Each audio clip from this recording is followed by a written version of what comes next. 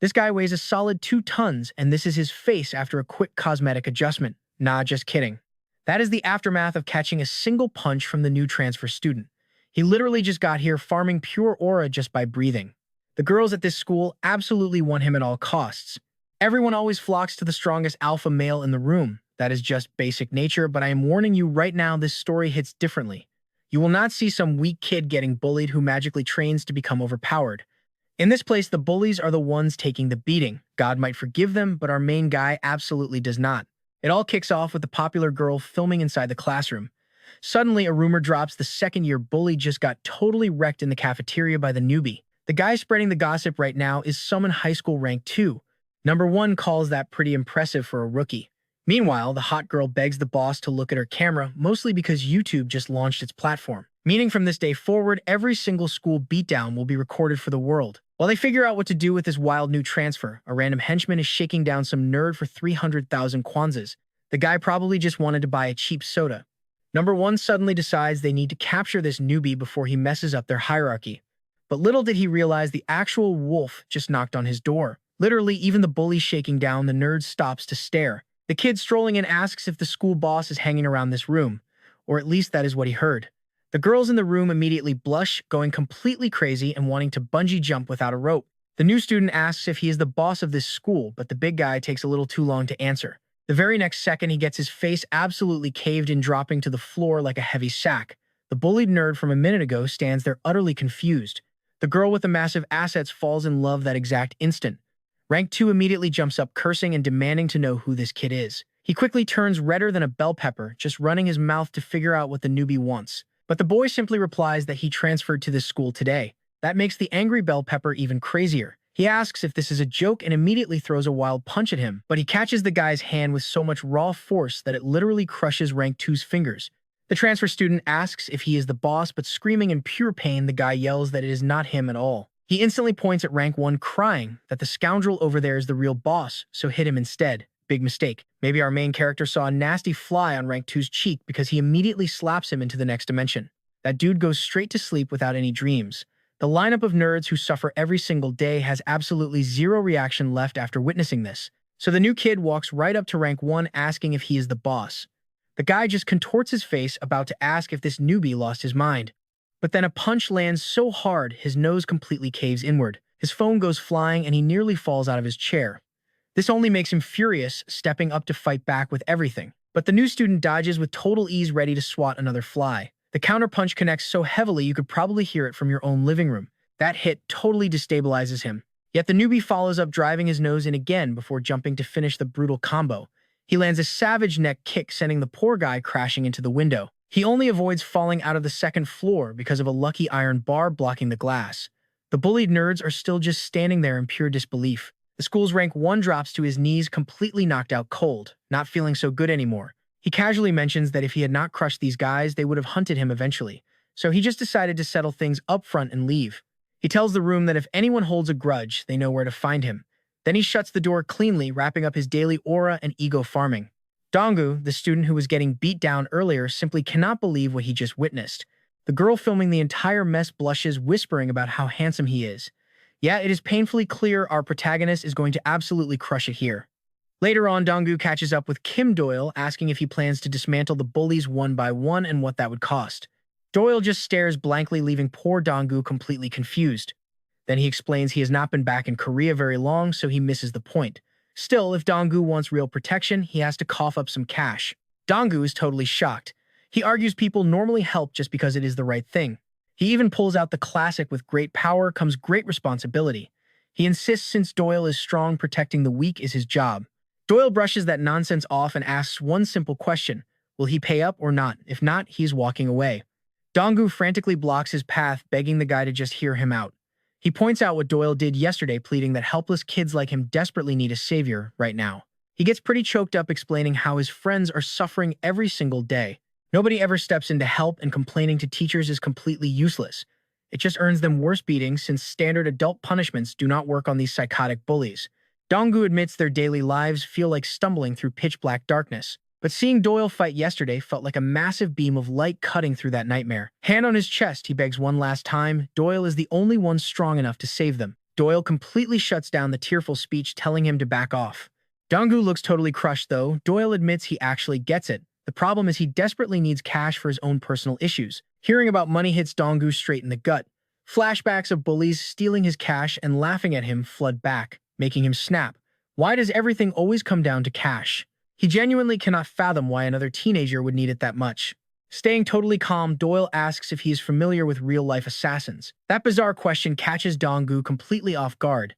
Turns out, his father actually leads Blackhead, literally the biggest global assassin syndicate out there. Doyle was quite literally born into the murder business. Barely processing this insane reveal, Donggu repeats the name in pure shock. Doyle just casually continues explaining how his parents split up a while ago. A random girl eavesdropping nearby perks up at that detail. Since his dad constantly made his mom cry, she dragged him and his little brother straight to Korea without any actual plan. That stunt made his assassin father furious, so he froze all their bank accounts. And that right there is why he needs cold, hard cash. Dropping that massive lore, he casually mentions a job interview at Burger Kim and walks away. Donggu just stands there completely stunned, trying to process this madness. It sounds like a comic book, but the guy sounded so dead serious it has to be true. Making a desperate choice, Donggu shouts after him, offering a clean 50,000 won for every single bully he takes down. Doyle immediately stops. Holding up 5 shaky fingers, Donggu panics, quietly wondering if he should have paid more. Turning right back around, Doyle answers with a single-word deal. Meanwhile, that eavesdropping girl is blushing hard, completely obsessed with his handsome face. Cut to another location where some upper-tier bullies are discussing how a random transfer student destroyed Park Kang-wook. Their boss, Park Ju-hyung, Suman Judo Club captain, questions if this new kid genuinely dropped 3 guys all on his own. His right-hand guy, Park Ju-dong, starts stressing that this could ruin their whole income stream. Back with our duo, Donggu nervously points at the gang, warning they are too visible. Unbothered Doyle points out he came here for a fight anyway. Donggu frantically warns him these guys are completely different beasts from Kang-wook, who was just a fake boss. So here is the hidden truth. The actual terrifying rulers of this school are the judo twins. Both Park Ju-hyung and Park Ju-dong aim to become national athletes. To keep their official record spotless, they hide behind Kang-wook, using him to bleed money from weaker kids. Donggu openly calls them total vampire trash. Doyle casually asks if he should beat them up too. After a heavy pause, Donggu says yes. Just like that, Doyle accepts the contract. Over in the courtyard, one twin suddenly spots a girl named Seo Mina pointing her phone. He aggressively demands to see exactly what she's recording. Catching her in the act, Ju-hyung orders her to hand over the footage, but she snaps right back, telling him to keep his promise and quit smoking first. Furious, Ju-hyung blows up, screaming about her disrespect, but then he smirks, grossly admitting he will let her attitude slide just because she has a pretty face. A sudden brutal scream cuts him right off. It is Park Ju-dong. Kim Doyle just delivered a devastating kick straight to his head. Mina and her friend gasp, completely shocked to see Doyle. Taking the full impact, Ju-dong instantly drops completely unconscious.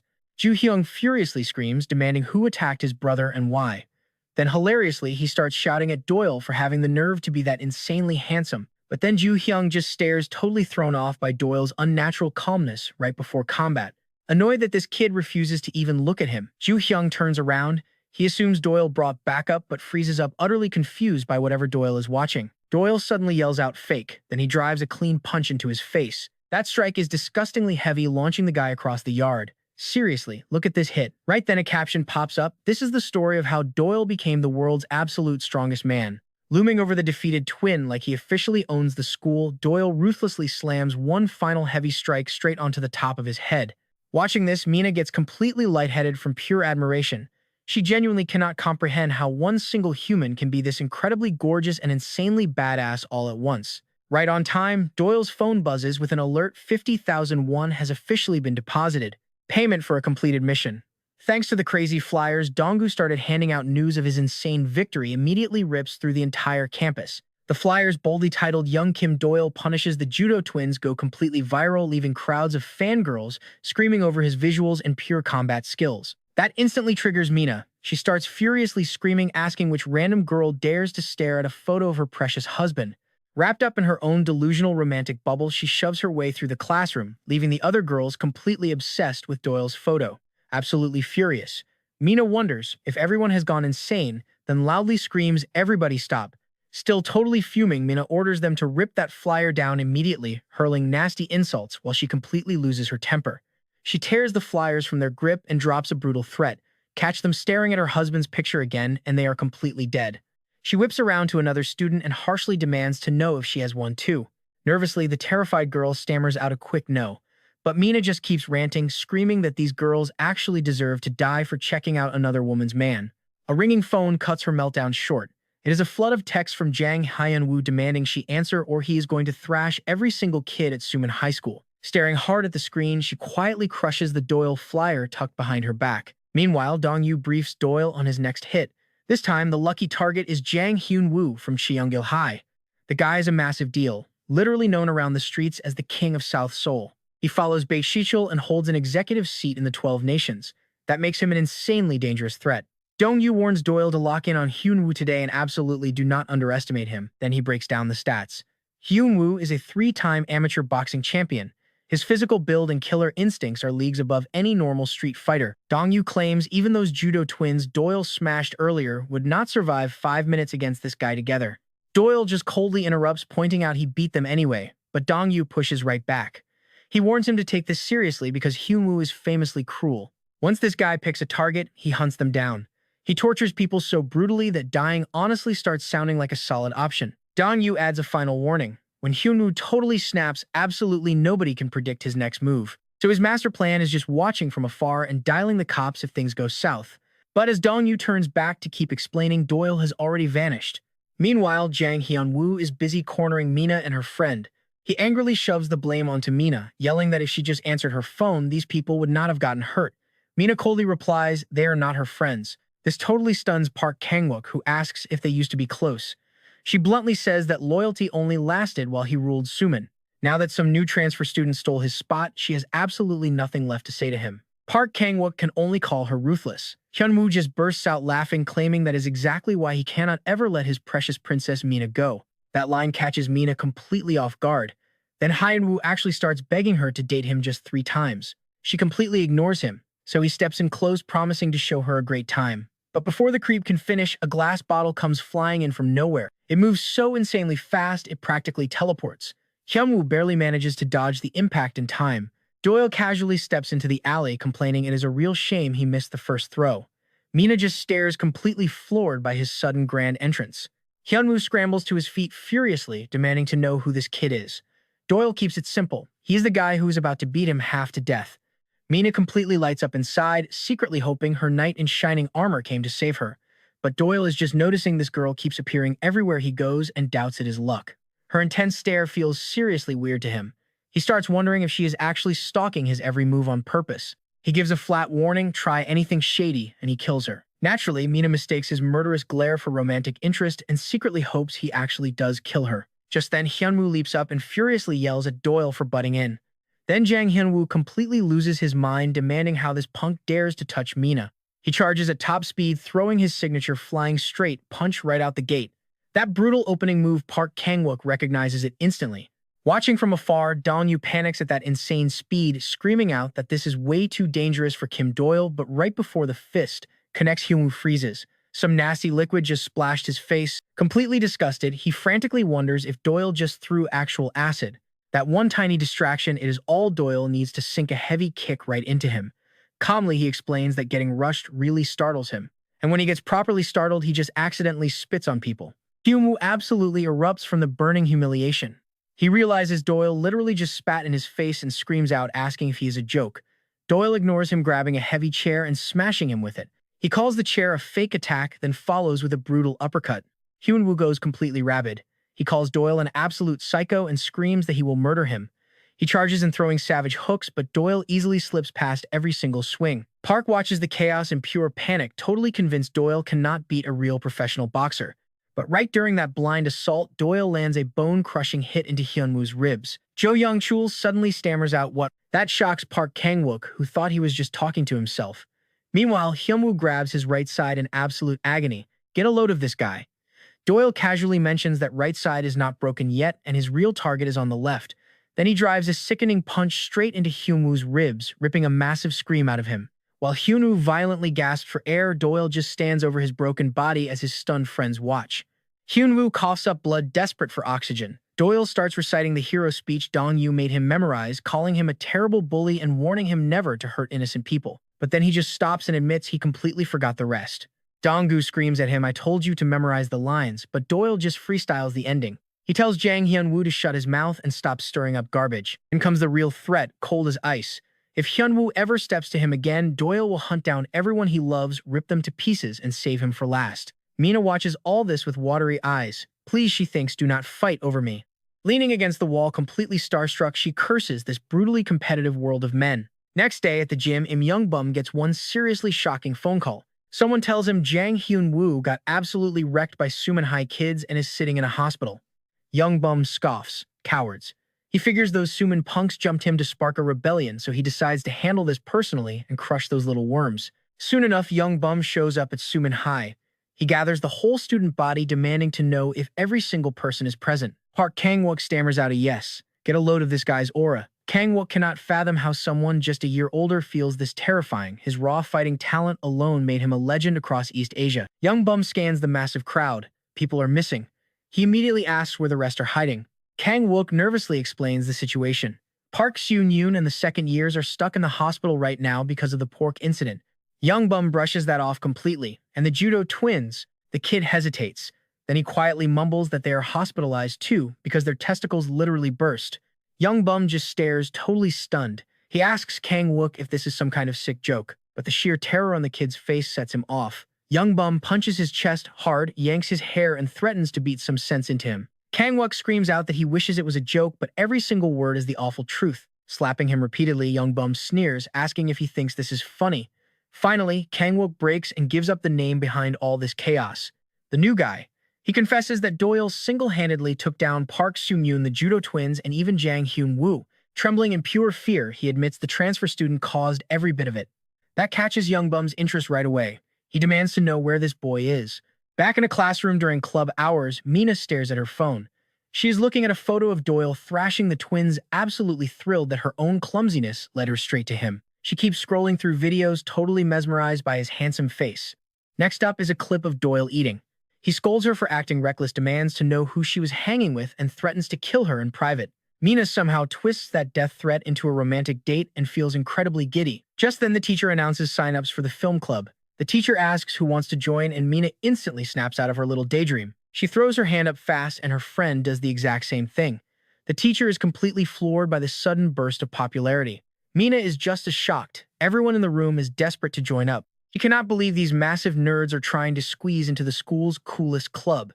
But soon her thoughts drift again, daydreaming about Doyle taking her to the movies. In her head, she is screaming that Doyle belongs to her and everyone else needs to back off. The classroom turns into total chaos as kids fight for spots, fueled completely by Mina's toxic jealousy. Meanwhile, get this. Doyle sits quietly somewhere else trying to gather intel on Mina, the weird girl who keeps stalking him. He asks Dong-gu, who hands over the basics. But that just makes Doyle more paranoid. Since she was never in the Blackhead gang, he genuinely wonders if his own father sent her as a spy. Dong-gu changes the subject and asks which club Doyle picked. He absolutely loses his mind when the answer is the anime club. To him, that room is sacred otaku territory. Dong-gu explodes. He yells that a handsome, popular jock like Doyle has absolutely no right invading his last remaining safe space. Right on cue, Kwon rolls up with his crew. Bang aggressively points at Doyle, calling him the guy who crushed the judo twins. Kwon quickly tells Bang to shut up, not wanting to look petty. Kwon steps forward and asks if Doyle is also the punk who battered Jang Hyun-woo. Bang calls Doyle a pork, crazy psycho. Doyle immediately snaps back, pissed that Bang is trashing a food he actually likes. While Kwon and his crew advance, Dong-gu is in the background still whining. He keeps crying about Doyle invading the anime club, shouting that he cannot accept a fake fan who has not even seen the classics. Out of nowhere, Doyle bolts from his seat. Dong-gu panics, thinking he offended him, and quickly offers a club spot, but Doyle is not running away. He is sprinting dead ahead right at Kwon's gang. Bang and Kwon are completely stunned that this guy is charging them solo. Bang figures Doyle wants to seize the initiative, but sneers that a cheap trick will never work on the boss. Kwon admits Doyle is strong. He decides words are useless between real men and throws his guard up. Kwon swings hard. But Doyle slips right past his massive fist with blinding speed. Instead of striking, Doyle keeps charging and runs straight past Kwon. Pissed off, Kwon immediately spins around to chase him down. He looks completely lost trying to figure out Doyle's game plan. Meanwhile, Mina is fully convinced Doyle just joined the elite film club. A guy like him picking the anime club, no chance. Then Doyle suddenly drops right in front of her, making her yelp. The jump scare hits so hard she screams again. Doyle demands to know who she is and why she keeps following him. He asks if his dad sent her to spy on him. Mina completely misreads the room and somehow thinks he's talking about starting a family. Meanwhile, Kwon is absolutely furious that Doyle just ignored his attack and bolted. Doyle coldly tells Mina let his father know he is never going back. Right then, Kwon comes charging in, calling Doyle a worm. Kwon swings a kick straight for his head. Donggu shouts out, desperately trying to warn him. Doyle grabs Mina, spinning her low to the ground and dodging the kick in one impossibly smooth move. Mina looks weirdly happy to be tangled up in this mess. Kwon yells at Doyle to stop dodging and just die. Done with Mina, Doyle turns back to Kwon, who barks that his chance to run is gone. Doyle just mocks him, calling it nonsense and treating the guy like a literal bug. Kwon launches a furious flurry of punches, but Doyle handles it with ease, effortlessly slipping past every single hit. Doyle is about to hit back when Won Suman Hai's head of student affairs steps right in and stops the fight. He barks at them, "Why are students from another school gathering here?" Kwon clicks, his tongue clearly irritated. To him, adults always show up at the absolute worst times and ruin everything. He glares at Doyle. This isn't over. He promises they will finish this after school. He starts leaving with his crew, but as Kwon turns his back, Doyle rushes in and viciously smashes an elbow into the back of his head. Dead silence. No one expected Doyle to strike right in front of student affairs. Doyle just glares, calling him a curse that ruins absolutely everything. Kwon stands there in pure shock, unable to process that Doyle actually hit him in front of everyone. The entire place is stunned, especially Bang, who watches in absolute horror. Donggu realizes Doyle just crossed a massive line by blindsiding another school's leader. Hurting an Ilgang student means the transfer student is basically a dead man walking. Absolutely terrified, he wonders what happens next. Doyle just took out their leader before even dealing with the rest of the crew. Elsewhere, the real fallout is already brewing as someone sits tied to a chair. A massive tattooed man and a woman torture him with boiling water, mocking his agonizing screams. The big guy curses out his own crew, furious. They betrayed him after everything he did. Then he steps up to the tied-up guy with a lit cigarette, reminding him of a certain promise. If he got caught, he would rip his eyes out. Right then, his phone rings. Annoyed by the interruption, he answers it only to hear that Kwon just got beaten down over at Suman High. The guy calling is Ham Ilgang, Hai's number 2. Back at school, Donggu tries explaining the 12 national delinquents to Doyle, a dangerous group of 12 top-tier troublemakers from across the entire country. Doyle just brushes it off as kid stuff. Why is everyone making a massive deal out of this when he is already annoyed about cleaning bathrooms? Donggu keeps scolding him. It is completely insane that a brand new transfer student already earned a full week of cleaning the second-floor bathroom. Doyle tells him to get lost. Donggu snaps, warning Doyle that he has no clue how serious this is. He messed with the national delinquents, and now the first police squad is officially coming for them. Worse than the squad is someone named Jin Sung-il. Donggu stresses this wasn't supposed to happen, and that squad will definitely come back swinging. Doyle just mocks the threat. How are they scary if they haven't even cut anyone apart yet? He reminds Donggu this whole mess started because of the job he gave him, and now it is just a massive pain. Doyle says he is completely done with this. He would much rather work a part-time job. Donggu tries to change his mind. The pay is better than anywhere else, and it even includes severance. Doyle just tells him to leave again. Donggu is completely stunned that Doyle would brush him off like that after all his worrying. Frustrated, he finally just walks away. Down the street, an older guy suddenly stops him, smacks his head, and scolds him for not saying hello. And here is where the mindset shifts. When Donggu glares back, the man threatens to kill him, but internally, Donggu knows Doyle will handle anyone who pushes too far. So he instantly switches tones, laughing it off and claiming he was just joking around with a friend. Donggu keeps walking quietly, thinking about the last few peaceful days.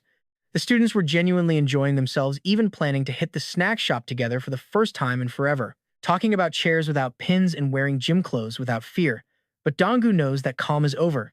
Reality is back. Suddenly, someone throws a heavy arm over his shoulder, asking if he knows the guy spotted at the gate earlier.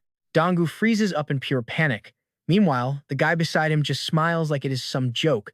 Won is still absolutely furious. His neck aches. He keeps wondering where Doyle ran off to, which just pushes him closer to the edge. Later on, they pin a terrified Donggu to the pavement. He is completely surrounded. He swears he has zero clue where Doyle went. They do not buy a single word. The main character kicks him hard, glasses flying straight off. He threatens to crack his skull, demanding he call Doyle. Clutching his bleeding nose, Donggu pulls out his phone with shaking hands. But instead of Doyle, he tries dialing 112. The guys catch on instantly. They start stomping and beating him without mercy, laughing that the cops will never save him now. The brutal beatdown continues. They mock him for acting like some useless fake cop. Meanwhile, Doyle sits in a burger joint for a job interview. The owner notices his absolute lack of part-time experience. He stares at this bizarre resume. Under skills, Doyle actually listed hand-to-hand combat. His hobby weapon care. Doyle even added that his special talent is throwing certificates around. Staring at the paper, the owner asks why anyone would list throwing certificates as an actual skill. Under his breath, he figures Doyle has to be totally crazy despite looking decent. He tells Doyle the resume is wild, but this is a burger place.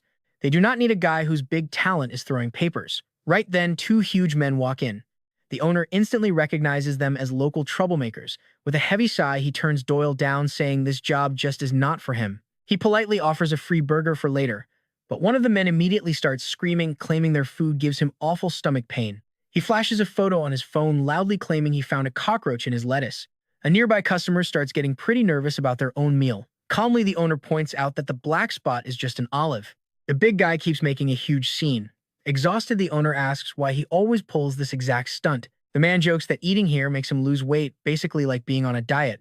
Completely tired of it, the owner agrees to settle things in the back. Then he calls over his employee Solji. He tells her to grab 300,000 won out of the register while he leads the angry guy away. The guy suddenly starts shouting about assault. He threatens to report the owner for putting hands on a minor. Doyle deliberately brushes shoulders with the guy. He acts totally startled, like he has no clue what is even going on. Back in the alley, Donggu's attackers decide he and Doyle cannot actually be close. Donggu does not even have his phone number. Gong Bum is absolutely furious. Doyle somehow managed to slip away even though he was guarding the main gate the whole time. Looking down at Donggu bleeding on the pavement, they decide to just walk away. They leave him there completely unconscious. Meanwhile, Im Jung-chan, the number 2 guy at Ilgong High, asks if the collection team was properly trained. Choi Ho-chang, ranked 5th, mentions the collection amount goes up to 50 starting today. He ordered them to bring food for the boys, and Im Jong-chan agrees that makes perfect sense. Jong-chan suggests they sweep the area once before heading back. Right then, he and Doyle walk past each other. Neither one even notices. Stepping inside the burger joint, they find those 2 loud troublemakers scattered on the floor, bleeding and knocked out cold. Smirking, Jongshan wonders exactly who would be bold enough to do that. Inside, the staff and customers are completely stunned. They try to figure out how someone just tossed those huge guys around like they were throwing French fries. Listening to the crowd, Jongchen figures the mysterious attacker definitely was not restaurant staff. He wonders if it was a guy from the Sodong crew. Pausing briefly, Jongchen barks an order, grab the student who just walked out wearing a Suman High uniform. He yells at them to move right now. Outside, Doyle walks along, stressing over this month's living expenses. Suddenly, Donggu appears right in front of him. He is totally out of breath. His face is completely covered in purple bruises. Hesitantly, Donggu explains he heard about a part-time interview today, showing up just in case. Even beaten up, Donggu smiles, just relieved Doyle is okay. Doyle shoots him a really hard look, asking where he got into yet another fight. Right then, Jongshan's men come sprinting after Doyle. One of them loudly complains about how fast he walks. Choi Ho-chang steps right up, announcing he is from Ilgong High School. He aggressively tells Doyle to come here for a second. He crooks a finger, mocking him for ignoring the call, but Doyle does not bite. Instead, he calmly asks Donggu if that 50,000 won offer is still valid. Donggu gives a weak smile and jokes back. Does he want severance pay too? That response sets Choi Ho-chang off. He calls Doyle a skinny punk and snaps, demanding to know if he ever actually listens. He decides a quick beating will make Doyle pay attention, but before he can even flinch, Doyle launches his drink cup straight into his face. He grabs his arm, violently slamming him into the pavement. Choi Ho-chang cries out in pure agony as Doyle just keeps going. He pins him down, hammering him with brutal, rapid-fire punches. His friends can only stare in absolute horror as Doyle beats him senseless. When Doyle finally stops, he takes a breath and walks off. He leaves those other 2 frozen, way too terrified to even move. He stops right in front of Donji, asking one more time about that performance bonus. A little later, Doyle and Donji sit down for food. Dongi digs into this special noodle dish, calling it an absolute legendary masterpiece. He swears no normal restaurant could ever beat that crazy price. He asks for Doyle's take on it. Doyle mentions it needs some fried pork, and Donji yells back that those 2 absolutely do not mix. Doyle just ignores that and gets right back to business. He asks exactly how much this performance bonus is going to be. Totally flustered, Donji stammers out that he needs some time to think. So Doyle just drops his own price, 5 million won. Dongi completely spits out his food in shock. Then Doyle adds one final condition: the entire job has to be wrapped up in just a week. The job wiping out the entire Ilgyang high school gang. Dongi just bursts out laughing, acting like Doyle pitched the dumbest idea in history. When asked why he even needs that much cash, Doyle reminds him his dad froze every single one of his bank accounts. Dongi quickly brushes that off. He asks if the Blackhead group is involved again, then basically blames Doyle for his own miserable living situation. Doyle fires right back, scolding Dongji for being so filthy rich but still letting people beat him up all the time. He tells him to just transfer to some fancy private school without bullies. He asks if his parents seriously say nothing about all those heavy bruises. Dongji quietly answers that his parents are not even in Korea right now. Doyle tells him to stop taking beatings and grinning like a total idiot afterward. That is exactly why everyone keeps taking advantage of him. Finishing his meal, Doyle drops a quick thanks and announces he is heading out. This completely catches Dongji off guard. As Doyle walks away, Dongji waves and tells him to get home safe. On the walk back, Doyle is honestly shocked to bump into Mina again, wondering why this girl just keeps popping up everywhere. She just takes it as a lucky break. Meanwhile, Im Jong-chan stands right over his heavily injured men, fists tightly clenched in pure rage. He barks out an angry order, call up Park Kang-wook right this second. Then he screams the guy's name at the absolute top of his lungs. Over at his own house, Park Kang-wook is just yelling in his bathroom, wondering why everyone keeps dragging him into this mess. Ilgyang High is one of Seoul's 3 worst delinquent schools, easily controlling the entire southwest area. Most of these kids either have juvenile records or are just massive troublemakers. The place is so completely unhinged that the students even set up their own smoking room. Even the teachers are totally crooked, happily taking bribes and just looking the other way while these teenagers break the law. There are even rumors flying around that the principal himself used to be a gangster. But the biggest threat here is the 12 Nations gang and their boss, Bae Cheol. This guy used raw brute force to unite every single fractured group in the school. Pay attention to how twisted this gets. Now he makes heavy cash through the school using highly illegal rackets, stolen motorcycles, insurance, scams, extortion, threatening local businesses, and worse. People say Bae Cheol is so intensely brutal that he might have actually killed someone before. Meanwhile, Dongji walks with Doyle in total panic, genuinely wondering if Doyle understands they are marching straight into serious danger. He asks where Doyle even found those deeply weird masks. Doyle just shoots right back, demanding to know why Dongji brought a weapon. Staying calm, Doyle mentions his bullets are just rubber. Then he drops a pretty strange tip. Your body is basically a resource you use up, so you better take care of it. Right after that deep advice, he reminds Dongji about his 5 million won bonus, and Dongji just screams at him to quit spouting nonsense. Dongji practically begs him to turn around. He says Ilgyang is so terrible that even the local cops joke about the crazy amount of reports coming from there. Doyle casually replies that only makes it better, which honestly just confuses and terrifies Dongji even more. Reaching the school, Doyle marches right up to some random student. He bluntly asks if he is Bae Cheol, completely stunning everyone standing around. The kid spots his Suman school uniform and cannot believe this guy is actually insane enough to drop their leader's name so casually. Without even waiting for an answer, Doyle shoots the kid right in the leg. He follows up with a rubber bullet to the head, dropping him instantly. The other student completely freezes, angrily demanding to know exactly who this absolute lunatic is. Doyle stays perfectly silent. When the kid furiously rushes in, Doyle casually blocks him with his leg and blasts the guy's foot with his rifle. Then he viciously smashes the rifle down into the student's shoulder. The bone breaks, leaving the kid screaming in pure agony. Overpowering him, Doyle grabs the kid tight, aims the rifle right at his head, and firmly orders him to bring Bae Cheol out. Somewhere else inside him, Yong-bum is still pretty dizzy from Doyle's earlier hit, cursing him out as a sneaky coward. He swears if today was not collection day, he would definitely be hunting Doyle down already. Suddenly, heavy gunshots echo nearby. Here we go. A frantic student sprints up, screaming that something is going terribly wrong. Yong-bum quickly asks if the leader finally showed up, but the breathless student yells out that the crazy bastard from Suman school they fought yesterday has officially returned. Meanwhile, Im Jong-chan receives a sudden phone call from one of his guys, but all he hears is pure panic nonsense about some spy and a weapon. Jong-chan quickly loses his patience, screaming at the guy to spit it out clearly. Park Kang-wook desperately keeps telling himself this drama has absolutely nothing to do with him. Meanwhile, Doyle just tears right through the school, leaving Jong-chan's men battered all over the floors. Down a hallway, Doyle corners some random girl and bluntly asks if she is Bae Cheol. She screams out no, and Dongui frantically tells him Bao is actually a guy. Doyle just shoots him a deadpan look. Yeah, he probably should have mentioned that a little sooner. Right then, a juice box comes flying at his head from behind. He dodges it without even looking. The whole student body immediately labels him totally insane. Then Yong-bum rolls up with his crew staring at the absolute chaos. He has no idea who this Doyle guy even is. He shouts at Doyle, asking if he completely lost his mind walking straight into enemy territory like this. Students start closing in from every single side. Doyle tries firing back, but his rubber bullets are completely gone. So he drops the rifle and prepares to throw hands. Im Yong-bum curses at Kim Doyle, calling him completely crazy and asking if he has some kind of death wish. Yong-bum charges in with a massive punch. Doyle blocks it easily, casually slipping one hand inside his jacket like he is about to pull a weapon right out. That makes Yongbum totally freeze up for a second. What kind of trick is this? Doyle flatly tells him it was just a fake out. Then he drives a brutal kick straight into his stomach. Meanwhile, over in the Ilgang High School annex, things are tense. A new teacher named Ha Jung-ju watches the chaos unfold and says they need to call the cops. Another teacher tells her to stay out of student business. She needs to remember the principal's orders. Even so, he admits he has never seen things get quite this bad, not even during the Beichul incident. Suddenly, the security camera feed just goes totally dead. A moment later, their phones lose signal too. Both teachers are left seriously worried about what is happening outside. Now check out this guy. Elsewhere in the gym, a massive student casually lifts 200 kilos.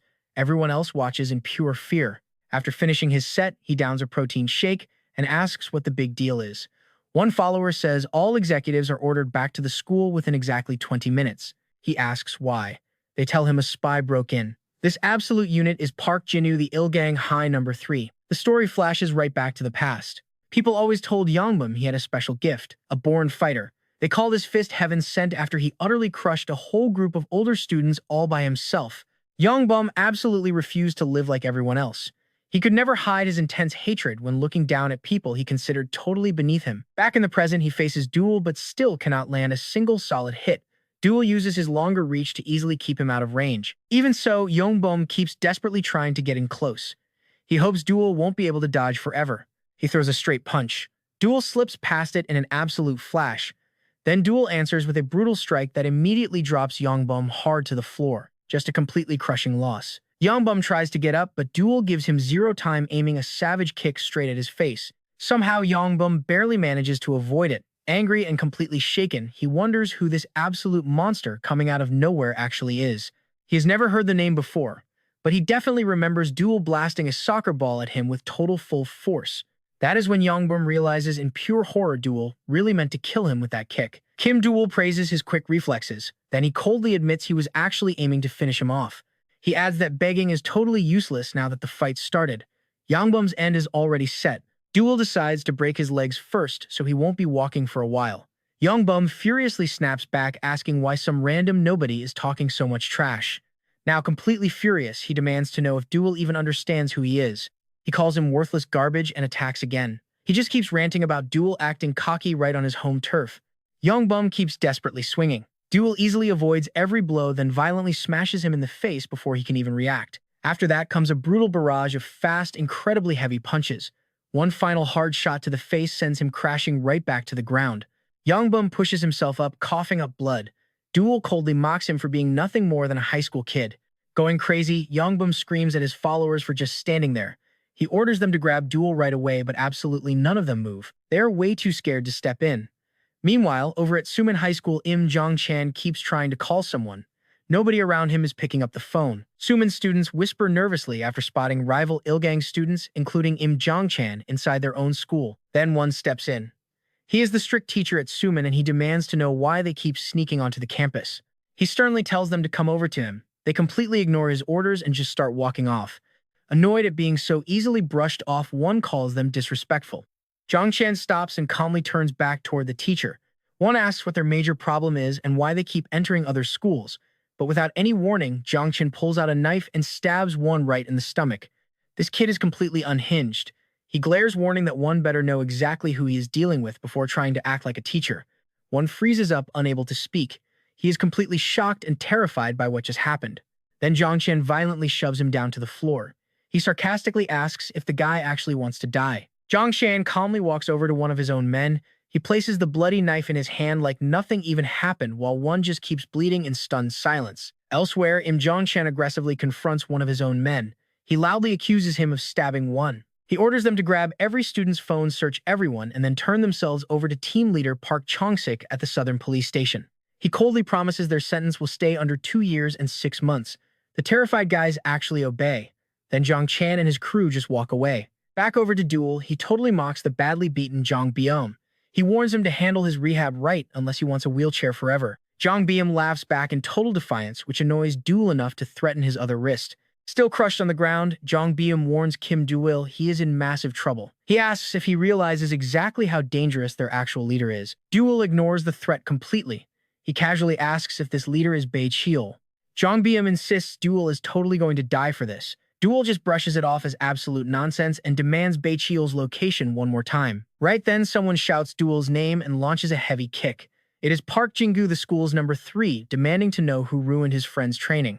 Dong-gu watches in pure horror. That kick to the head was totally lethal, but Doyle somehow managed to block it effortlessly with just his arm. He asks this new attacker the exact same question. Are you Beiqiu? Jang Byum actually says yes, but Dong-gu immediately yells that the guy is obviously lying. Suddenly, the scene shifts to Busan on a rainy night. 3 guys hang completely upside down, dripping blood and showing heavy signs of torture. One is Gong Gapcha, the absolute number 4 of the Norium group. Someone hands their leader a cell phone, and a voice on the line demands to know exactly who did this. The answer is Kim Doyle. That caller is Beiqiu, leader of the 12 nations. Back at school, Doyle grabs cleaning supplies and violently attacks Jin-gu, spraying glass cleaner into his eyes. Jin-gu swings incredibly hard, but Doyle easily dodges. He just smacks him right across the face with a dirty cleaning rag. Jin-gu's men stare in shock. Honestly, watching your powerhouse leader get severely beaten with simple janitor tools is genuinely hard to process. Jin-gu yells that Doyle is a total coward for fighting dirty. Doyle simply dodges another huge incoming punch, and the massive impact completely shatters a metal locker. Furious, Jin-gu compares him to an annoying mosquito refusing to hold still. He remains sure one solid hit will end it. During the clash, Park Jin-gu desperately tries figuring out what weird weapon Doyle is wielding against him. This stranger's completely messy fighting style only makes Jin-gu madder. Cursing Doyle as a damn mosquito, he aggressively swears to crush him. Doyle grabs a chair as a makeshift shield, spraying cleaner right into Jin-gu's face again. Jin-gu screams out as the harsh fluid burns its way into his nose. Doyle exploits the opening, cracking him incredibly hard across the head. Absolutely furious, Jin-gu names him the king of cowards, swearing zero forgiveness. Then he actually brags about all the rich protein he consumed building his body. Claiming a cheap trick like that will never bring him down, he angrily demands if Doyle really thinks he is just some easy prey. Doyle answers by throwing his shirt into Jin-gu's face for a solid distraction, then directly blasts him with a brutal kick to the jaw. Jin-gu crashes hard to the floor. Despite the serious pain, he slowly tries rising, constantly cursing Doyle's name. Then he looks up, finding Doyle charging straight at him. Chucking another shirt right over Jin-gu's face, Doyle beats him down without a single drop of mercy. Jin-gu's followers can only stand by, totally shocked and terrified. The fight ends. Doyle stands calmly, announcing Act 1 is finished. But wait for this. He walks over to the confused men, confidently declaring they caught Beiqiu. Jin-gu's followers stand completely terrified. They have only ever seen their leader look this incredibly helpless against the captain. Meanwhile, Dong-gu keeps frantically yelling that the bruised guy on the ground is not Beiqiu. Doyle demands 500,000 won in physical cash from Dong-gu, strongly refusing any bank transfers. Ignoring the loud protests, Doyle insists Jin-gu claim the Beiqiu title so the cash counts. Grabbing his weapon, he casually leaves. Jin-gu's followers absolutely refuse to move an inch, far too scared that Doyle might suddenly return. Hours later, Zhangqin and his crew return to the school, discovering his badly beaten followers scattered all over the floor. Zhangqian simply burns with absolute rage, completely embarrassed on his very own school grounds. The next day is Saturday, and the anime club actually gathers. Dong-gu chats with another member who is completely stunned hearing that teacher Duchiol was unexpectedly hospitalized. The student explains how Zhongshan from Iliang School randomly showed up, tearing the whole place apart while desperately searching for Doyle. Doyle, busy eating a standard school meal, casually brushes it off. Zhongshan is just one of Beiqiu's minor underlings. With the big boss caught, the rest of them will not dare return. Dong-gu just snaps. He furiously repeats they definitely never caught Beiqiu. Then he intensely glares at Doyle, demanding to know how he scored a school meal on a weekend. Doyle claims he found it sitting inside the teacher's cafeteria. This only makes Dong-gu vastly madder, since that premium food is exclusively for the teachers on active duty. Dong-gu insists this entire massive mess is their fault for challenging Iliang School, fully admitting they never should have messed with those violent guys. Another club member totally agrees. He highly suggests visiting teacher Duchiol at the hospital since they carry some blame, then directly asks Doyle to tag along too. Doyle flatly says no. Dong-gu argues Doyle must go because this whole disaster might literally be because of them. He even drops guilt and weak excuses, claiming he feels too scared walking around completely alone lately. Right on cue, Seol Mina pops into the room and cheerfully announces she is tagging along too. Dong-gu just stares in total shock, wondering what a girl like her is doing in a nerd club instead of the film club. But Mina completely ignores him, happily running over to greet Doyle. She claims she joined the anime club just because she suddenly felt like watching anime. As she rambles on about how meeting Doyle here has to be pure destiny, he completely catches her off guard. He presses his toy gun against her head, declaring he will forge his own fate. Dong-gu immediately lights up at the sight of the weapon, recognizing it as a Glock G26, and begs to touch it. Doyle demands 2,001 per touch, prompting Donggu to start screaming at everyone, especially Mina, not to line up for the gun. Over at the hospital, teacher Wang Doshul hears from his wife that the injury is not critical, but he still needs rest. Doshul flatly refuses. With midterms fast approaching, he brushes the injury off as no big deal. He firmly states he is returning to work next week. His wife instantly scolds him for being so unbelievably stubborn, asking if he thinks he is still a young man. She plainly tells him he is absolutely not fine. Donggu and Mina walk down the hospital hallway together, and Mina asks where Doyle went. Clearly annoyed, Donggu snaps that he has no clue. Doyle flat out refused to come because the teacher once punished him with cleaning duty. Suddenly, Doyle climbs right in through the open window, making Donggu scream that they are on the 3rd floor. Mina instantly demands to know where Doyle has been, complaining that visiting the hospital is completely pointless without him. Fed up, Donggu tells her to just leave if she will not stick around. After bickering for a bit, Mina stubbornly refuses to just go home after coming all this way. Donggu reaches the teacher's room and reaches for the door handle, but he freezes the second he sees Doshul's wife holding his hand. She reminds him they have been married for 20 years, and she knows him perfectly, begging him to stop bottling everything up before it destroys him completely. Elsewhere in the hospital, Doyle is making his way down the hall to visit Doshul. On his way, he remembers Doshul punishing him with 2 weeks of cleaning the 2nd floor bathroom. But afterward, the teacher stopped him and asked if he lived with his mom and little brother. Doyle also recalls Doshul sternly warning him to stay out of trouble since he was now the man of the house. The teacher even handed over his personal phone number, telling Doyle to call him if he ever needed help from a real adult. Doshul told Doyle to stand up perfectly straight, reminding him that absolutely everyone acts reckless at that age. He also ordered him to live with real pride and never do anything shameful because a man's pride is everything. Hit with a wave of guilt, Doyle realizes this entire mess started because of him. He decides to just leave the drinks behind and slip away quietly. But as he nears Doshul's room, he finds Donggu and Mina standing outside in complete silence. Inside the room, teacher Wang Doshul is sobbing hard, totally crushed by humiliation. He blames himself for failing as a teacher and the head of discipline. He was supposed to protect his students, not get utterly humiliated right in front of them. Donggu and Mina listen closely from the hallway as Doshul completely breaks down in shame. He wonders how he can ever face his students after being humiliated by a kid as young as his own son. To him, facing their eyes again feels totally impossible. He claims he is no longer fit to be a teacher. Doshul keeps sobbing, totally unable to make any excuse for what actually happened. Meanwhile, Im Jongshan kneels before his long-haired leader Bei Chan, confessing that a single guy wrecked the entire school. He admits he has zero excuses. Calling it a totally unforgivable failure, he desperately begs for just one more chance to catch the attacker. Bei Chan coldly turns him down, stating Jiang Chan completely failed to understand his order. If he truly wanted to make up for it, Bei Chan notes he would have already dragged Kim Doyle in. Then Bei Chan states that it is finally time for Jiang Chan to pay for his massive mistake. Jiang Chan accepts, immediately swearing he will take whatever punishment comes next. Bei Chan demands 10 million won in a week, plus Jiang Chan's left earlobe. Amazingly, Jiang Chan agrees without a second of hesitation. Confirming the intruder was Kim Doyle, Bei Chan issues a final order, bring Doyle to him within 3 days. Now watch this. Later at an arcade, Doyle casually plays a shooting game while Donggu just watches. Doyle mocks him for smiling even when he gets hit, saying that is exactly why everyone treats him like a total fool. He brings up their first meeting at the convenience store, reminding Donggu of his warning he would die if he didn't walk away. Donggu tries to explain that he doesn't get beaten just because he is stupid. It is because he wasn't always someone people pushed around. He remembers bullies stealing his money and brutally laughing at him for snitching to the teachers. After getting beat down every single day, he admits he might have actually turned into a fool. Meanwhile, Doyle stays glued to his arcade game, barely listening to a word of it. Mina, who is also hanging around, tells Donggu to move aside since she and Doyle are on a romantic date. Unfazed Doyle quickly tells her to get lost too. Donggu feels absolutely fed up. He finally explodes in anger, shouting about how they can just be playing around at a serious time like this, especially while Mina blindly cheers Doyle on. Donggu remembers begging Doyle before reminding him of his insane strength and pleading for help only to get shut down ice cold. Right then and there, he officially gives up on ever-changing Doyle's mind. Donggu grabs his things and announces he is out of here. He refuses to listen to Doyle complain about cash for another second. He walks away while Doyle shouts his name. Donggu actually wonders if his little trick just worked.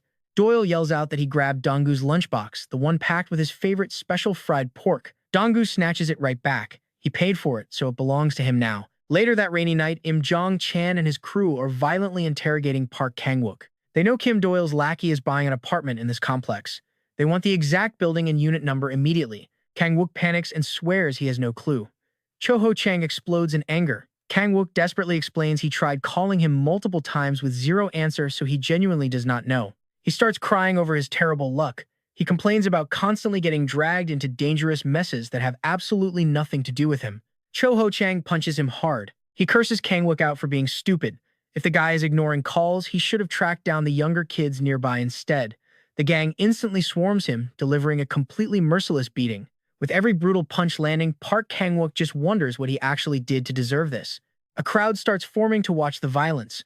One gang member violently screams at a woman, "Mind your own business and keep walking." Cho Ho-chang grabs Park Kang-wook entirely by the hair. He gives him exactly 1 hour to bring Doyle here or he is dead. Why does he have to die for Doyle? He frantically begs the crowd to call the cops. But watch how the tension spikes right here. Dong-gu suddenly walks up carrying an umbrella. Park Kang-wook spots him instantly. He points a shaking finger, calling him Kim Doyle's loyal follower. He screams Dong-gu's name over and over, calling him Doyle's personal servant and slave. Over in a dark alley, Cho Ho-chang warns Jong Chan that Dong-gu refuses to cooperate. He asks for the next move. Hitting this kid any harder might just knock him completely cold. Jong Chan steps right up to Dong-gu. He is furious that these weak little nobodies are making his life so difficult. He asks if Dong-gu seriously does not recognize them. The vicious rumors should be all over school by now, especially after what his gang did to one of the actual teachers. Dong-gu suddenly remembers teacher Dong-chi weeping bitterly over what they did to him. Jong Chan applies the pressure. He claims they only want to lure Doyle out of hiding, and Dong-gu is going to call him anyway. His tone is pure mockery. What exactly does Dong-gu think he can accomplish here? Dong-gu just flashes back to his father's harsh insults, comparing him to his mother. Jong Chan offers a simple deal. Make the phone call, lure Doyle right to their hideout, and he gets to walk away alive. Dong-gu is bloody and broken, but he quietly states he is no fool. He slowly lifts his head, glaring straight at the gang. He repeats that he isn't the idiot, here they are. Park Kang-wook watches in total shock. The thugs actually wonder if they beat Dong-gu a little too hard. Jong Chan abruptly bursts into insane laughter. A blade flashes, slashing across Dong-gu's face. The kid screams in pure agony. Jong Chan violently grabs his bleeding face and tells him to shut his mouth. He sneers. Does this trash really think they are equals? Just because he talked back, the insults keep pouring out. Jong Chan calls him worthless garbage, warning that if he tells him to kneel, he better drop immediately. Yanking Dong-gu up by his torn collar, Jong Chan tells him to stop acting tough after losing. It honestly just makes him look incredibly pathetic. Dong-gu thinks back on all those heavy days he spent living under constant bullying. He stares back in pure defiance. Jong Chan snaps, asking if he even understands Korean anymore. Keep your head down, Jong Chan orders. A heavy punch crashes in and the merciless beating continues. Park Kang-wook desperately warns that fighting back is only making this 10 times worse. But Jong Chan is already irritated and completely bored. He orders his men to wait until Dong-gu wakes up. Then they force him to bring Kim Doyle, even if they literally have to rip his mouth open. Despite taking that brutal beating, Dong-gu still calls Jong Chan an absolute bastard. Remembering what happened to his teacher, Dong-gu knows this gang is the only one truly in the wrong. Why are the innocent victims treated like idiots? The real problem has always been the monsters hurting them. Park Kang-wook frantically yells at him to shut up. Dong-gu fires right back. The world would be perfectly fine if people like Jong Chan simply ceased to exist. Shouting through the blood, he declares, "These bullies do not belong here. They are the actual fools." That hits a nerve, finally shattering Jong Chan's patience as he pulls a knife. He heavily mocks Dong-gu for running his mouth despite his injuries. He calls him a delusional kid lost in a pathetic fantasy. Grabbing him tight, Jong Chan threatens to gouge his eye right out just to see if he keeps talking. Park Kang-wook cries out in terror for Dong-gu but freezes completely before acting. A loud gunshot suddenly rings out. Doyle finally steps from the shadows, ordering everyone to stop. This guy is insane. He actually complains about the ammo, claiming he asked for rubber bullets. Ignoring their shock, Doyle casually strides straight forward through the pouring rain. Cho Ho-chang is completely stunned. He recognizes this absolute menace from the burger joint right away, screaming out Kim Doyle's name. Jong Chan glares at Doyle with raw, burning hatred. He blames him entirely for everything falling apart. Doyle walks straight up to Dong-gu, casually asking if the kids switched their phones completely on purpose. He holds up the shattered phone screen and asks exactly who broke it. Then he glares at Jong Chan's group, demanding if they are responsible. Cold as ice. Doyle says they need a harsh lesson and he is going all out. Jong Chan flashes a mocking smile and starts introducing himself, proudly admitting he smashed the phone and welcoming the challenge. But he never gets to finish. Game over. Doyle rushes him first and Jong Chan just stands there totally frozen. Doyle tells him there is zero forgiveness for this. Meanwhile, Chi Ka-chang remembers the terrifying legend of Jong Chan. At one huge gathering, all 21 members of the Lee Ho-chul gang were present. By sunset, every single one of them was left brutally broken and fighting for survival. The culprit, a 13-year-old kid named Im Jong-chan. Chang Chul could not believe a kid destroyed men twice his size. This was a vicious gang the police would not even dare mess with. After that day, Jong Chan's name echoed across South Seoul. Everyone started calling him the Ghost. But get this, that same Ghost is now getting totally crushed by Doyle without landing a hit. Physically shaking, Jong Chan wonders what trick Doyle used. He screams out, asking if he was drugged because absolutely none of this makes sense. Pure desperation. He rushes Doyle with his blade, refusing to accept some random guy can win. But Doyle effortlessly slides past the heavy stab. The Ghost keeps slashing wildly, just hoping to connect once, but Doyle smoothly dodges every single attack. Then Doyle finally flips to offense and drives a brutal uppercut. Jong Chan sees the punch coming, but pure shock paralyzes him. He still cannot dodge it. He desperately tries to steady himself and figure out the math. But the harder he thinks, the less he understands what is happening. He screams out loud, demanding to know what Doyle actually did to him. Mid-shout, explosive pain rips through his body like shattered ribs. Doyle just shrugs it off as a terribly dramatic act. Staring down at a collapsing Jong Chan, Doyle asks why he blames someone else for his own pathetic weakness. There is one simple reason Jong Chan cannot accept reality. He simply has not been beaten enough. Then Doyle coldly invites him closer to fix that problem. That nasty taunt pushes Jong Chan right over the edge. Grinding his teeth, he curses and charges again. Doyle slips around every wild swing with ridiculous ease. Jong Chan absolutely explodes. He calls Doyle a slippery coward and screams at him to stop dodging and take a hit. Even though Jong Chan sees the counters coming, his broken body just cannot react. He has to admit Doyle's speed is totally unreal, way too fast to track or even block. Doyle keeps hammering him. Jong Chan staggers, barely keeping his footing. Doyle calmly points out his stubborn attitude, saying that is perfectly fine. It just gives him more opportunities to swing. Park and-wook and Donga watch this completely stunned. Park and-wook yells out the guy is absolutely insane. Because seriously, is he really doing all this over a plate of pork? Doyle gestures for Jong Chan to approach. Stepping right up to the exhausted thug, he politely asks exactly which bone he wants broken first. When Jong Chan stays dead silent, Choi Hoon just stares. He cannot believe a legend ended up looking so pathetic on these stairs. Doyle makes the choice for him, happily offering to start with the jaw. Jong Chan knows the brutal hit is coming, perfectly aware he cannot block it. Then Doyle abruptly stops. Even before the actual punch connects, Jong Chan starts screaming like an absolute maniac. Ji Hoon Chan can only stare, deeply confused about why his friend is screeching. Jong Chan looks totally stunned by Doyle's move, like he has never witnessed anything this crazy. He suddenly remembers that incredibly creepy vibe from the first time they met. Reflected in Jong Chan's terrified eyes, Doyle looks like a literal dark demon, and Jong Chan realizes in pure horror he can never beat this guy. Doyle wraps it up with a ruthless uppercut that violently smashes into his chin. That final devastating punch completely wrecks Jong Chan's jaw. Even after that, Doyle keeps pummeling him on the ground. Donga and the others watch in terror, officially confirming the guy is a monster. Meanwhile, at the hospital, the teacher and his wife stand peacefully with warm drinks. And yeah, they are blissfully unaware of the absolute bloodbath outside. Silence. Doyle just stands over the broken body once he finishes tenderizing Jong Chan. Then he turns a freezing stare onto the rest of the trembling gang. He starts walking right toward them, keeping his pace slow and terrifyingly calm. The whole scene abruptly cuts to the Tiger Clan hideout. Inside, battered men are scattered everywhere, completely covered in blood and bruises. Their boss, Bei Cha, sits there calmly enjoying a hot meal. He is busy mulling over a business offer from someone named Nam Bul Wong. But when they met up, the deal looked nothing like the original phone pitch, so Bei Cha casually tortured the guy and sliced his Achilles tendon. He accuses the tied-up man of playing dirty games behind his back and openly mocks his stupid greed. The prisoner flinches in pure agony as Bei Cha brutally jabs the open wound with his chopsticks. Then Bei Cha gives him 2 days to finish his Busan business. Done talking, he immediately orders the guy to come along. The guy frantically nods yes over and over, completely shaking from the pain and fear. Once he finishes eating, Beko finally trusts his word. He actually wishes him a good day. Those cold eyes say otherwise, though. Then he quietly walks right out. Right outside, his top Iljeong school fighter flags him down, Kang Hukchul. He says Jong Chan is calling urgently. Beko grabs the phone, but some totally strange voice immediately asks if he is Beko. All around the caller, Beko's guys are laid out bleeding. Pure shock and anger take over his face. The guy on the line is Kim Doyle, casually using Jong Chan's phone to call the boss. Standing right there in the rainy alley surrounded by beaten thugs, Doyle coldly mentions he heard they were looking for him. A seriously twisted smile spreads across Beko's face as he listens to Doyle standing right in front of him. Meanwhile, the Ilgyong school principal is just enjoying some barbecue with a teacher. The teacher admits he's incredibly worried. Internal fights are one thing, but this time, a total outsider actually beat up students. What happens if parents or the media find out? Total panic. The principal just brushes it off.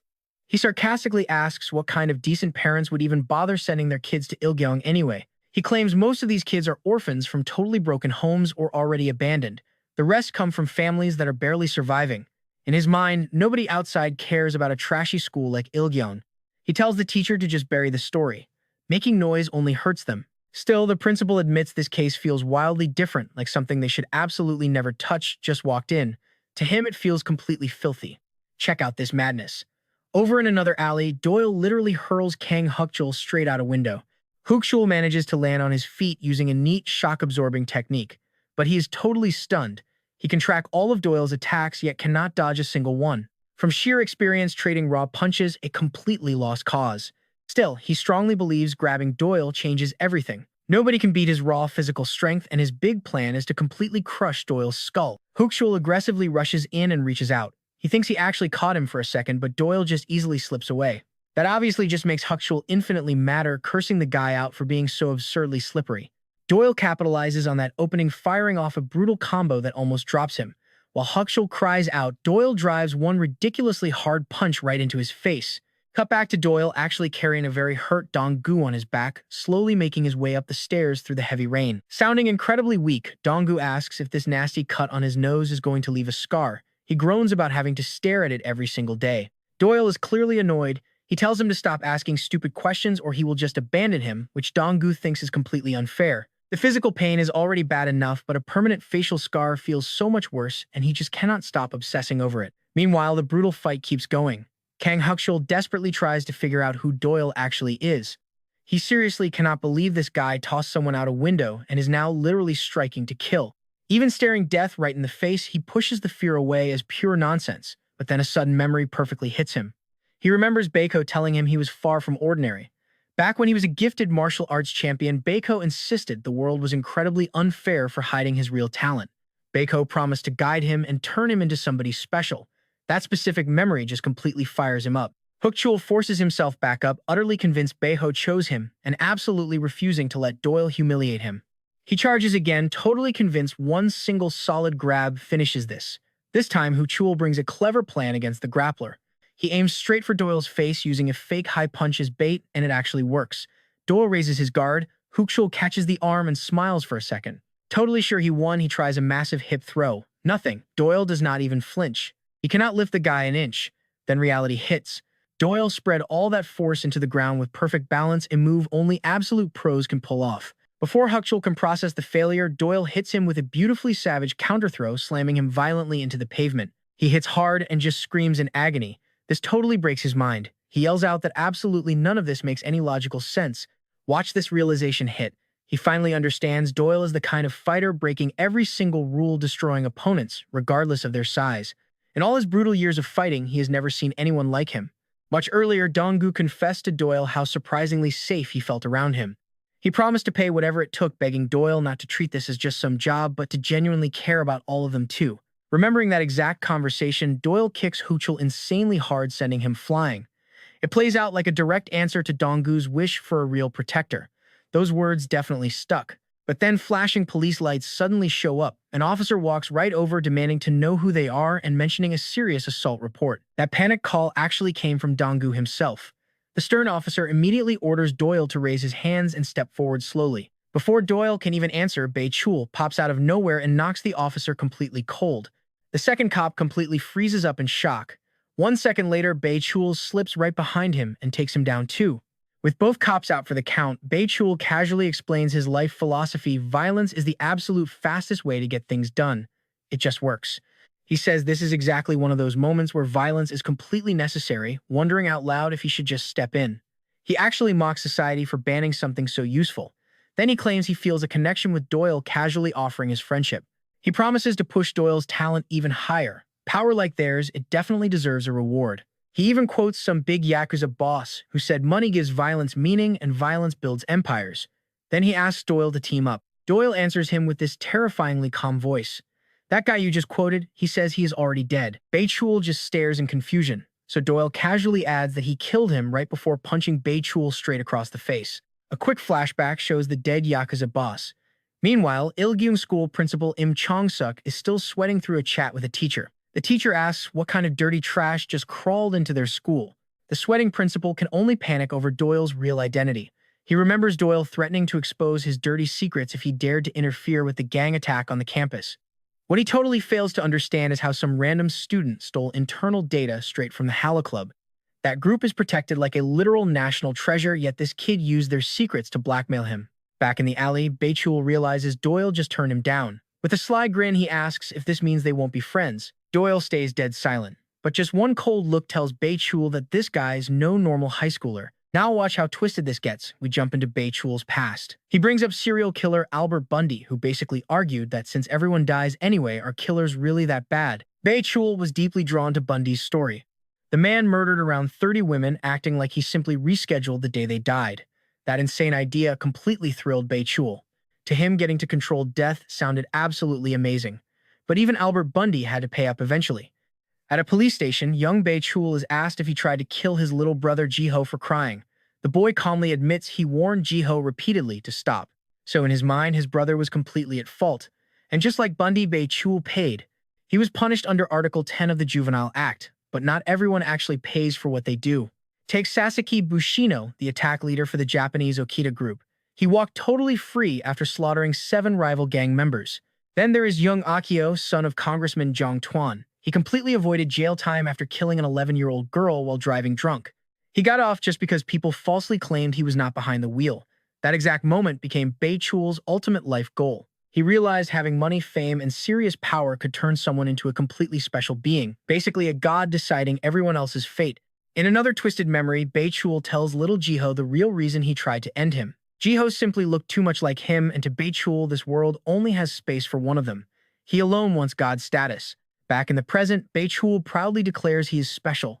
Doyle just answers with a sudden kick and punch. Bei-chul can barely process it. He stares in total confusion, wondering how Doyle moved before he even began. Doyle openly mocks him, asking if he bumped his head. Then he calmly drops the truth: he is just way faster, and honestly, he is just messing around. Doyle adds that he has not met anyone like Bei-chul in ages. He wonders out loud if this guy really is just ordinary. Meanwhile, Bei-chul thinks about all the people he stepped on to reach this level. Getting beaten down like this feels completely new to him. Doyle cuts him off cold. Keep your mouth shut if you are only going to spout garbage. As they trade heavy blows, Bei-chul finds Doyle more and more interesting. But Doyle just calls him a talentless copycat for stealing his signature move. Their fight explodes into a faster, fiercer clash. Even while bleeding, Bei-chul just keeps smiling, still claiming Doyle is incredibly interesting. Doyle notices Bei-chul's attacks are somehow getting faster and stronger.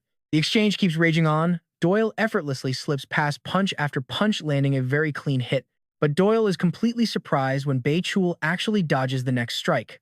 As Bei-chul laughs and keeps charging, Doyle spots the pattern. Bei-chul's strength, willpower, and speed are rapidly rising the longer this fight goes. His natural talent is undeniable, especially that insane speed. Doyle honestly never expected to meet an absolute freak like this inside a Korean high school. Seeing Bei-chul get even faster again, he realizes this kid is incredibly far from normal.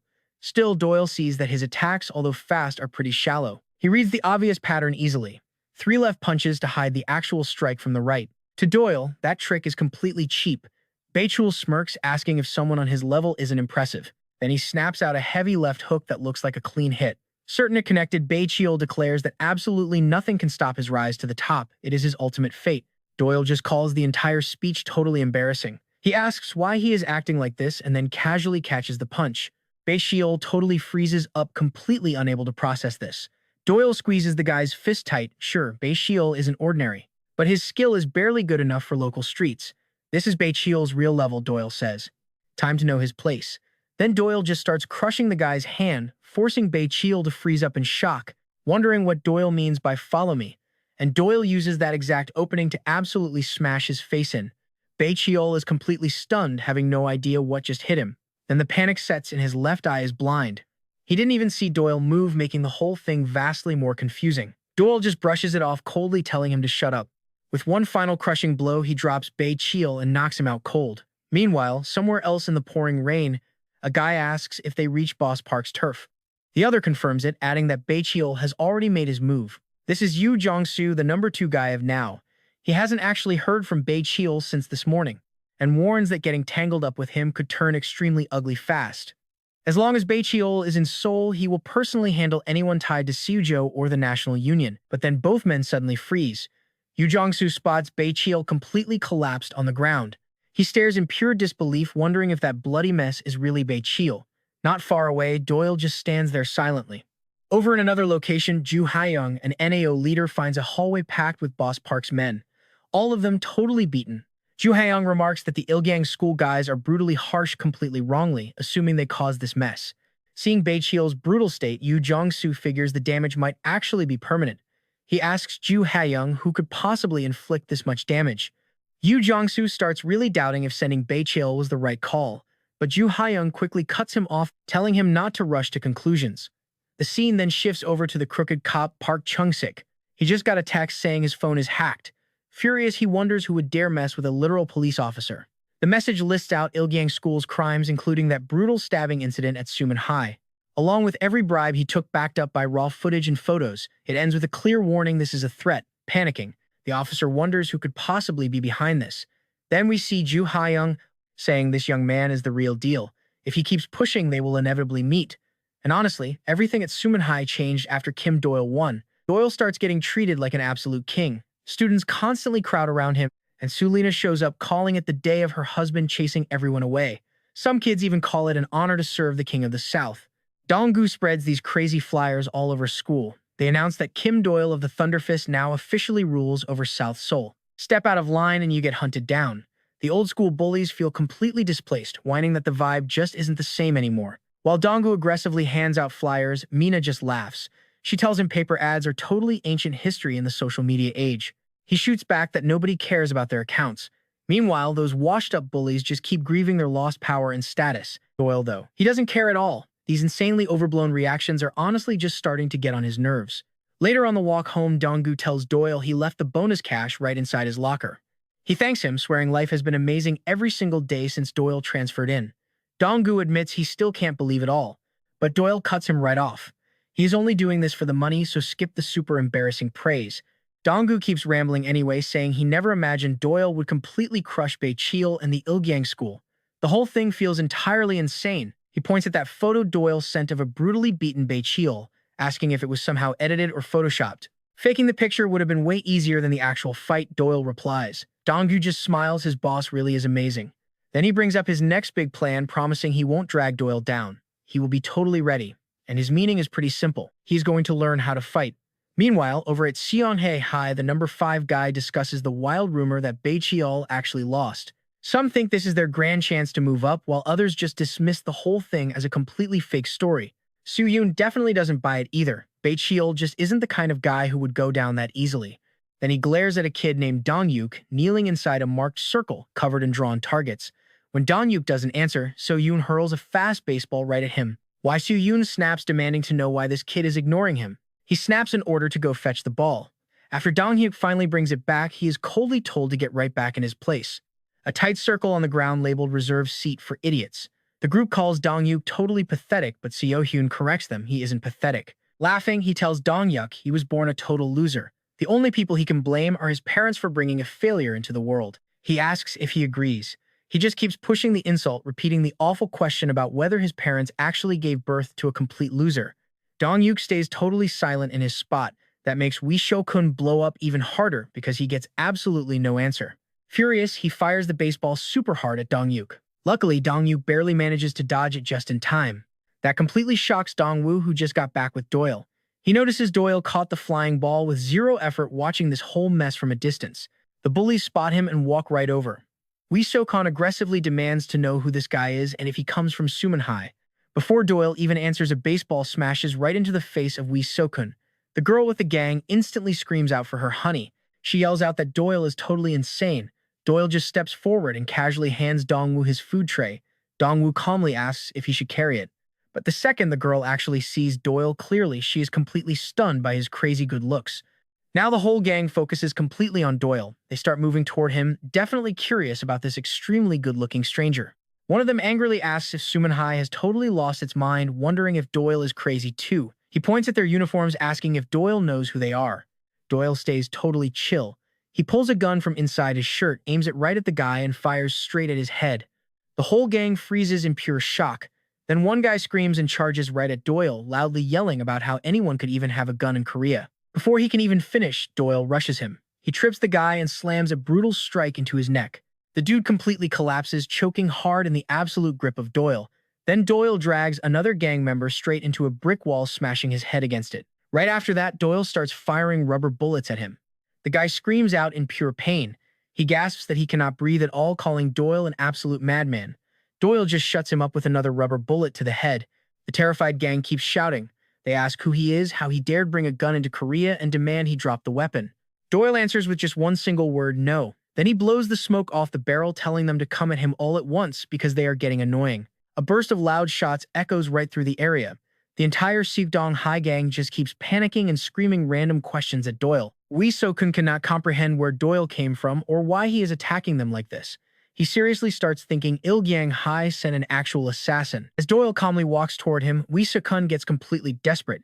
He blurts out that Boss was the guy who told him to catch BHL. Doyle totally ignores that excuse and simply asks who he is. Wee So-kun finally snaps, demanding to know why Doyle is attacking them if he is not with Ilgyang Hai. After a short silence, Doyle tells him to look down. The guy looks super confused and asks what he even means, but Doyle just replies, fake. He slowly raises the gun right to his face and shoots him in the head with a rubber bullet, dropping him instantly.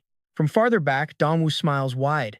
He confidently announces that Seokdong Hai is their next target. Right before the attacker fully passes out, he weakly asks Doyle why he is even doing all this. Doyle gives a solid one-word answer, pork. And just like that, the crazy mission to wipe out Seokdong Hai officially begins. But things are about to get weird.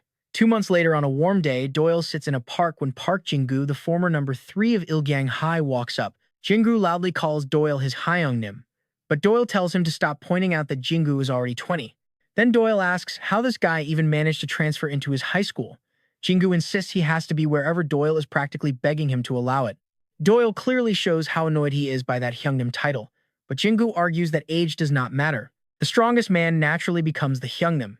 He goes on to say real men are drawn to great leaders, and he used to think his old boss at Ilgyang was the absolute highest peak. But after seeing that old leader beaten up in the hospital, he realized Doyle was an even bigger mountain. Doyle honestly wonders why Jinggu has not been arrested yet. He actually already texted that crooked police officer to ask why Jinggu is out free. The officer answered that after a full thorough investigation, Jinggu got released with just a warning because they found zero proof tying him to any of the Ilgyang crimes. He described Jinggu as nothing more than a muscle, crazy freak that they just could not pin anything on. Jinggu bows deeply to Doyle. He literally swears to follow him like a true big brother for the rest of his life. Doyle lets out a tired sigh and tells him to do whatever he wants. Jinggu gratefully accepts. Over at the park, Susie starts complaining about how hot it suddenly got outside and how much she is sweating. Still on the bench, Doyle casually says he was wondering when she would finally show up today. Then Susie cheerfully asks out loud who wants to wipe her sweat. Jinggu eagerly jumps at the chance, but Susie instantly decks him, calls him a complete pervert, and tells him to back off. Watching this ridiculous chaos, Doyle seriously wonders if he should just kill them all and leave Korea forever. That dark thought gets cut off when Dongwoo storms in, totally mad that Doyle is not arriving on time. Doyle calmly points out they still have 3 whole minutes left. But Dongwoo keeps whining, calls him a liar, and says this stupid training has nothing to do with real fighting. For the past 2 months, Dongwoo has been stuck doing nothing but lower body training just to prepare for the next stage. He is incredibly annoyed because Doyle still has not taught him a single actual combat move.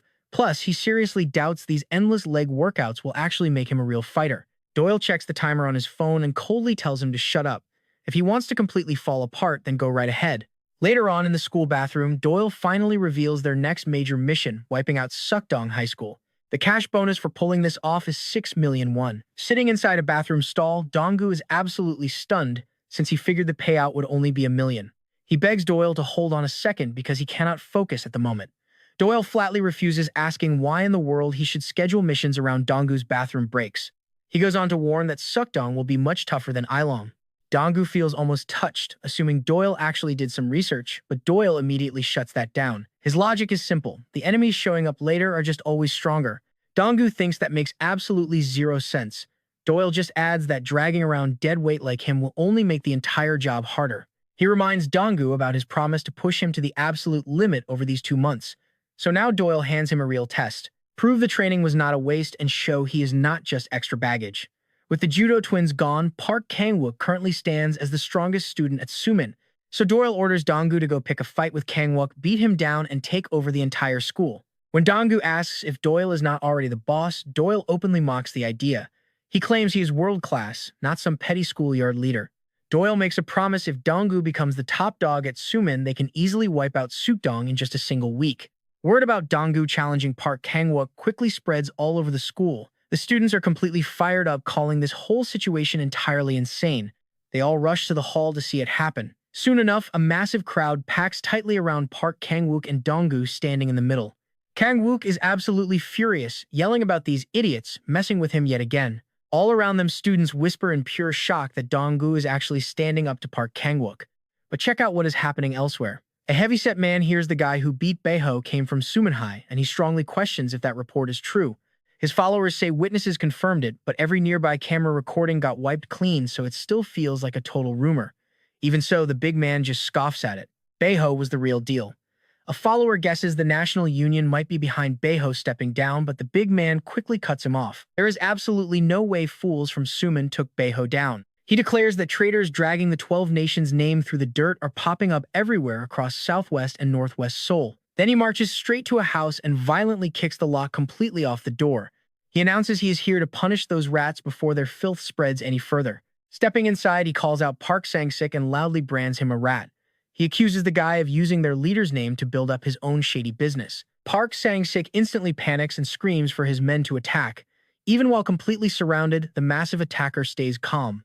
He drops one thug with a single punch, then smashes right through the rest. When another swings a stick at him, he slips past the weapon with total ease. He grabs the man by the head and drives his knee straight into his face. Then he spots another thug carrying a hammer and charges fearlessly right into the remaining group. One brutal hit after another drops them to the floor. Now, holding that raised hammer, the large man rushes straight at Park Sang-sik. Park Sang-sik completely freezes in fear, seeing all his men already beaten down. He is left entirely alone against this absolute monster. Desperate, he violently swings a baseball bat and screams for the man to die. The huge attacker dodges effortlessly, blasts him with the hammer, and sends him crashing hard to the ground. When the chaos finally ends, he stands there breathing hard, surrounded by bodies, wondering if betraying someone else's name was really worth this beating. Then he spots a flyer resting on the floor. It says, "Kim Doyle of the Thunderfist dominates South Seoul." He swears to crush that bastard. This massive guy is Jang Chunsik, the official number 2 of Sukdong High School. Back at Sumin High School, students keep crowding tightly into the hall, anxiously whispering to each other. Doyle sits quietly, just watching Donggu fight Kang-wook. Kang-wook is breathing incredibly hard with pure rage, loudly cursing everyone who keeps messing with him. Donggu is down badly bloodied across his face and body, yet he slowly starts waking back up. One student simply cannot believe he is actually standing again. The brutal beating continues, and Kang-wook is totally stunned that Donggu got back up after taking such a heavy punch. Even then, Donggu can barely stay steady. Kang-wook completely snaps and curses him out again. He shouts that Donggu really should have just stayed down. Then he comes in hard again, violently slamming another solid punch right into Donggu's face. Donggu tries to answer back, but Kang-wook dodges easily and openly mocks how painfully slow he is. A heavy kick crashes hard into Donggu's side. Kang-wook angrily asks why he keeps standing back up just to try these totally useless things. Even in all that pain, Donggu's eyes still show pure grit.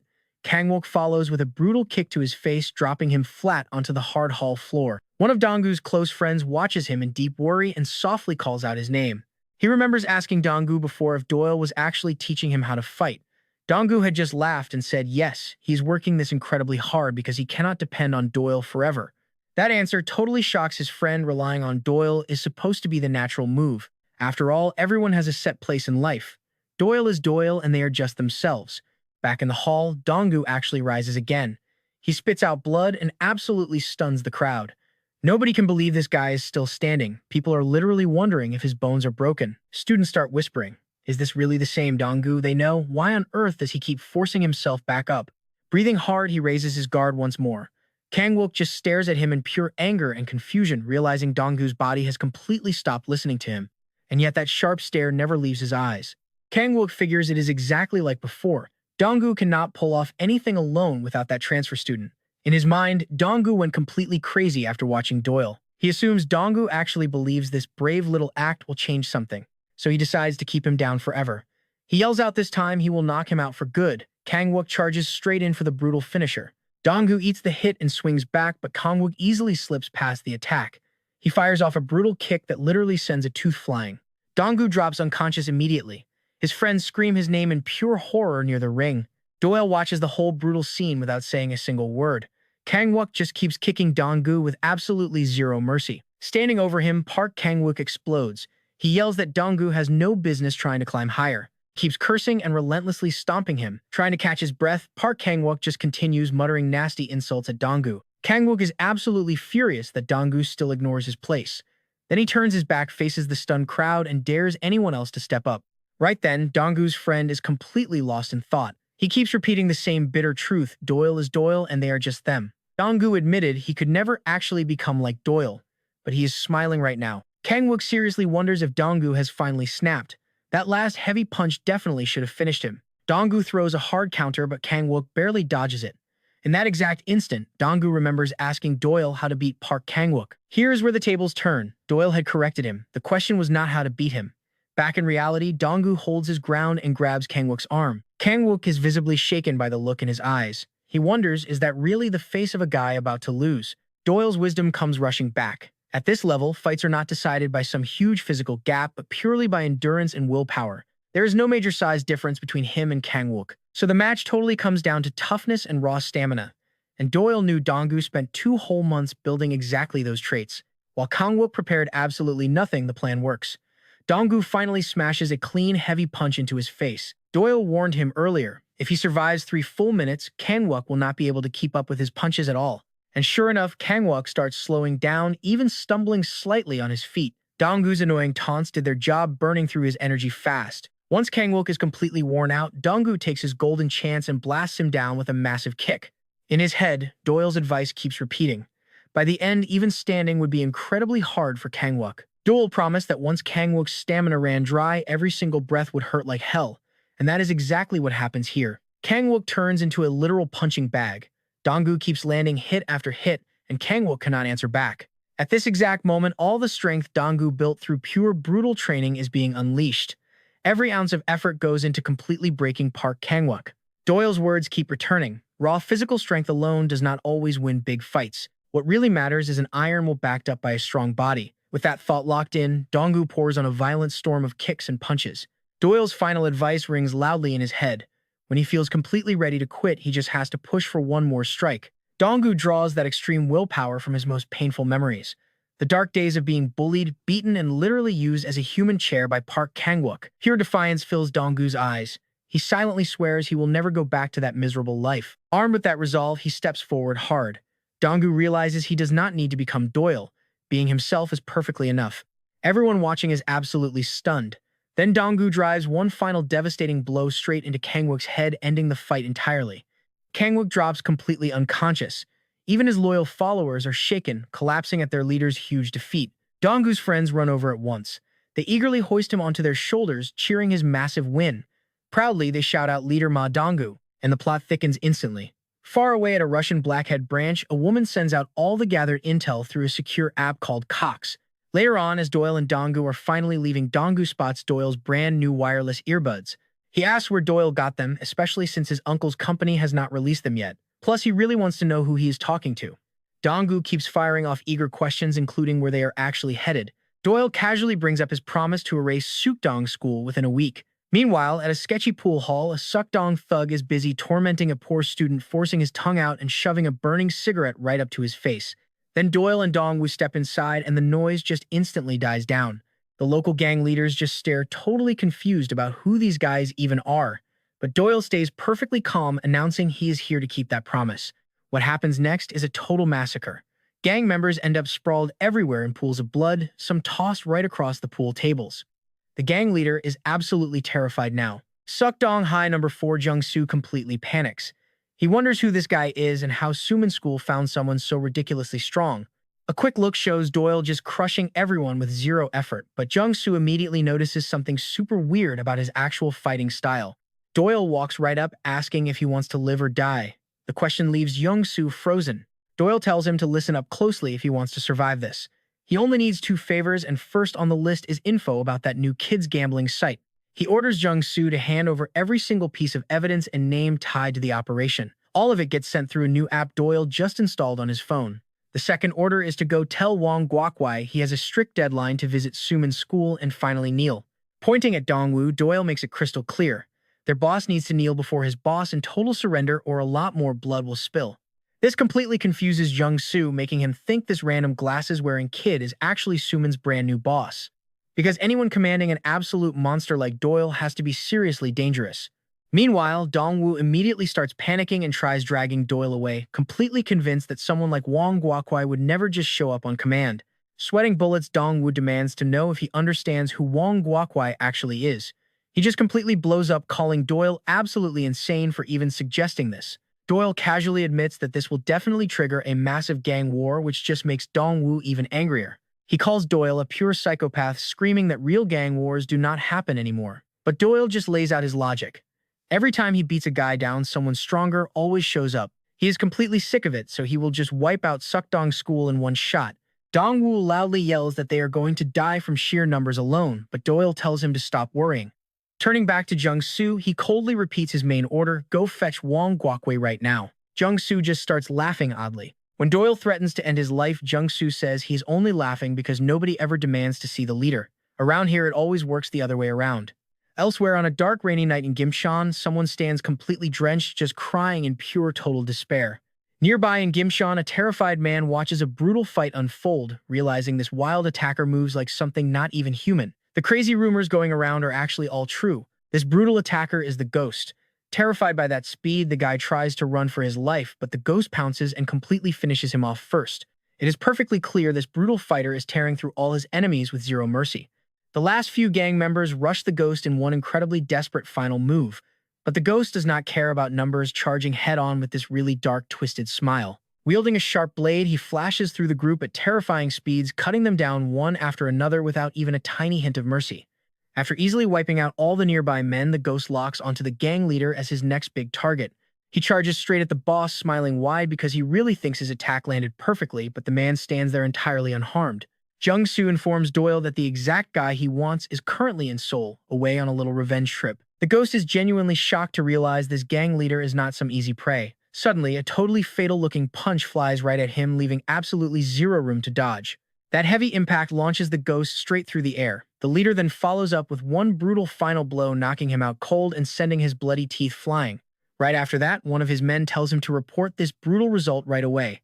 That leader is Wong Guokwai himself, the head of Sukdong School and part of the 12 Nations.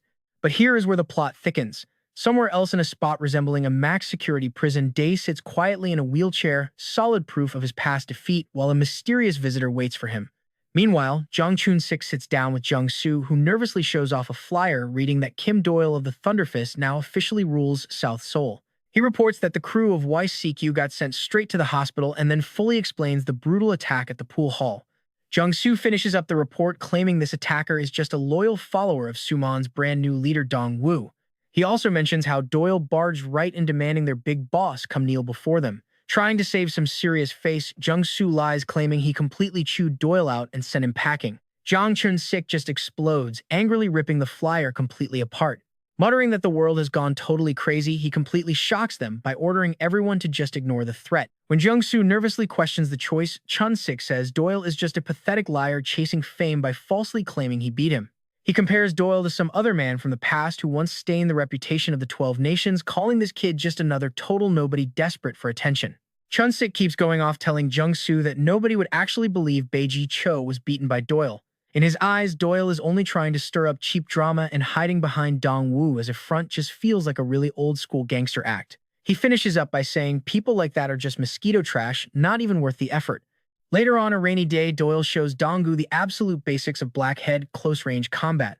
Dong-gu is still sweating bullets, asking if Doyle actually believes Wong Guochi will hit Suman School. Doyle just shrugs, he will beat him somehow. Dong-gu snaps, sure. Doyle has zero idea how terrifying Guochi truly is, or how absurdly overpowered the guy is. He turns to Jingu for backup, who nervously admits Guochi broke human limits long ago. Doyle cuts him off cold, he is still human. To prove his point, Dong-gu drags up an old middle school rumor. Word on the street was Wong Guochi literally beat a bear to death. He ties that rumor to a crazy incident 3 years back. A black bear escaped Chongju Zoo and caused total chaos everywhere, before turning up completely dead. The legend says Guachui killed it, barehanded.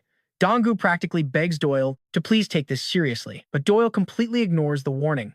While Doyle is busy calculating his next major moves, with absolutely no turning back, someone hidden is totally listening in. The scene flashes back to Doyle casually drinking juice and confidently declaring Wang Guachi will definitely visit Suman.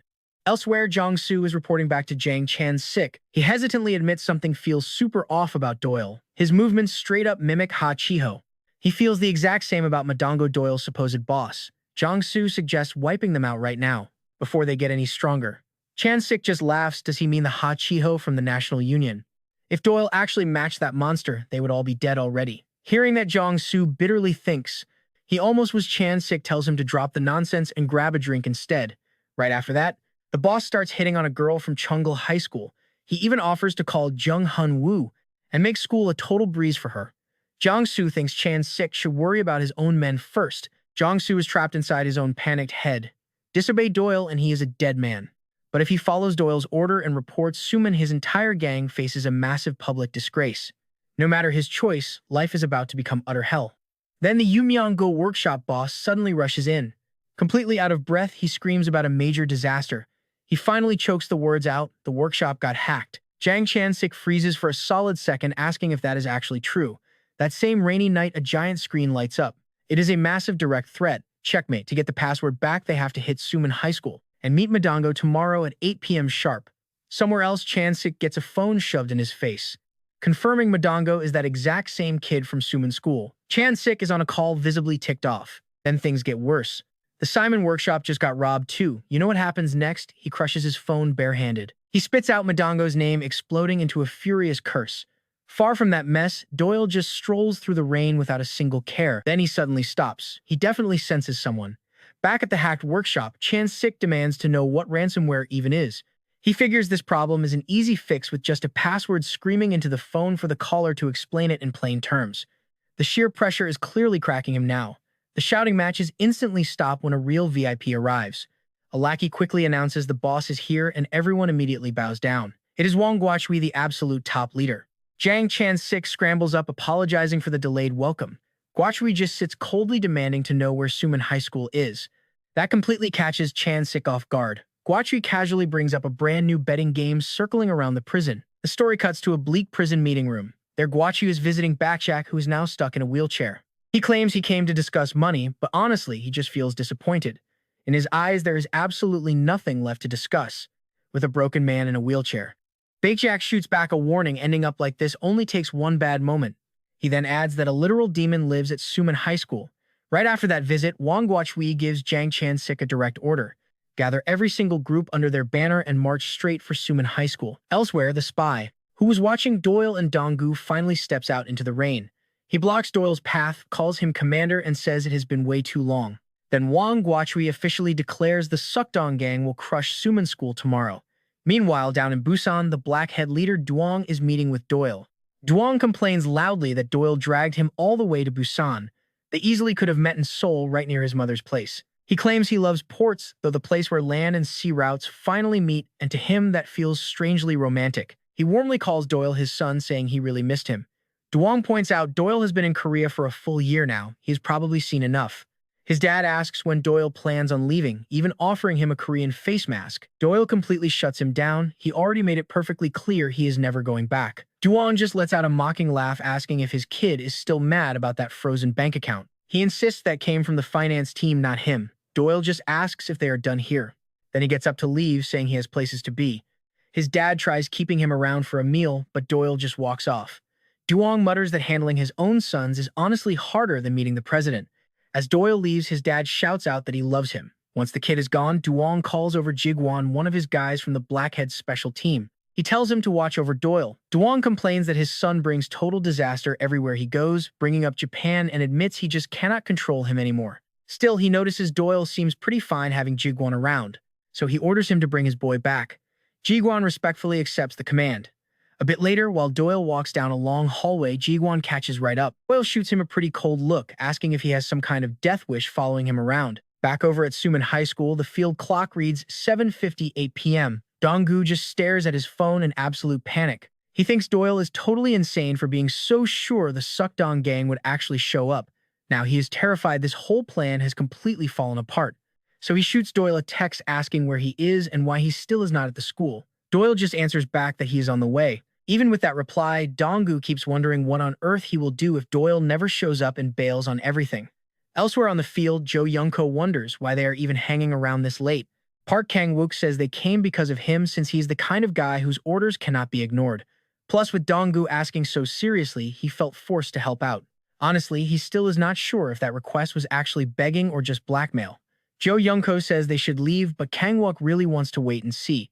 Nearby, Park Jin-gu is laughing like crazy, totally thrilled for this fight with Sukdong. He has been craving something like this ever since his military days. Around the field, the Suman students really admire Park Jin-gu, one guy even pointing out his crazy athletic build.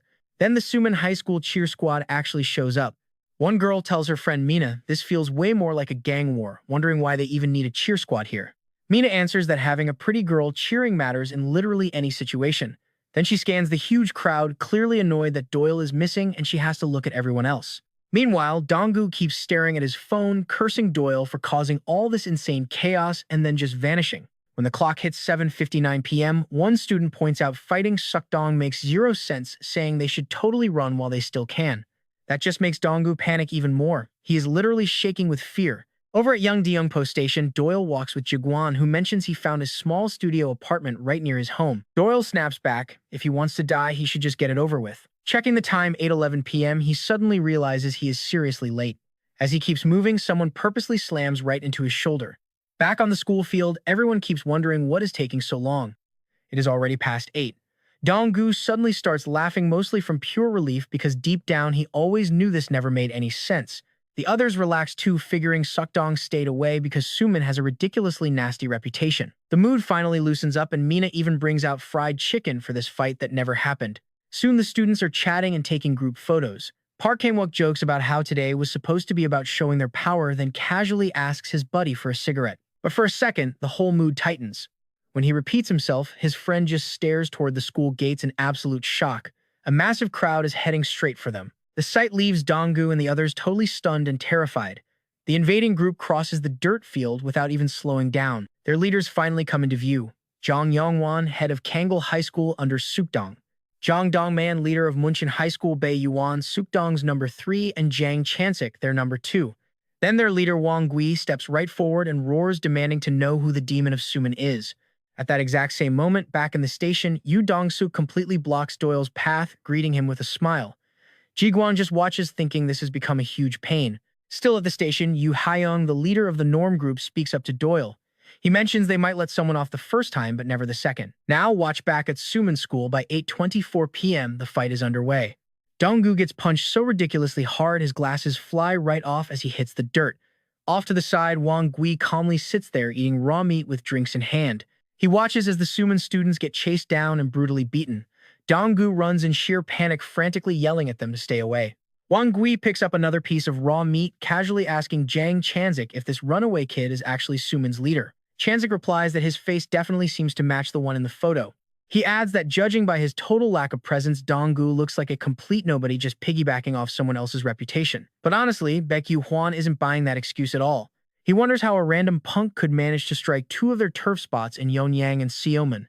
Jang Shan-sik just laughs in his face, asking if he seriously thinks Dong-gu matters. Yu Soo-hwan fires back that he missed the point. Here is the real issue. These absolute fools actually had the nerve to challenge Sukdong's school, and honestly, we are just as confused as he is. Everywhere the Suman students are getting completely flattened. Wang Guk-cheol casually keeps chewing his food. He claims with total confidence that the demon is definitely here, exactly like Baek Jo-il warned him earlier. Smack in the middle of this total chaos, Dong-gu flashes back to Doyle's #1 rule of blackhead close combat. Keep your emotions in check. The rule is dead simple, stay completely calm. But an attacker points him out as the boss and shouts to jump him. Dong-gu instantly panics and sprints away, screaming his lungs out that he isn't the leader. He legitimately wonders how any normal human is supposed to stay chill while actively getting beaten to death. Then that second major lesson hits him. Build up your stamina and conserve it. Burn as little energy as you possibly can. Dong-gu decides the whole staying calm thing can wait. At least he trained like a beast for endurance, remembering those absolute nightmare workout sessions. Even with that, taking hits while sprinting makes him realize training was barely enough. He just starts shrieking in pure pain and blind panic. He finally gets it. In a 1 versus 20 brawl, the mob naturally starts off with infinitely more stamina than a single target. Then he loses his footing for a split second. A gang member instantly blasts him across the face with a brutal kick, sending Dong-gu completely flying. He violently struggles back up to his feet, gasping and totally wiped out. The attackers box him and ordering him to just accept his beatdown. Completely terrified, Dong-gu screams out what good is stamina against a mob this massive, and then rubber bullets suddenly shred right through the battlefield chaos. A quick flashback rolls. Doyle hands someone a literal gun and asks for 2,000,000 in return. The buyer is completely stunned he would actually part with something so insanely valuable. Turns out the piece is a 9mm Glock 24 packed tightly with specialized rubber rounds. Cutting back to the brawl, our shooter is a massive student named Chang Su rocking a heavy protective vest. He checks if Dong-gu is still alive, and Dong-gu instantly shouts out his name in pure relief. But before they can even celebrate, a Sikdong member kicks him right back into the dirt. The attacker sneers, asking who this pig is, and starts ruthlessly beating him. Dong-gu scrambles up, screaming Chang Su's name as the big guy marches through a literal rain of incoming kicks. Dong-gu yells at them, "You complete cowards for swarming a guy like this." One thug laughs and fires back. How can they call anyone a coward when their own crew literally brought a gun to the fight? In that exact split second, Dong-gu remembers Doyle's third major lesson: stick strictly to the basics. A gang member shouts out that packing heat is the ultimate coward move, except Dong-gu isn't the one holding the weapon. He charges and slips right past a wild punch and fires off a beautiful, clean counterstrike. The thug drops straight to the pavement. Dong-gu absolutely beams with newfound confidence, realizing his heavily practiced double punch actually worked. He tells Chang Su to hang on tight. Time to make these guys pay. But unfortunately, that tiny spark of hope dies instantly. A Sikdong punk kicks him square in the back, curses Ma Dong-gu out, and orders the mob to crush him flat. Taking heavy blow after heavy blow, Dong-gu remembers lesson number 4. Weaponize your grudge and sheer willpower. He just keeps eating hit after brutal hit. The Suman students realize how totally screwed they are. They are outmanned 10-1 here. Jo Yoon-cheol tells Park Kang-wook they desperately need to run away. Jo Yoon-cheol is already full on bolting, screaming over his shoulder for his buddy to follow. After 1/10 Park Kang-wook chases after him, yelling for him to hold up. Then Park Jin-gu leaps into the fray, flexing some genuinely insane strength and dropping 30 Sikdong thugs entirely solo. Baekyu Hwan watches closely, admitting that Park Jin-gu is undeniably strong. Honestly, it is exactly what you would expect from Il-gyong's former number 3 guy. Still, he totally writes off the rest of the Suman crew as dead weight. Meanwhile, Jang Chan-sik bellows at his men, ordering them to herd the stragglers right into the dead center of the field for a final slaughter. The clock hits 8:42 p.m., and Baekyu Hwan still cannot shake this nasty feeling that something is very wrong. How did these high school punks successfully hit their workshops, and how did they even force Wang Guk-cheol to show up in person? By now, the Suman fighters are completely drained. Park Jin-gu wonders if this is the legendary pack hunting style of Seokdong school. Down on the field, Jang Chan-sik aggressively barks at his gang. He asks why they are just standing around, ordering them to end this right now. The mob of attackers immediately rushes the totally terrified Suman kids. Meanwhile, a cheerleader tells Mina this is definitely not the time to keep casually eating fried chicken. The other girls mention they should probably call the police. Mina just mocks the Suman fighters for being absolute losers right before realizing her phone is completely missing. Out of nowhere, Jang Do-min steps right in front of them, roughly demanding to know what 2 pretty girls are doing out here. Farther down the street, Park Kang-wook and his buddy are fully sprinting away, his friends screaming at him to hurry up. Park Kang-wook skids to a halt, breathing heavy, and flat out says he has to go back. Jo Yoon-cheol stares at him like he lost his mind, asking if he dropped his phone and telling him to just look for it tomorrow. But Park Kang-wook remembers that heavy promise he made to Dong-gu. He tells his buddy, "Hey, I am Park Chang-gu, a guy who's practically made of suffering. Pain does not scare me anymore." Jo Yoon-cheol just stares at him, completely baffled by that insane logic. Meanwhile, back at school, Jang Do-man hauls the cheerleaders away over his shoulder, totally humiliated and silently swearing absolute payback. Over in some alley, Dong-gu takes a brutal beating. A gang member just drags him right along. He collapses in pure despair. All that weird blackhead training feels totally useless now, and he curses Doyle for being a complete fraud. Later on the field, Dong-gu is forced down on his knees, gag in his mouth, hands tightly bound. He's lined up right next to all the other beaten students. Park Jin-gu lies nearby, knocked out cold and bleeding heavily. One Guaoi just sits on a bench, muttering over and over that the devil actually lives here. Then he brushes off the whole idea of Duel being real as total nonsense. He wonders why Beijol ever lied to him. Jiang Chan-sik asks Guawi what they should do with all these captives. Guawi simply orders them to start the punishment. The first student is going to lose an eye. The next one gets both ears completely ripped off. For Changgu, he orders a leg crushed so he can use him as a chair. And for Donggu, the guy who fought back until the bitter end, he gives a very simple order: kill him. Guawi then explains the whole cover story to Jin Yonghuan. They are framing this as a clash between Kang Seho and Sum Hai, where one poor troublemaker tragically died. He asks if that story works, and Yonghuan completely agrees. Yonghuan promises to grab students with criminal records and clean this mess up quietly. Guawi laughs coldly while the terrified prisoners violently shake. Jiang Chan-sik sneers at one student. He asks if the kid finally understands his massive mistake. The student completely breaks down, screaming and begging for mercy just this once. Guawi ignores him completely. He looks at a tied-up Donggu, notes how he fought to the very end, and asks if he really is their leader. Then Wan Guawi orders that exact same captive student to murder Donggu himself. He tosses him a sharp knife. If he does it, his own punishment gets completely cancelled. The student freezes solid, remembering Guawi wanted to gouge his eye out. Jiang Chan-sik and another thug watch with awful mocking smiles. With a wildly shaking hand, the student actually reaches out and takes the knife.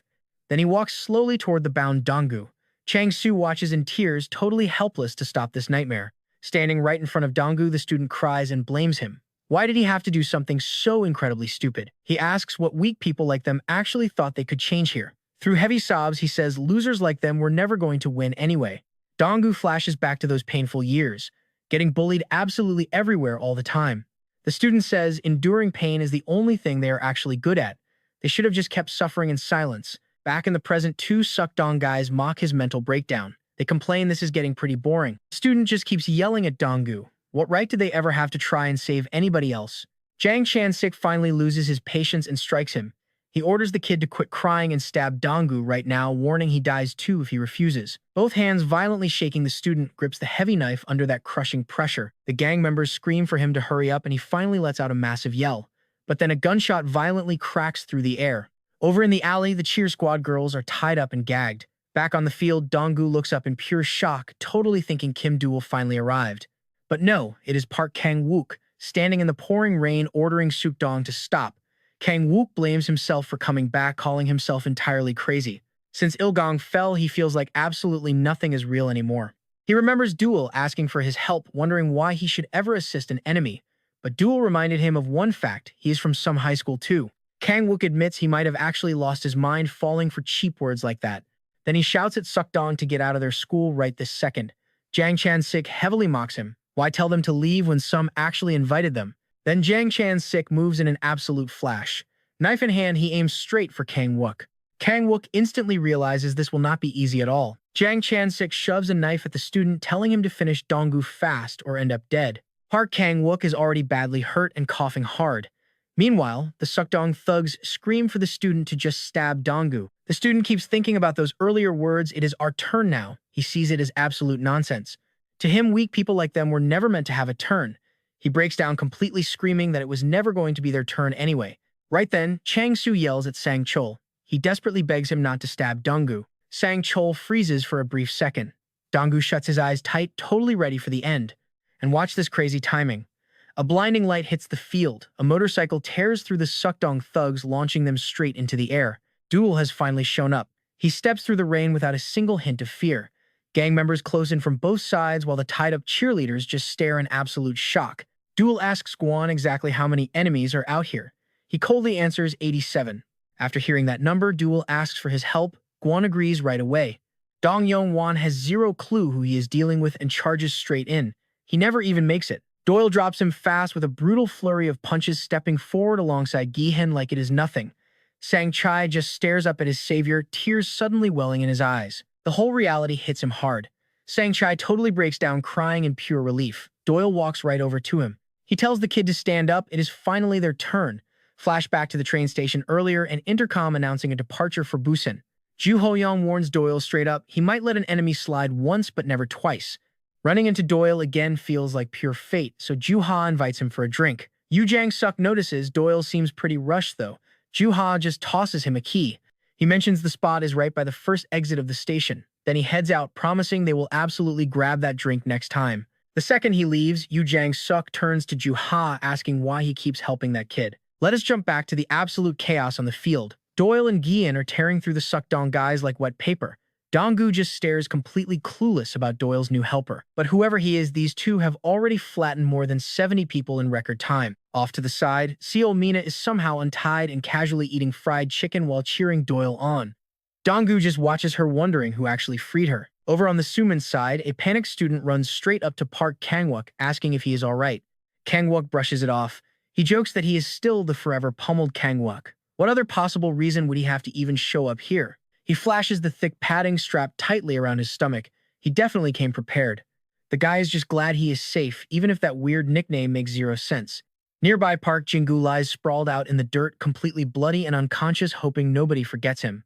Watching this happen, Chang-Soo quietly wonders if they should seriously just sit back. He points right at Seo Mina munching on chicken in the back. Somehow, she is the only person here who managed to avoid a massive beating. He remembers Doyle walking up earlier. He apologized for the delay, then ordered all the injured students to fall back and rest so they would not block his path. Donggu sighs, admitting they are way too injured to actually jump in anyway. Then a different detail catches his eye. Boss Wang Guai does not care that his men are getting crushed. If anything, the guy looks highly entertained by it. Suddenly, Jang Chunsik erupts into wild, absolute madman laughter. He strides right toward Doyle, openly mocking the Suin school for hiding their little secret weapon. He claims it all makes perfect sense now. Complete trash students would never dare challenge him without a reason. For Chunsik, Doyle is the actual prey he has been hunting for today. Then it finally clicks why Doyle looks so familiar. He is the exact lying bastard who beat Bei Jishul. Jang Chunsik whips out a bounty flyer. It shows Doyle right there under the name Thunderfist, proving he is their target.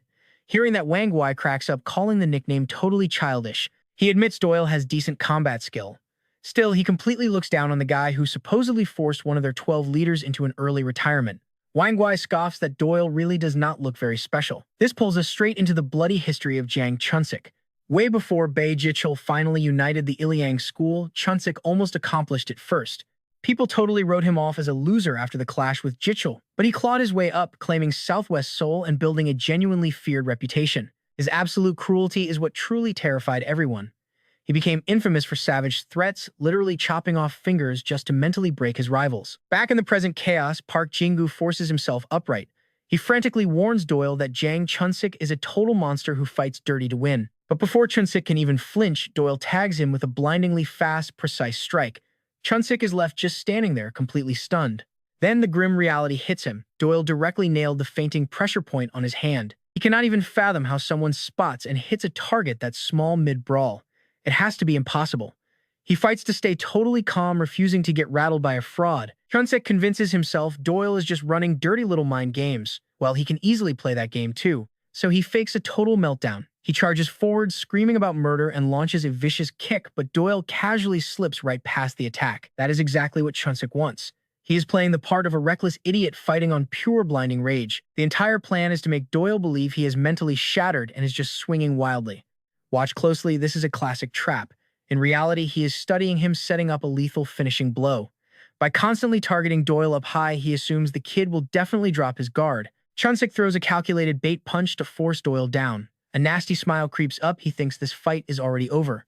Park Jingu instantly recognizes the stance. It is Jang Chunsik's signature move, the face-crushing knee strike. But what happens next leaves the boss completely frozen in shock. Doyle fires back with a brutal lightning-fast uppercut. Chunsik cannot comprehend it at all. He clearly attacked first. Yet before his brain even catches up, Doyle is already hammering him with an absolutely devastating combo. Chunsik is practically spinning. Based on Doyle's awful positioning and timing, that counterstrike should have been physically impossible to pull off. He dropped a signature technique he believed was absolutely unbeatable, and Doyle still completely shut the man down. That is the exact moment he realizes in pure horror. Doyle is miles ahead of him. Panic sets in tight, but Chunsik tries to choke it down by throwing one last desperate punch. He sees the next strike from Doyle coming right at him. He tracks it perfectly, but his body freezes up completely. No way to dodge. The combat style Doyle uses makes zero sense. Chunsik starts seriously questioning what kind of absolute monster he is even fighting. He finally believes the rumored Doyle really is the guy who crushed Bei Jolu. A split second later, Doyle launches the final knockout blow. Chunsik hits the concrete and instantly blacks out. With the fight wrapped up, Wang Guowi stares down Doyle, realizing he is looking at the actual demon of Suman. Doyle turns to face him totally ice cold. He says he had no clue Guawi was even here. Right in the middle of this tense stare-down, Wang Guawi literally grabs the motorcycle Doyle rode in on and chucks it at him with terrifying strength. Doyle barely dodges. The heavy bike smashes into pieces on the dirt. Guawi just stands there flexing his muscles. The Sumin students are left totally speechless. Nobody can quite process that Guai just threw an entire motorcycle. Everyone else starts believing the wild rumor, the one about him killing an actual bear. Is this guy even human at this point? Meanwhile, Park Jong-go tells Dong-gu that Doyle is in for a brutally hard fight. He warns him not to underestimate Guawi either. Suddenly, Jong-go gets completely blindsided by Yu Huan, the number 3 guy from Sukdong. Park Jong-go explains that Yu Huan was originally their number 2 right up until Chun Sik showed up. He points out that in pure combat skill, Yu Huan is actually several levels above Chun Sik. This totally shocks Dong-gu. Why only 3rd place? The reason is super simple. Chun Sik simply makes way more money for their street gang. Because of the money issue, Yu Huan got bumped down the ranks. Park Jong-go then drops a huge reveal. The father of Yu Huan is actually Bei Su. He was the very first champion of the OFC. That means Yu Huan has pure fighter blood in his veins. The guy is a natural-born genius. Back in the action, Yu Huan openly mocks Ji Won for just standing around. He asks if he forgot how to throw a punch or just cannot find a decent opening. Doyle answers for him, shouting at Gi Won not to kill the guy. Gi Won casually replies he is just calculating how much strength to actually use. It has been a really long time since he fought without lethal intent. Hearing this, Yu Huan just laughs, brushing it off as cheap trash talk. He claims even killer intent is not enough. Not against him. And with that, the two of them finally clash. Yu Huan rushes in hard, but Gi Won slips past every single strike like it is nothing. Yu Huan is left completely stunned by this. How is this guy avoiding everything so casually? You have to see this trick. Ji Won is perfectly reading the patterns of Yu Huan and predicting every single move. Yu Huan gets furious, wondering how long this arrogant jerk plans to keep acting so completely superior. Suddenly, Ji Won strikes out, casually pointing out that the movements of Yu Huan are way too wide. A split second later, he counters with such insane speed that Yu Huan takes a clean hit, completely confused about when the guy even moved. Ji Won keeps the heavy pressure on and slams Yu Huan straight into the dirt with a brutal punch, wiping blood right off his face. Ji Won actually admits the aim of Yu Huan is sharp and pretty impressive, but looking down at him, he casually says this is absolutely nothing. In a real street fight, Yu Huan would already be a corpse. That brutal insult sends him straight into a blind rage. He flashes right back to his father, calling him a completely useless brat. In his mind, Ji Won is acting way too cocky after landing just a single hit, so he charges right back and screaming threats the whole way. Watching from the sidelines, Dong-gu realizes Yu Huan is insanely fast. But even with that speed, Ji Won slips past the attack with total ease. That just makes Yu Huan even angrier. He curses him out, swearing he will test exactly how long this guy can keep dodging. Park Jong-go is absolutely stunned by the speed Ji Won has. He remembers Zhang Chan once warning him to never pick a fight with that exact man. Still, Jong-go grows extremely tense watching it. Ji Won is avoiding these savage attacks by a single hair, and the fight is getting totally brutal. He feels like Yu Huan might clip him at any given second. But from the perspective of Ji Won, dodging this endless barrage is actually super simple. Suddenly, Ji Won fires back with a massive heavy punch. Yu Huan cries out in pure pain. Gi Won instantly notices his reflex just targeted a vital spot. That genuinely worries him. He really does not want Yu Huan to die out here. So he steps in to end this fast, asking Yu Huan directly, which one do you want, broken an arm or a leg? Those exact words drag up incredibly ugly memories for Yu Huan as he writhes on the ground. He remembers his own father cruelly mocking him, demanding to know why he never inherited his talent, why he always stayed stuck beneath him. Deep down, Yu Huan fiercely rejects it all. His idiot father is dead wrong. Fueled by pure spite, he screams out that he is the superior fighter here. Every battle he ever fought was just to prove it. Inside his head, he is the absolute apex predator. He launches at Gi Won with savage, uncontrolled force, totally furious about being looked down on like trash. Dong-gu sees Yu Huan get somehow even faster. Pushing the attack, Yu Huan yells out that Gi Won cannot treat him this lightly anymore. And Ji Won snaps out a blindingly quick punch that lands perfectly on Yu Huan. Reeling in total shock, Yu Huan thinks the guy literally just teleported. A second later, he recognizes it as an incredibly advanced close-range technique from the Blackhead organization. The move is known as the gun. For the first time ever, Yu Huan feels like prey facing down a giant beast. Game over. Pure shock spreads across his face as Gi Won slams another heavy hit into his gut, leaving Dong-gu and the others completely stunned. Guiyun doesn't stop there. He follows up with a fast, scattered 4-hit combo. Dong-gu completely freezes. He cannot believe a heavy hitter like Bong Yuan got crushed that easily and fast. Yuan drops right to the dirt, blood pouring directly from his head. Gui Yun just stands over him, ice-cold stare. Elsewhere, Sukdong School's number 4 Jian Jiangsu finally catches his breath.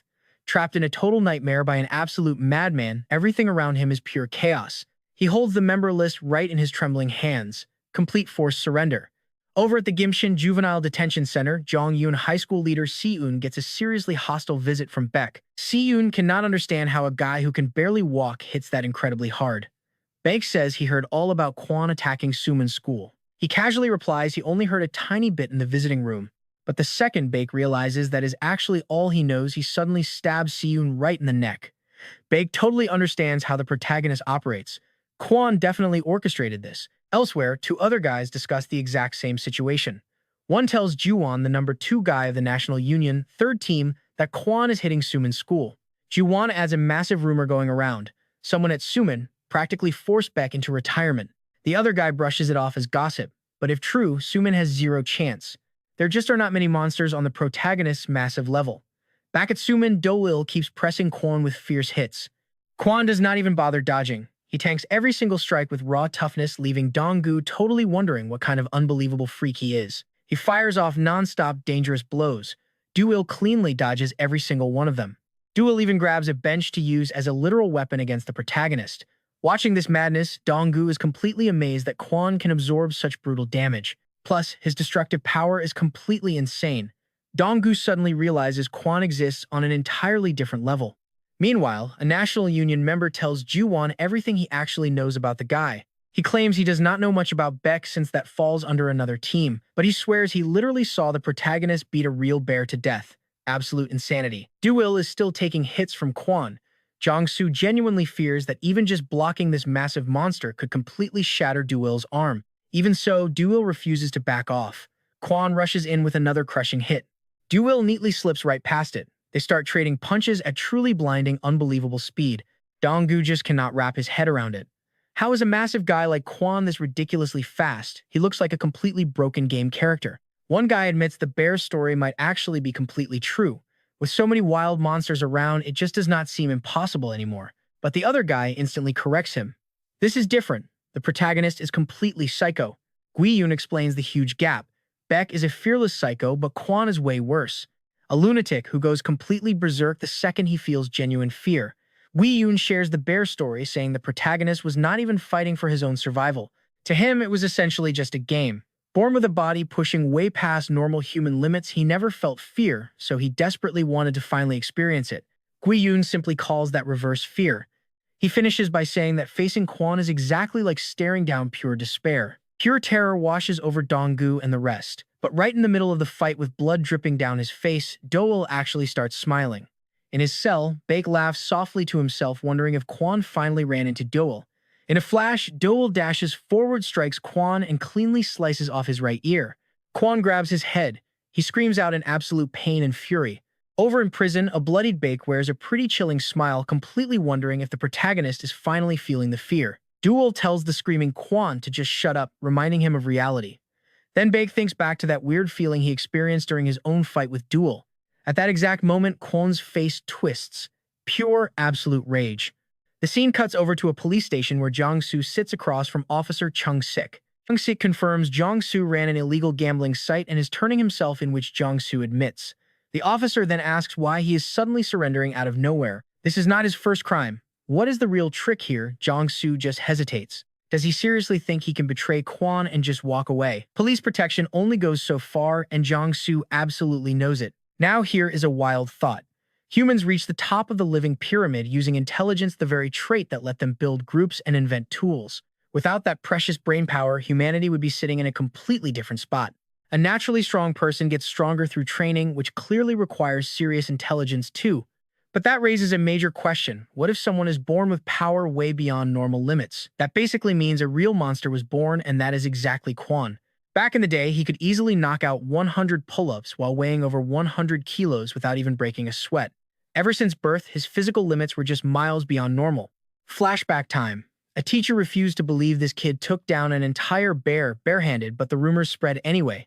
And just like that, the legend of monster Guokji was born. Barely anyone in the whole country could match his strength. But right now, at Suman High, Guakji's severed ear is literally lying in the dirt.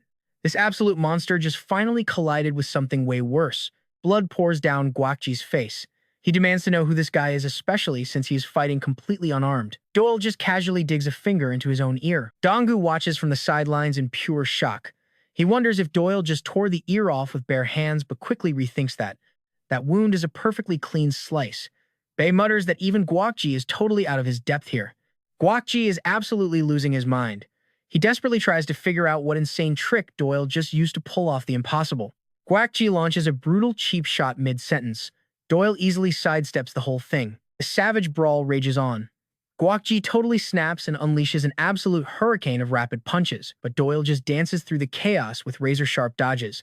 Donggu realizes he cannot even track the guy's movements anymore. Yet somehow Doyle easily blocks a massive bone-breaking hook from Guakji, and the high-speed clash just keeps accelerating. Gu Young watches in total awe. He knows Guakji is a top-tier mercenary-level threat, completely baffled how a beast like that is still playing around in high school turf wars. Then Doyle answers back, slamming a devastating hook right into Guakji. The big guy screams out from the crushing impact, and right then, Gu Young realizes one massive detail. The guy wrecking him is Doyle. Let us jump back to the police station for a second, where an officer is interrogating Jung-soo. The cop repeats Jung-soo's totally crazy story. Supposedly, someone mailed him a clip of a real murder, threatened his life, and forced him into this confession. The tired cop just demands to see the footage. We know Jung-soo's computer randomly self-destructed earlier today. He tries explaining that to the cop, who just laughs in his face and asks if he is totally hammered.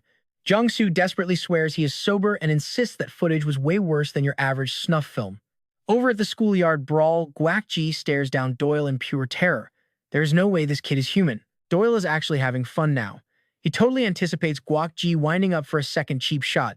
Guakji rushes forward with everything left in the tank, screaming that he finally found a real challenge. He throws a massive swing, but Doyle slips right past.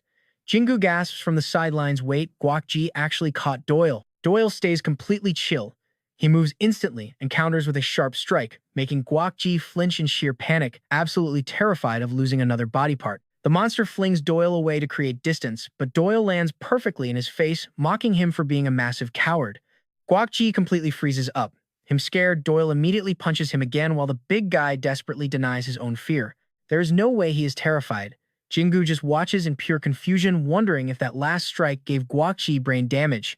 Guakji furiously roars out that he does not even know the meaning of fear.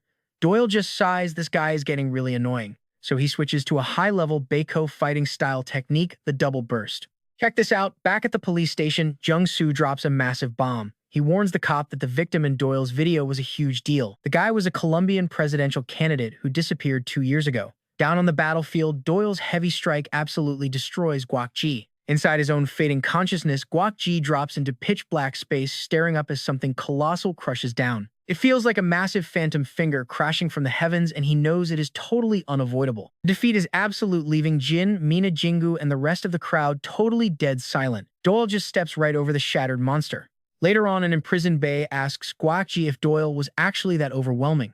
Miles away, Ho stares blankly, asking himself if that crazy broadcast from Suman High was real. Back at the school, Donggu screams in pure victory they actually won. Doyle immediately shuts that hype down. He won this war, not the school. Guakji and his entire crew lie totally unconscious in the dirt. Kang Wook mutters a curse, genuinely impressed these little high school punks survived. All the Sumin students lose their minds. The crowd swarms Doyle, hoisting him onto their shoulders like a hero, while Jin Mina furiously yells at everyone to back off her man. Far from the loud party, Sang Chul, the kid blackmailed into carrying a blade, just sits completely alone in the pouring rain.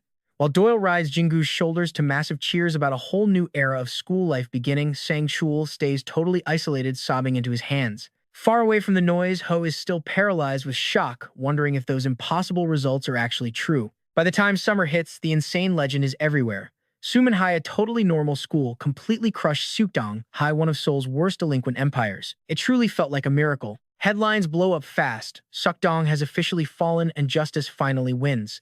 Somewhere else, a guy from the Raging Writers gang reads the screen, completely stunned by the update. A second later, he completely loses it, cracking up like it is the funniest joke ever. Meanwhile, Hull discusses things with another guy who confirms this insane news is actually about Suman High. Hull mentions their new leader goes by the name Donggu. The guy figures Donggu has to be an absolute beast if he actually took down Won Gukhui. He suggests getting on his good side, and Ho totally agrees. Ho immediately orders his men to invite Donggu over politely and pitch a recruitment offer. That guy is you, one of the National Union's 3 pillars. Suman's victory spreads fast, but for one specific guy, the pain just lingers. Up on a roof, Sang Cheol sits next to Donggu. He knows he cannot just pretend everything is fine or return to normal after what he pulled. Guilt completely eats him alive. He just cannot carry that heavy burden anymore. Even so, he thanks Donggu for actually showing him kindness. He stares down at a phone picture clearly labeled "Our Time at Suman." He promises to guard that memory forever. Shortly after, Sang Cheol's friend actually transfers out of the school. Later in the anime club room, Donggu screams at Jingu and the rest of the crew. He demands to know why they hang around here when they literally ignore anime. Turns out they only show up because Sang Cheol's friend left. Jingu shoots Doyle a cold glare and asks who he should eliminate first. Right then, Mina loudly whines about the terrible heat. Bonggu snaps back that the AC sits at 18 degrees, reminding her to wear the official uniform during club hours. He looks over. Total shock, Kang Wook is actually hanging there. But Kang Wook quickly points out they are the ones who begged for his help to begin with. Donggu cheerfully suggests snapping a group photo. Meanwhile, Doyle screams at him to stop wearing only underwear to school. They take the shot, and slowly, this incredibly weird family expands. Suman itself undergoes a massive shift. A few students thank Donggu for making the school better, though he humbly insists he really did absolutely nothing. Doyle rudely cuts in, agreeing that part is true. He did all the heavy lifting.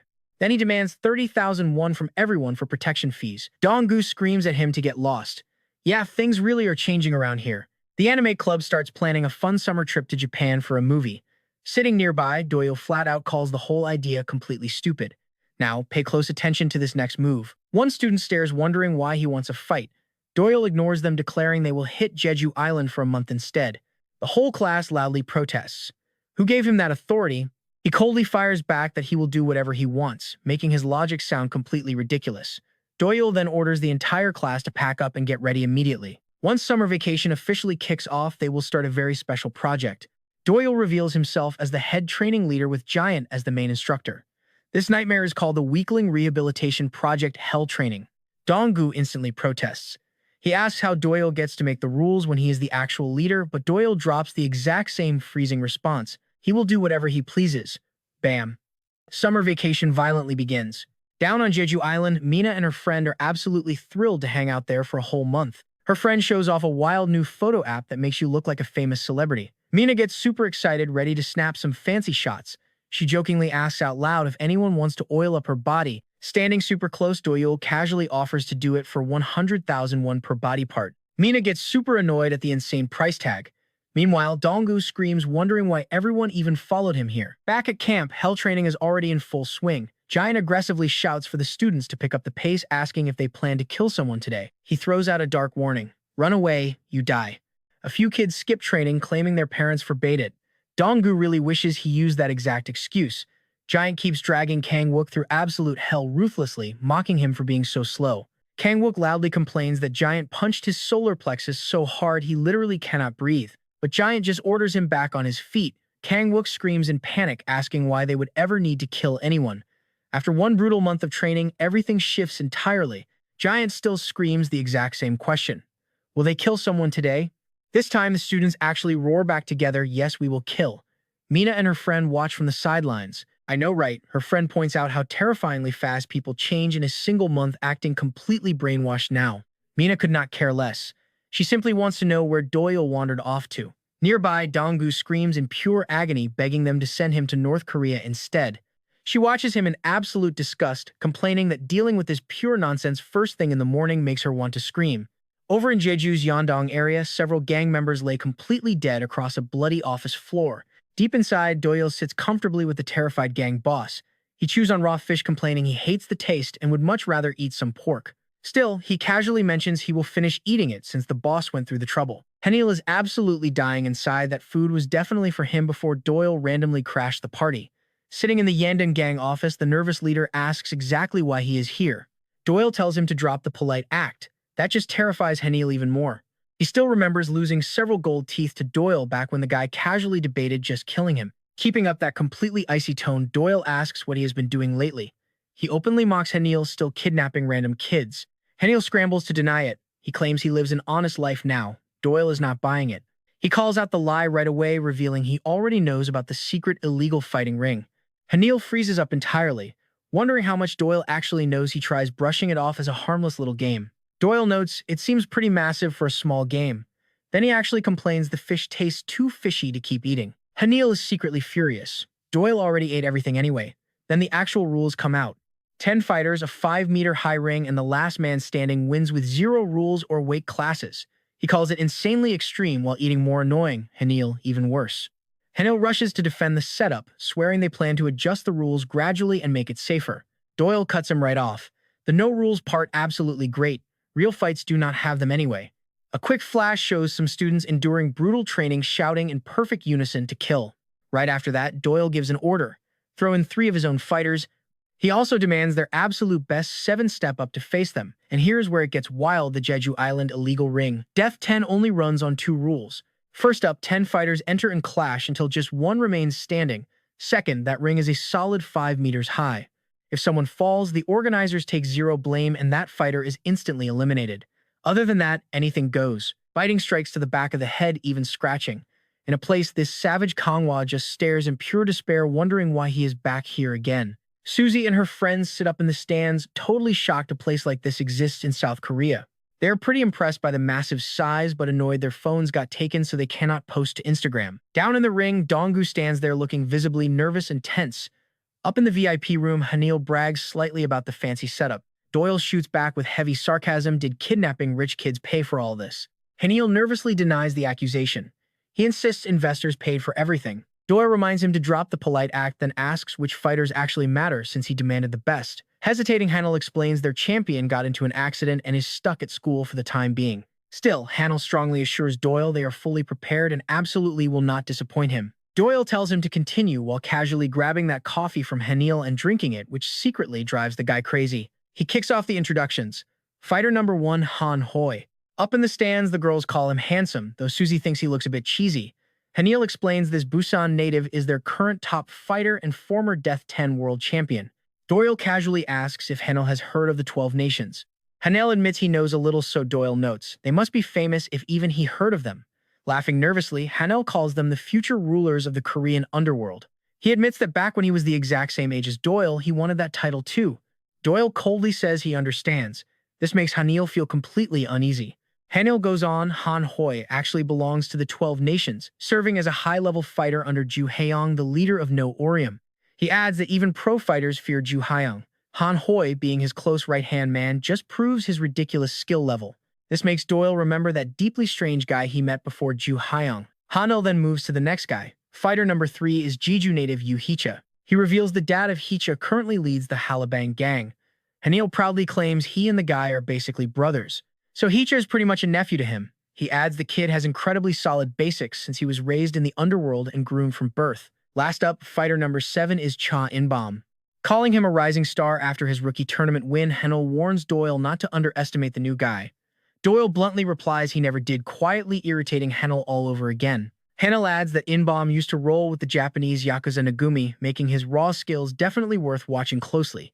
Doyle thinks to himself, Kia Nagami is exactly where that woman went. Up in the stands, Susie feels like she has definitely seen fighter number 7 somewhere before. Hanil finishes up by explaining the rest fighters 2, 4, 5, and 6 are all ranked members of his group, so there is absolutely nothing to worry about. We have Kim Jong-ho ranked 4, An Jong at 41, Jung Man-soo at 9, and Bae Ji-hyuk ranked 7.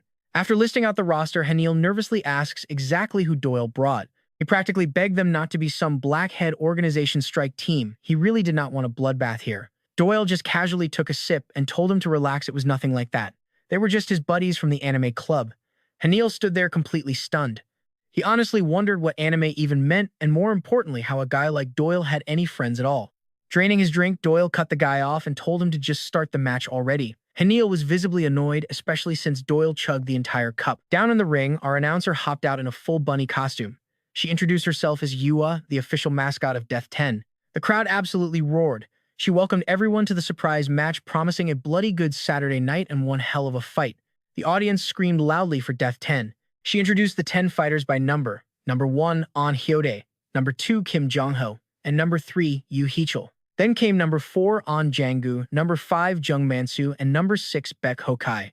Rounding it out were 7 Cha Eunbom, 8 Park Jinggu, and number 9 Park Kang-wook. Junggu took the number 10 spot. With that, Yua officially kicked off the match. Meanwhile, over at Jeju International Airport, a woman calmly strutted through the busy terminal. A subordinate informed her the traitor had already arrived. She just smirked, noting it had been a really long time since her last trip to South Korea. This was Seolju, head of operations for Kat Nagumi. Back in the arena, the tension was incredibly thick. Yua hyped up how this special match was absolutely stacked with ranked fighters. Then number 2 made his first move. That was Kim Jong-ho, current rank 4. He won the very first Death 10 and brought some serious veteran skills to the cage. Jong-ho thought today's lineup felt incredibly weird. Elite fighters were just thrown in with total unknowns. Drawing on his experience, he figured hit and run was the smartest play.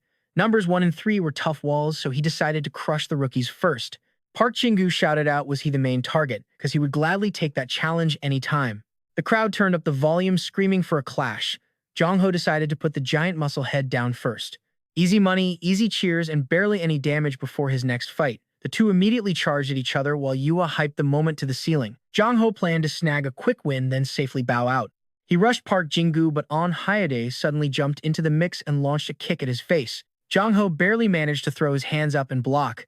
He was totally stunned. Why was Hyade attacking right now? The guy had never struck first in any past match. Jong-ho dodged another wild strike. The announcer completely lost it over this sudden aggression from Hyade, who normally just stood still early on to conserve energy.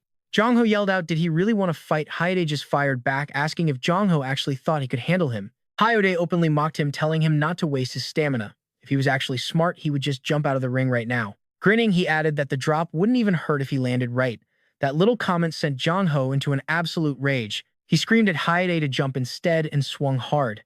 But Hyade smoothly slipped past, landed a massive punch, and grabbed him right by the throat. Watch this. The announcer screamed that fighter number 1 On Hyade was pushing his opponent right to the edge. Jong-ho tried to resist, but Hyade completely overpowered the guy and just hammered his face with heavy punches. Then he kicked him completely out of the ring. Jong-ho plunged from the massive height, leaving Suzy screaming in absolute horror. The announcer declared him eliminated in one single move. She was completely shocked. Rank 4 Kim Jong-ho was out, utterly destroyed by On Hyade. The crowd absolutely exploded, chanting On Hyade's name over and over. Up in the luxury VIP box, Hanil just laughed while watching the brutal fight. Doyle mentioned he could not believe Hanil built a place like this. Hanil quickly defended himself. These fighters came for the cash, nobody forced them to bleed. He explained how the top 5 walked away rich, while losers in 7th through 10th place just sank way deeper into debt. Plus, keeping this underground ring running was highly expensive, meaning the rules had to stay incredibly harsh. Hanil openly called the whole operation ruthless. Back in the ring, An Jang-gu casually walked right up to Park Jin-gu and greeted him long time no see. Meanwhile, Yoo Hee-chul was cruelly toying with young Mansu. The guy just kept screaming out in pure agony. Yoo Hee-chul brutally mocked him for running his mouth, reminding him he had already warned him to keep quiet. Sneering, he asked if Mansu wanted a broken jaw. He just kept kicking the guy until Mansu finally begged him to stop and took back every single word. But Yoo Hee-chul ignored the begging completely and just kept stomping. The announcer screamed that number 3 Yoo Hee-chul was absolutely wrecking fighter number 5 Jung Mansu. Deep in the crowd, Yoo Hee-chul's father cheered him on. That was Yoo Hanga, the Harabong gang boss of Jeju. As the brutal beating continued, the announcer officially called fighter number 5 eliminated. Jung Mansu was officially out, taken down by Yoo Hee-chul. The entire crowd immediately started chanting Yoo Hee-chul's name. Kwan, another fighter in the match, looked totally sickened. He wondered how anyone could actually cheer while a man was dying. Then he caught Yoo Hee-chul staring right at him and instantly knew this guy was a complete psycho. Watching him snap another fighter's arm like a twig only proves the point. A second later, Haecheol turns toward him wearing this absolute creep of a smile, clearly picking his next victim. Haecheol walks right up, mocking MC for looking pathetic. Panicked MC begs him to just stay back. Elsewhere in the cage, An Jong-gu grabs his collar while Jae-hyuk screams at him to let go. Jong-gu is eating hit after hit, taking serious damage, but he absolutely refuses to loosen that grip. Jae-hyuk is completely trapped. With Jong-gu clinging this tight, he cannot properly attack or even defend himself. Cha In-beom and An Jong-gu are officially teaming up against Bae Jae-hyuk. The announcer hypes up their teamwork. Then Cha In-beom lands a clean shot to Jae-hyuk's face, making Jae-hyuk curse them out as dirty cowards. Even with brutal body shots pouring in, An Jong-gu still will not let Jae-hyuk go. Jae-hyuk finally grabs the guy and throws him off. The announcer screams, rank 7 is not going down easily. Breaking their teamwork, Jae-hyuk charges straight in. He goes head-to-head with Cha In-beom in a completely brutal exchange. This is exactly where Jae-hyuk's years of veteran experience start showing. Little by little, he completely takes control of the fight and backs In-beom right to the edge. With In-beom about to fall, Jae-hyuk calls it over. But right as Bae Jae-hyuk throws the finishing punch at Cha In-beom, his fist dead stops. Jae-hyuk freezes up, totally confused by what just happened. The announcer screams that his savior has appeared at the exact perfect second. An Jong-gu just locked onto Jae-hyuk from behind. Absolutely furious, Jae-hyuk calls him a damn leech, wondering when he even got there. The announcer points out player number 4, An Jong-gu, catching Bae Jae-hyuk's leg. In-beom jumps right on that opening and attacks while the announcer yells that nobody survives a 2-on-1 beating. These two lower-ranked guys completely overwhelm the 7th-ranked Jae-hyuk, and In-beom just keeps hammering him. Jong-gu holds him completely pinned while In-beom just keeps swinging without stopping. Finally, In-beom finishes the whole fight with one final punch. Bae Jae-hyuk gets eliminated. The two fighters stand there breathing heavy, getting completely ready for whoever comes next. Jong-ji watches in pure shock, wondering what these insane rules are. He complains that no real sport allows jumping people, calling the entire setup pure madness. But the announcer sounds absolutely thrilled, screaming that the ranked fighters are dropping one by one. This is what Death 10 is all about, she claims, urging the crowd to get even louder. Meanwhile, at the Harabang gang office in Jeju, Yu Honggu and his men lie dead in bloody pools. Seo Minju listens as her follower reports recovering every USB Honggu sold. Coldly, Minju asks where that person is now. After verifying the intel, she confirms the target is at the Death 10 arena. Switching back to the ring, Yu Haecheol walks up to Guan asking what his weird FIP nickname means. Guan replies it stands for forever, in pain, meaning he has suffered so deeply that he actually started enjoying it. Then he offers a deal. Let us take out the other fighters together first and just meet in the finals. Haecheol completely rejects him. He says Guan looks far too weak and absolutely tormenting weak people is his favorite thing in the world. Across the ring, Jong-gi gets battered by In-beom. He tries fighting back, but An Jong-gu jumps in and grabs him from behind, making Jong-gi even more insanely furious. In-beom just keeps ruthlessly punching Jong-gi right in the face. The announcer points out players 4 and 7 are officially teaming up again. She shouts that player 10 Ma Jong-ji is getting crushed. Jong-ju yells out, and suddenly, An Hodiak fires a massive kick right at his face, which Jong-ju barely manages to block. Hodiak scolds him, asking how anyone takes their eyes off an opponent, wondering if he needs the basics taught to him all over again. But let's pause and look back at the past, specifically the First Namel War, a major brutal clash between the No-Name and Ilgyeong groups. They fought for control over runaway teens, dragging the bloody battle out for 3 full days. Ultimately, Ilgyeong got humiliated, leaving No-Name on top. An Hodiak admits that even with Ju Haeyeon overseas, Ilgyeong's Pai Jicheol was still incredible. He was an absolute beast who nearly crushed all of No-Name by himself. Hodiak adds that if that beast of a man never existed, things never would have escalated into a second war. Then he mocks Jong-gu for glaring at him so hard, asking why he keeps bringing Pai Jicheol up. Coldly, Jong-gu answers that Jicheol is already dead. Back in the ring, Jong-gu reflects on how desperately he once craved power, even willing to sell his soul. But he realizes that old self is long gone. He declares a new master has risen inside his chest. Then Jong-gu dares Hodiak to come at him with absolutely everything he has, calling him interesting. Instantly, Hodiak rushes straight for his throat. The announcer explodes with hype. The star of Death 10 player number 1, An Hodiak, is moving at totally inhuman speed. Hodiak charges so insanely fast, it shocks the crowd, swinging a brutal kick at Jong-gu. Jong-gu blocks with his hand, but the massive impact still sends him flying. Then An Hyodo goes on the offensive again. He is unbelievably fast, unleashing a wild flurry of kicks and ending with a brutal high kick right to Jong-gu's face. The announcer is completely stunned. Player number 8 is somehow still standing, and he fires back with a massive punch. But An Hyodo slips past it effortlessly, staring at him in pure surprise. Up in the VIP room, Guyong watches closely. Studying this fight, Guyong realizes something major. An Hyodo is actually on a level practically matching that man. These definitely aren't the skills of some street thug. Even with a flawed style, his flashy attack pattern reminds Guyong of the Russian Phoenix and his close-range brawling. After a brutal exchange, An Hyodo lands a perfectly clean hit. Yet Jingu refuses to back down, trying to strike right back. An Hyodo dodges it with absolute ease. He openly mocks his opponent, saying Jingu got a lot stronger and wondering how he survived that blow. Jingu has to admit this guy is just insanely strong. Deciding to push things even further, An Hyodo prepares a much stronger move. He calls out a back face kick, a move that instantly makes Guyong remember the past. Jingu standing right behind him, begging to become stronger. That was all he ever wanted. Guyong remembers how Jingu spent years just training his body. But lately, he felt completely stuck. No matter how hard he pushed, it only got worse, like sinking into mud instead of moving forward. In the end, he started believing he was born with solid limits he could never break. Back in the present, the announcer shouts in pure shock, Jingu actually endured the kick. The crowd whispers in absolute disbelief, asking how this rookie is still hanging on loudly, praising the strength of player number 8. The announcer explains An Hyodo missed that back kick by the tiniest possible margin, and that little detail really starts to annoy An Hyodo. Jingu uses the opening to completely close the distance. The two just keep trading heavy blows. Suddenly, An Hyodo is caught off guard by how crazy powerful Jingu's punches actually are. The announcer gets even more hyped up. He wonders where this hidden gem came from, calling him insanely strong.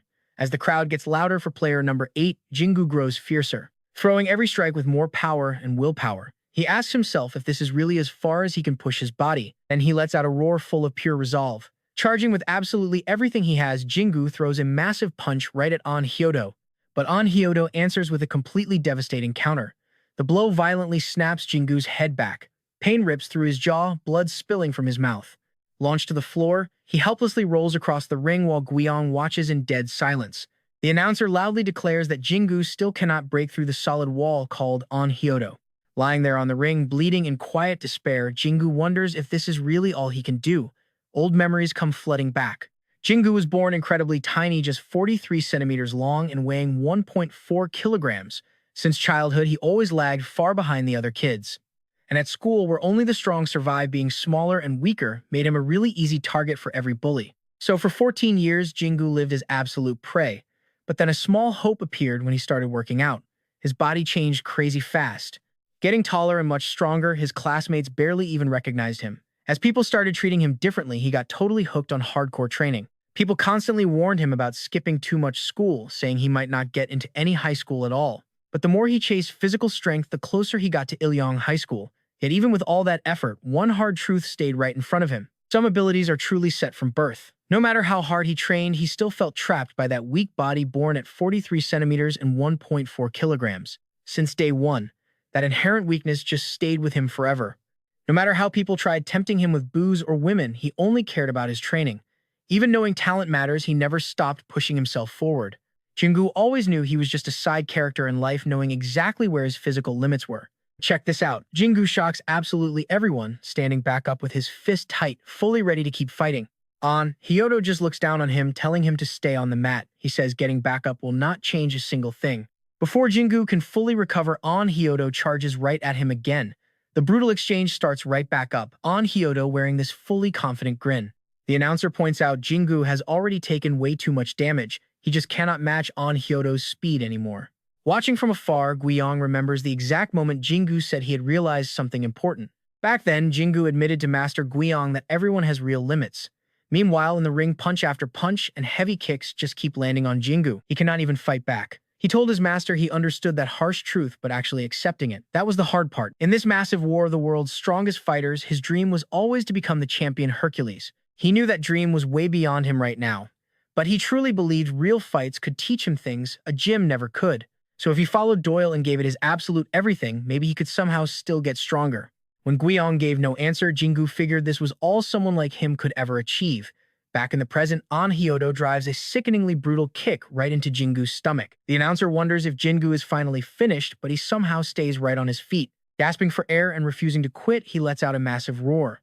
Hyodo stares in total disbelief that Jingu still has this much fight left. Jingu stands his ground, pulling power from pure willpower, flashing back to all his past weakness. Even with zero chance of winning, he chooses to keep fighting. The announcer is totally stunned as Jingu gets up and charges right back in. Haide yells out, calling him an absolute lunatic. They slam their kicks into each other, ankles crashing together hard. Pain shoots through Haide as he realizes Jingu is targeting that spot on purpose. Then we jump straight back to the past. Ji-won asks Jingu what he just muttered. Jingu completely panics, wondering exactly how much Gi-won heard. Then he notices the wireless earbud sitting in his hand. That is the exact second he realizes he has been speaking his inner thoughts out loud. Completely embarrassed, he tries playing it off by complaining about the heat. Then he suggests grabbing a protein shake and quickly tries to make his exit. Gi-won stops him short, telling the kid he is actually doing well. He means the training results. It isn't perfect by any means, but he is visibly improving. Back in the present, the fight is still going incredibly hard. Hyodo shouts in pure anger that this punk did it again, as he and Park Jin-gu smash fists in another violent clash. We flash back 3 days before the match with Ji-won handing out crucial advice. Doyle mentions it is hardly the best plan since it wears down and seriously damages the body. But if Jingu ever faces a highly skilled fighter, he needs to read their pattern, protect those vital spots, and overwhelm them using sheer raw force. Gaiwan points out most guys could never pull that off, but Jingu definitely can. Back in the present ring, Jingu puts that exact plan to work, yelling as he tanks a storm of hits. Hayate stares in total shock, wondering what kind of monster just eats every single attack. Even through agonizing pain, Jingu pushes forward and throws another heavy strike, but Hyode slips right past it. The announcer screams that Park Jingu is taking Hayate's attacks like a human shield, only caring about landing his own hits. The two lock into a completely savage trade of punches, hammering each other again and again. Neither man cares about dodging or pain anymore. They just keep throwing fists at the exact same time. The announcer calls it the most violent match ever seen here. Every single hit rings through the arena. G1 admires how Jingu built this rugged body little by little. With endless effort and every drop of sweat, this is the brutal physique he forged for himself. Then in one massive moment, Jingu smashes a brutal headbutt into Hyode, stunning everyone in the stands, including Mina and her friend. As Hyode drops heavily to the ground, the arena absolutely explodes with cheers. The announcer shouts that something totally unbelievable has happened. Park Jingu has actually brought down the mighty On Hyode Gi-1, gives a small proud smile, like he knew from the very start Jingu would win after all that grueling work. Jingu stands there letting out a massive cry of victory while Gi-1 proudly calls him a true gem. Meanwhile, elsewhere in the ring, Ma Donggu is still in serious trouble, getting heavily teamed up on by players 7 and 4. But watch what happens next. The announcer notes rookie Park Jingu used up absolutely everything he had, knocking player number 1 On Hyade out of the match. Jingu feels every last drop of strength leave his body and he heavily collapses straight to the floor. G1 realizes that nasty kick Jingu took earlier is exactly why he is staggering so badly now. Watching Park Jingu go down, G1 can tell even from a distance that the kid has a mild concussion. The announcer points out Jingu has suddenly collapsed and cannot get back up, throwing this entire rookie trio into very real danger. Then all attention shifts heavily to Park Kang-wook as player number 3. Yu Hee-chul lands a brutally heavy punch. He mocks him, asking if that hurt. Kang-wook, in terrible agonizing pain, begs him to wait just a second, but Hee-chul completely ignores him and punches him again. From the roaring crowd, Hee-chul's father, Yu Honggu, leader of the Harabang gang in Jeju, proudly cheers him on. One of his men runs up and Honggu absolutely snaps, having ordered 0 interruptions during his son's match. But the man insists it is incredibly urgent. He reports that the Kitano Group's 2nd Division leader, Yuki Onna, the Snow Woman, has officially arrived in Korea. Honggu is completely stunned, and the situation is about to get much messier. He hears she already hit their Seigwipo office, took their secure USB, and is now heading straight for the Death 10 arena. Honggu explodes in blind rage and strikes his man, absolutely furious that some lowlife dared mess with them. He orders everyone fully mobilized, especially Il-chul, demanding they drag that woman right to him. Somewhere else, standing in the middle of a completely bloody scene, Nam Il-chul, the Harabang gang's operations commander, gets the urgent call from headquarters. Back in the ring, after taking a brutal beating, Park Kang-wook actually declares his surrender.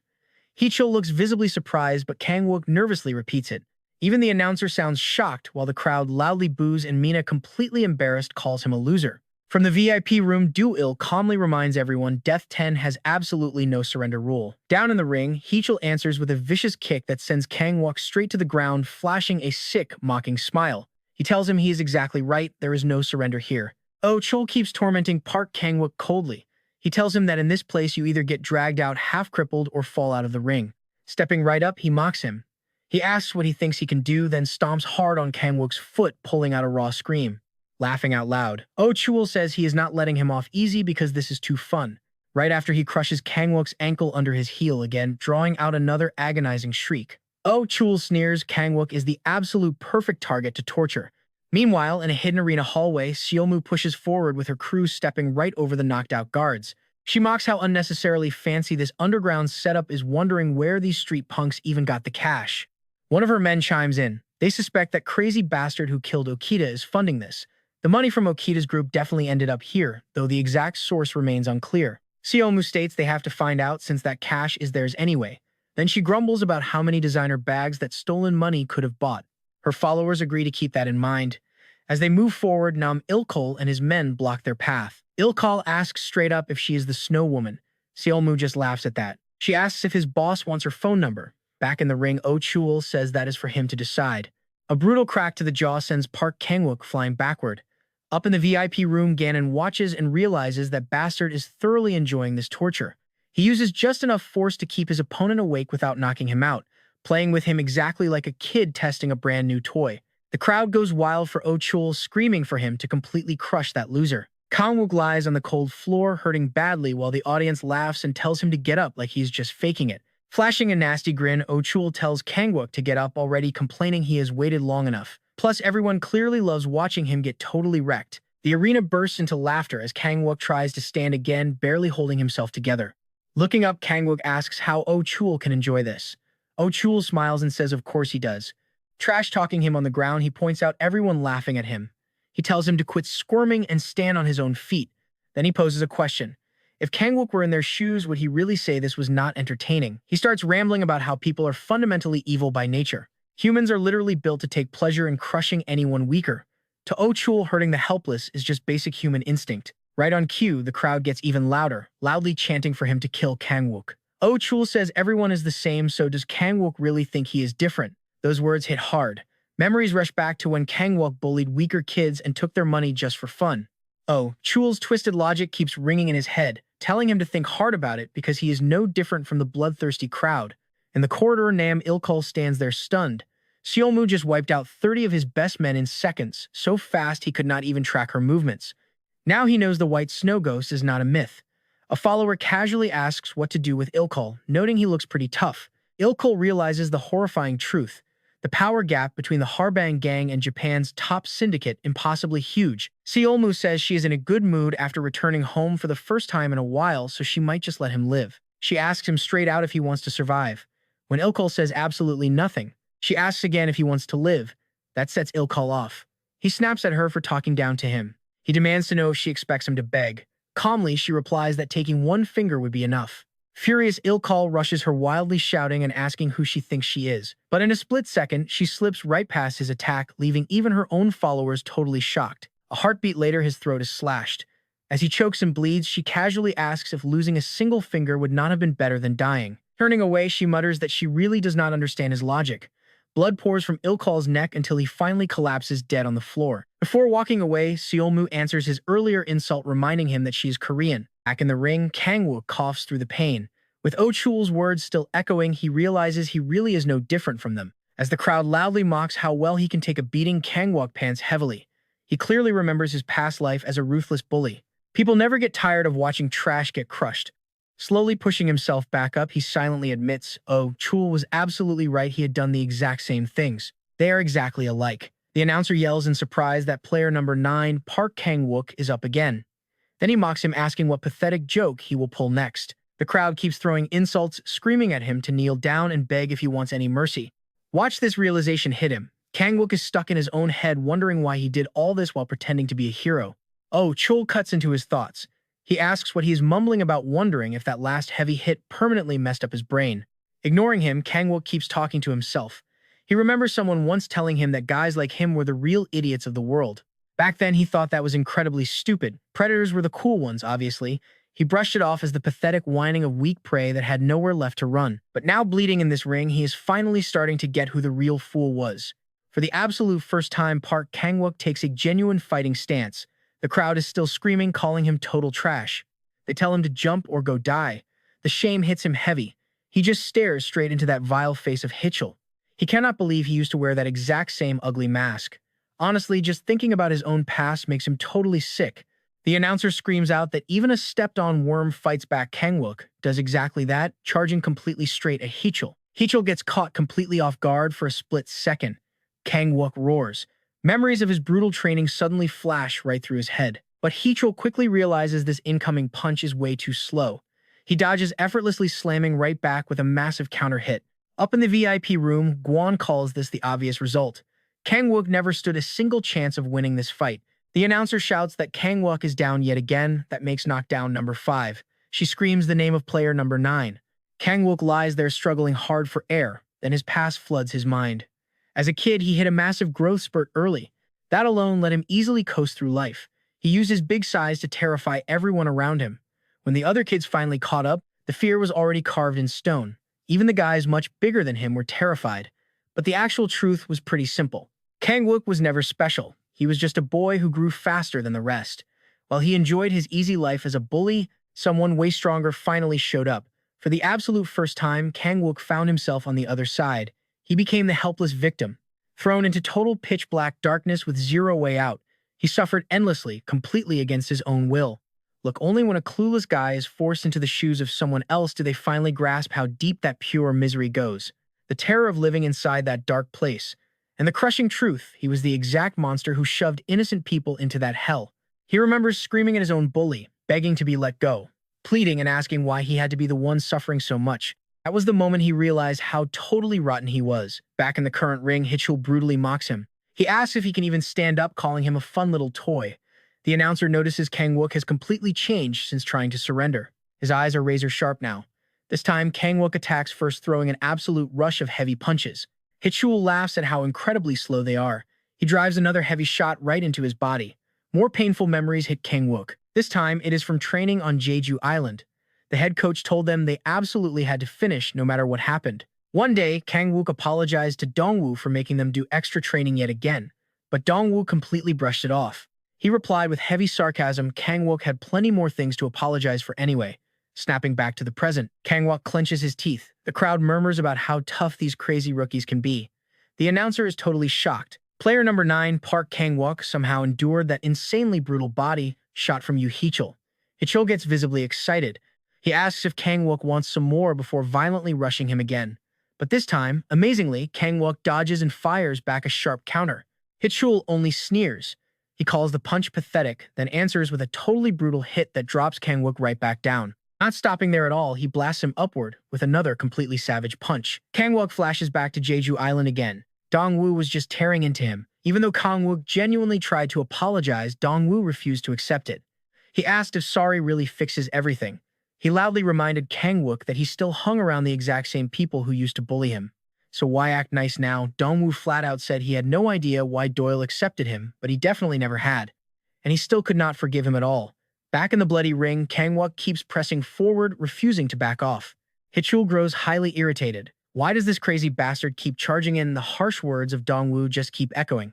Kang-wook had done way too much wrong to be forgiven so easily. Dong-woo furiously called out all his lame excuses, like blaming cheap cigarettes for his weak lungs. Dong-woo asked if he honestly had no clue why he kept lagging behind in training. He brought up Kang-wook and his pathetic school life. In a world where everyone fights so incredibly hard just to survive, Kang-wook only mocked the effort of other people. He never learned a single thing about real struggle, failure, grit, or true passion.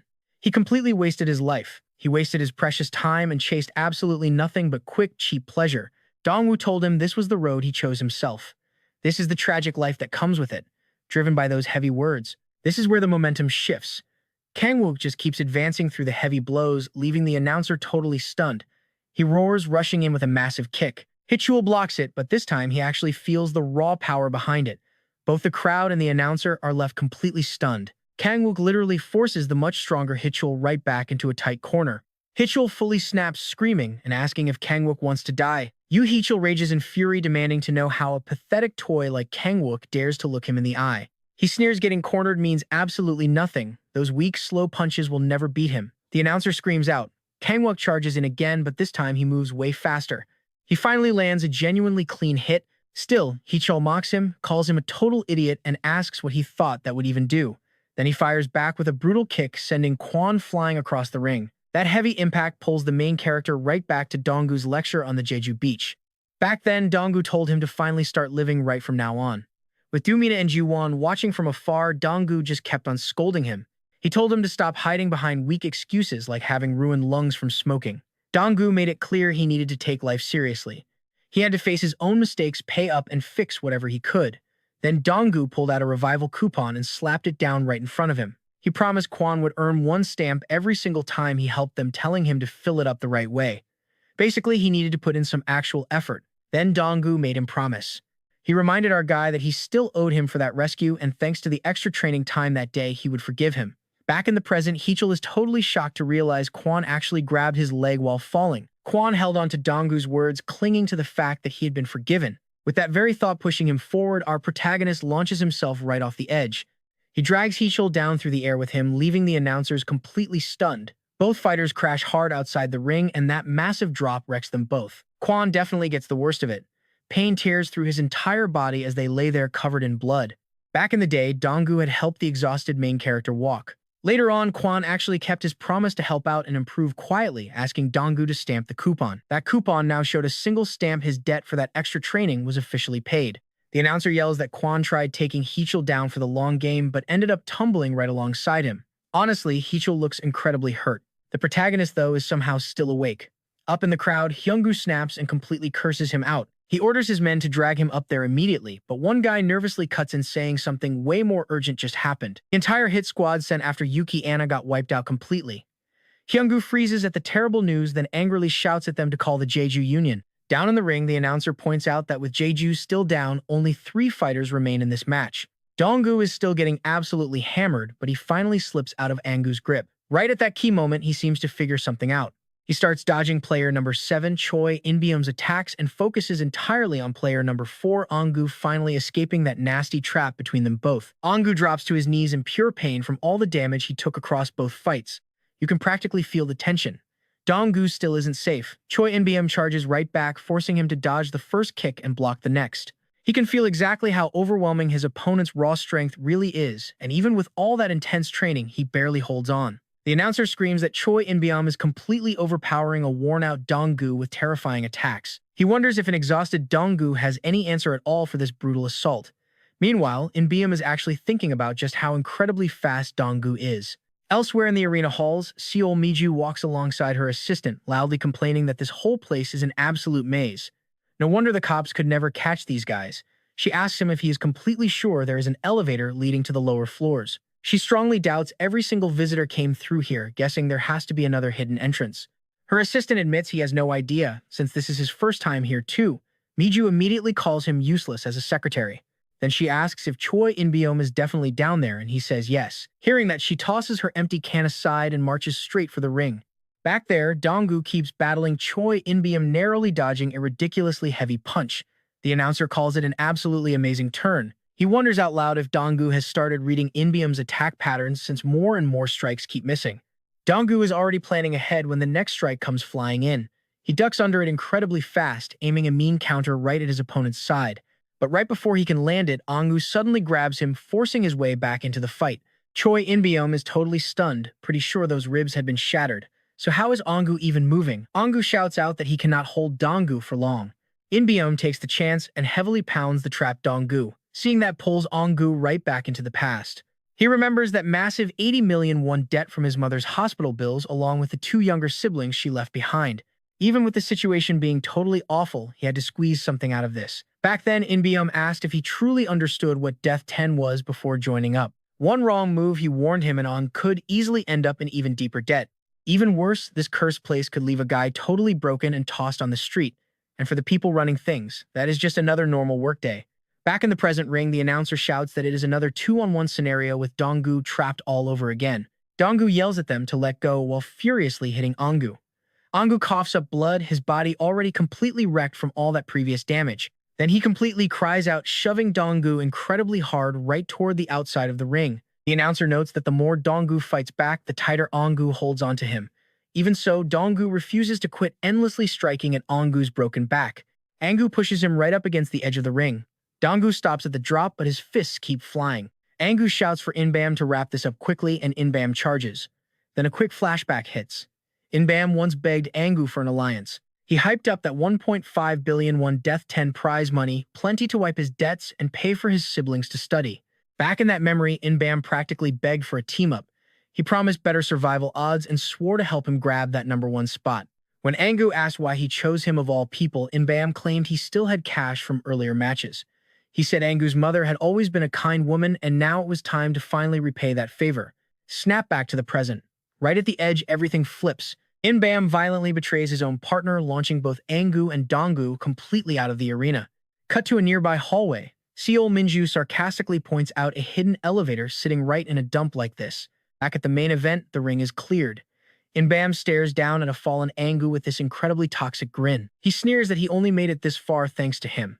So consider that old debt completely paid off now. Meanwhile, Seol Minju calls someone out as a complete backstabbing snake, wondering how exactly to crush him. Down at the pit, Donggu screams mid-fall until Jingu suddenly lunges up and catches him mid-air. Letting out an absolute roar, Jingu leaps and saves Donggu right at the final second.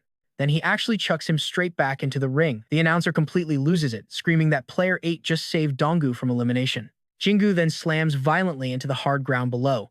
The whole crowd is stunned, where players 8 and 10 secretly teamed up this entire time. The announcer screams out that only 2 fighters remain standing.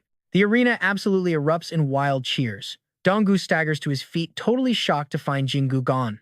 He yells out Jingu's name.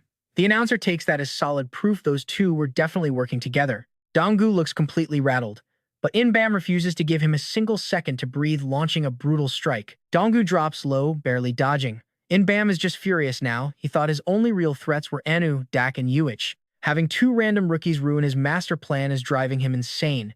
He screams that they are total cowards for teaming up in secret. Donggu flashes back to Inbam, using Angu as a literal meat shield before tossing him aside like garbage. So Donggu yells right back at him, "Didn't you have a partner too?" Inbam just laughs it off. He calls his old partner a completely worthless idiot who is only good as a human punching bag. In this place, teammates just do not exist. Trusting anyone else makes you a complete and total fool. He taunts Donggu, claiming he only survived by manipulating that giant meathead Jingu. Donggu glares at him with pure disgust. He tells him to shut his mouth. They are absolutely nothing alike. A warm memory flashes by 2 guys smiling together in a faded beach photo. Donggu snaps back that if their roles were reversed, he would have saved Jingu too. That is just what a decent human being does. That is how real trust works, he yells. When someone shows you genuine loyalty, you give that exact same loyalty right back. Even a monster should understand that much. Inbam just chuckles, asking if Donggu actually considers him a monster. Monsters only get hunted down because they are stupid and outdated. He sneers, telling Donggu he has absolutely no clue how the real world operates. Cursing him out as an arrogant punk, he lunges forward. The announcer screams into the mic, "Choi Inbam is making a charge." Even with the crazy speed, Donggu weaves right past the strikes. Inbam clicks his tongue, annoyed, right before landing a heavy, clean blow on Donggu. Still, Donggu refuses to back down.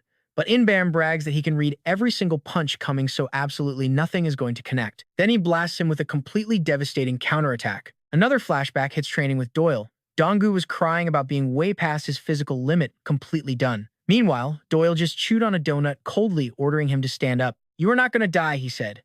Donggu screamed that none of this torture was even working. Doyle barely blinked, just staring right at his phone. Cut back to the fight. Donggu flat out refuses to quit throwing wild punches. Inbam mocks his terrible speed, laughing that no one alive would ever get hit by that trash. The announcer confirms that Donggu still has not landed a single clean hit. Now watch this arrogance. Looming over him, Inbam thinks back to Park Jingu, deciding the injured giant is still a way bigger threat than this kid. He laughs at Jingu for throwing his match away on such a stupid rescue mission. He hammers Donggu with a nasty combo of punches and kicks, still trashing that so-called heroic stunt. Suddenly, the punishing beach training flashes back again. He begged Doyle for just 5 minutes of rest. He was grinding while everyone else slept, screaming that he was a human, not a machine.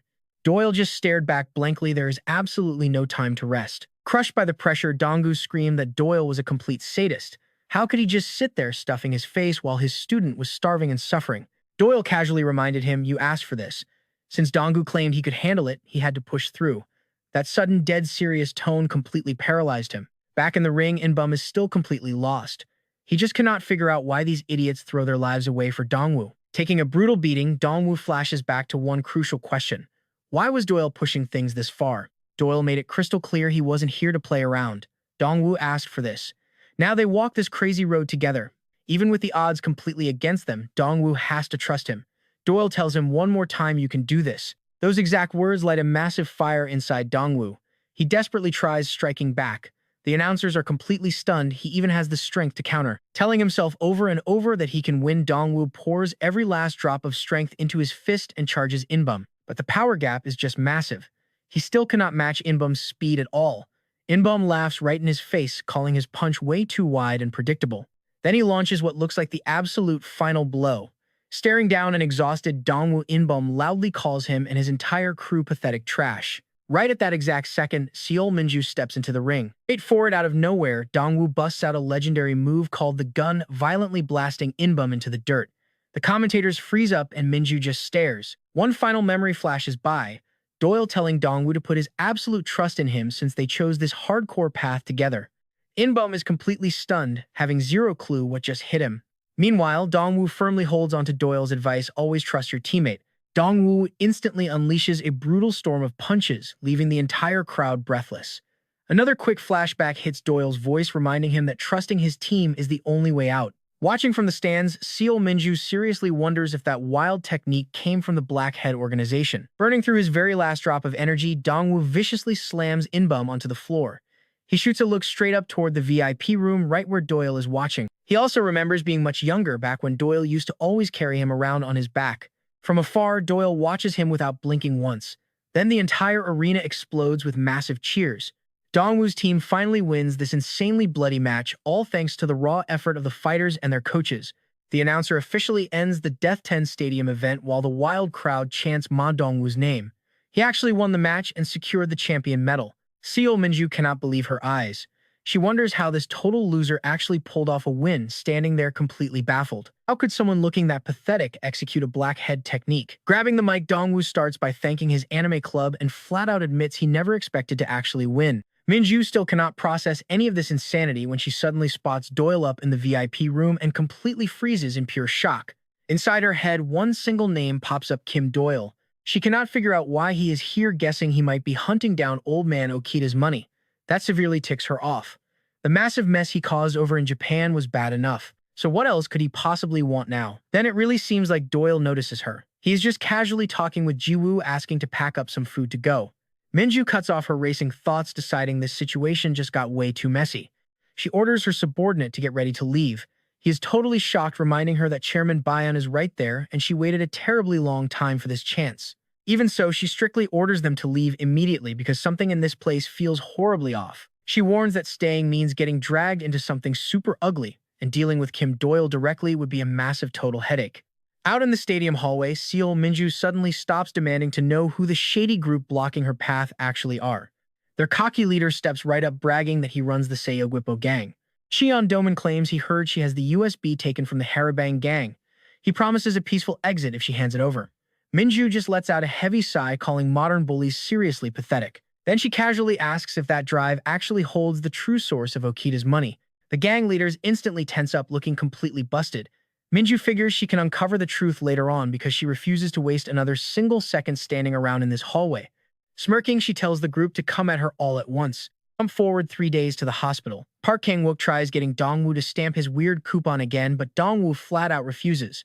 The 3 tournament fighters are all recovering together. Meanwhile, Park Jino is happily lifting heavy weights despite his injuries, prompting an annoyed Dongwoo to yell at him to put some clothes on. Then they suddenly bring up the prize money.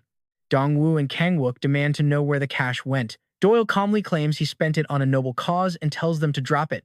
Kang-wook completely explodes, asking if he wants to fight, but Doyle coolly replies with knives. That makes Kang-wook instantly fold like paper, nervously claiming he was only joking. It later turns out every single penny of that prize money funded Doyle's luxury hotel suite. It cost a whopping 5 million won per night during their entire hellish training period. Dongwoo aggressively complains to Jiwoo, calling Doyle a total bully for hogging all the money.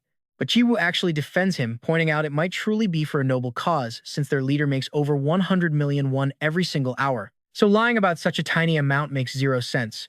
Dongwoo and the crew are absolutely stunned by that insane number, while Kang-wook loudly yells at them for buying into such obvious nonsense. And just like that, the absolute hell training is over.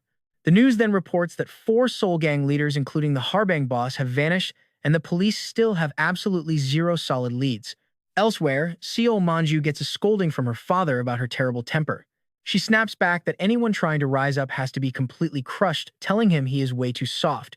She insists she has her own reasons and demands he stop lecturing her. In the bloody aftermath, the mission seems completely finished. Chof and Bae lie fully covered in blood right in front of her. She informs her father she plans to stay in Korea for now. After a full month recovering in the hospital, the group finally heads back to Seoul. Over in the anime club room, Dongwoo proudly shows his friends his shiny medal from the Death 10 tournament. They have zero clue what that tournament is, so they mock him, asking since when he got cool. Dongwoo turns to Mina, begging her to back him up on this. She just lets out a heavy sigh, saying she has no idea what he means. A little later, when the new semester kicks off, Bae Yuan, the number 3 guy at Seo Dong High, is seen staggering around in serious pain. He remembers Gunwoo cornering him coldly, demanding he pick his arm or his leg. Yuan angrily thinks to himself if Gunwoo had not injured him, he would have easily won. but the man warned him to choose very carefully, revealing that his leader Wang Guk just got kicked out of the 12 nations. The National Union and their dirty cop will not be helping him out anymore. He makes it completely clear they have nowhere left to run. Then he demands to know where the Xiaodong gang hid the data for their illegal gambling site. Yuan shouts that he knows absolutely nothing and tries a kick. The big man easily dodges, grabs him, and slams him incredibly hard into the ground. Then he totally mocks him. If he really does not know, he should just say, "I will go find out right now." That is exactly how weak punks like him should act. He keeps hoisting Yuan up and brutally smashing him into the floor. Then he hurls him into a solid wall so hard Yuan feels the crushing impact all at once. After that, the big guy orders him to remember his place. This is Bei Yuan, the literal number 3 of Xiaodong, getting talked down to like absolute trash. As the new term begins, their next target becomes Huane Hai. The Sam Hai crew shows up at a Huane workshop. Donju snaps at the girls, demanding to know why they always tag along just to get in the way.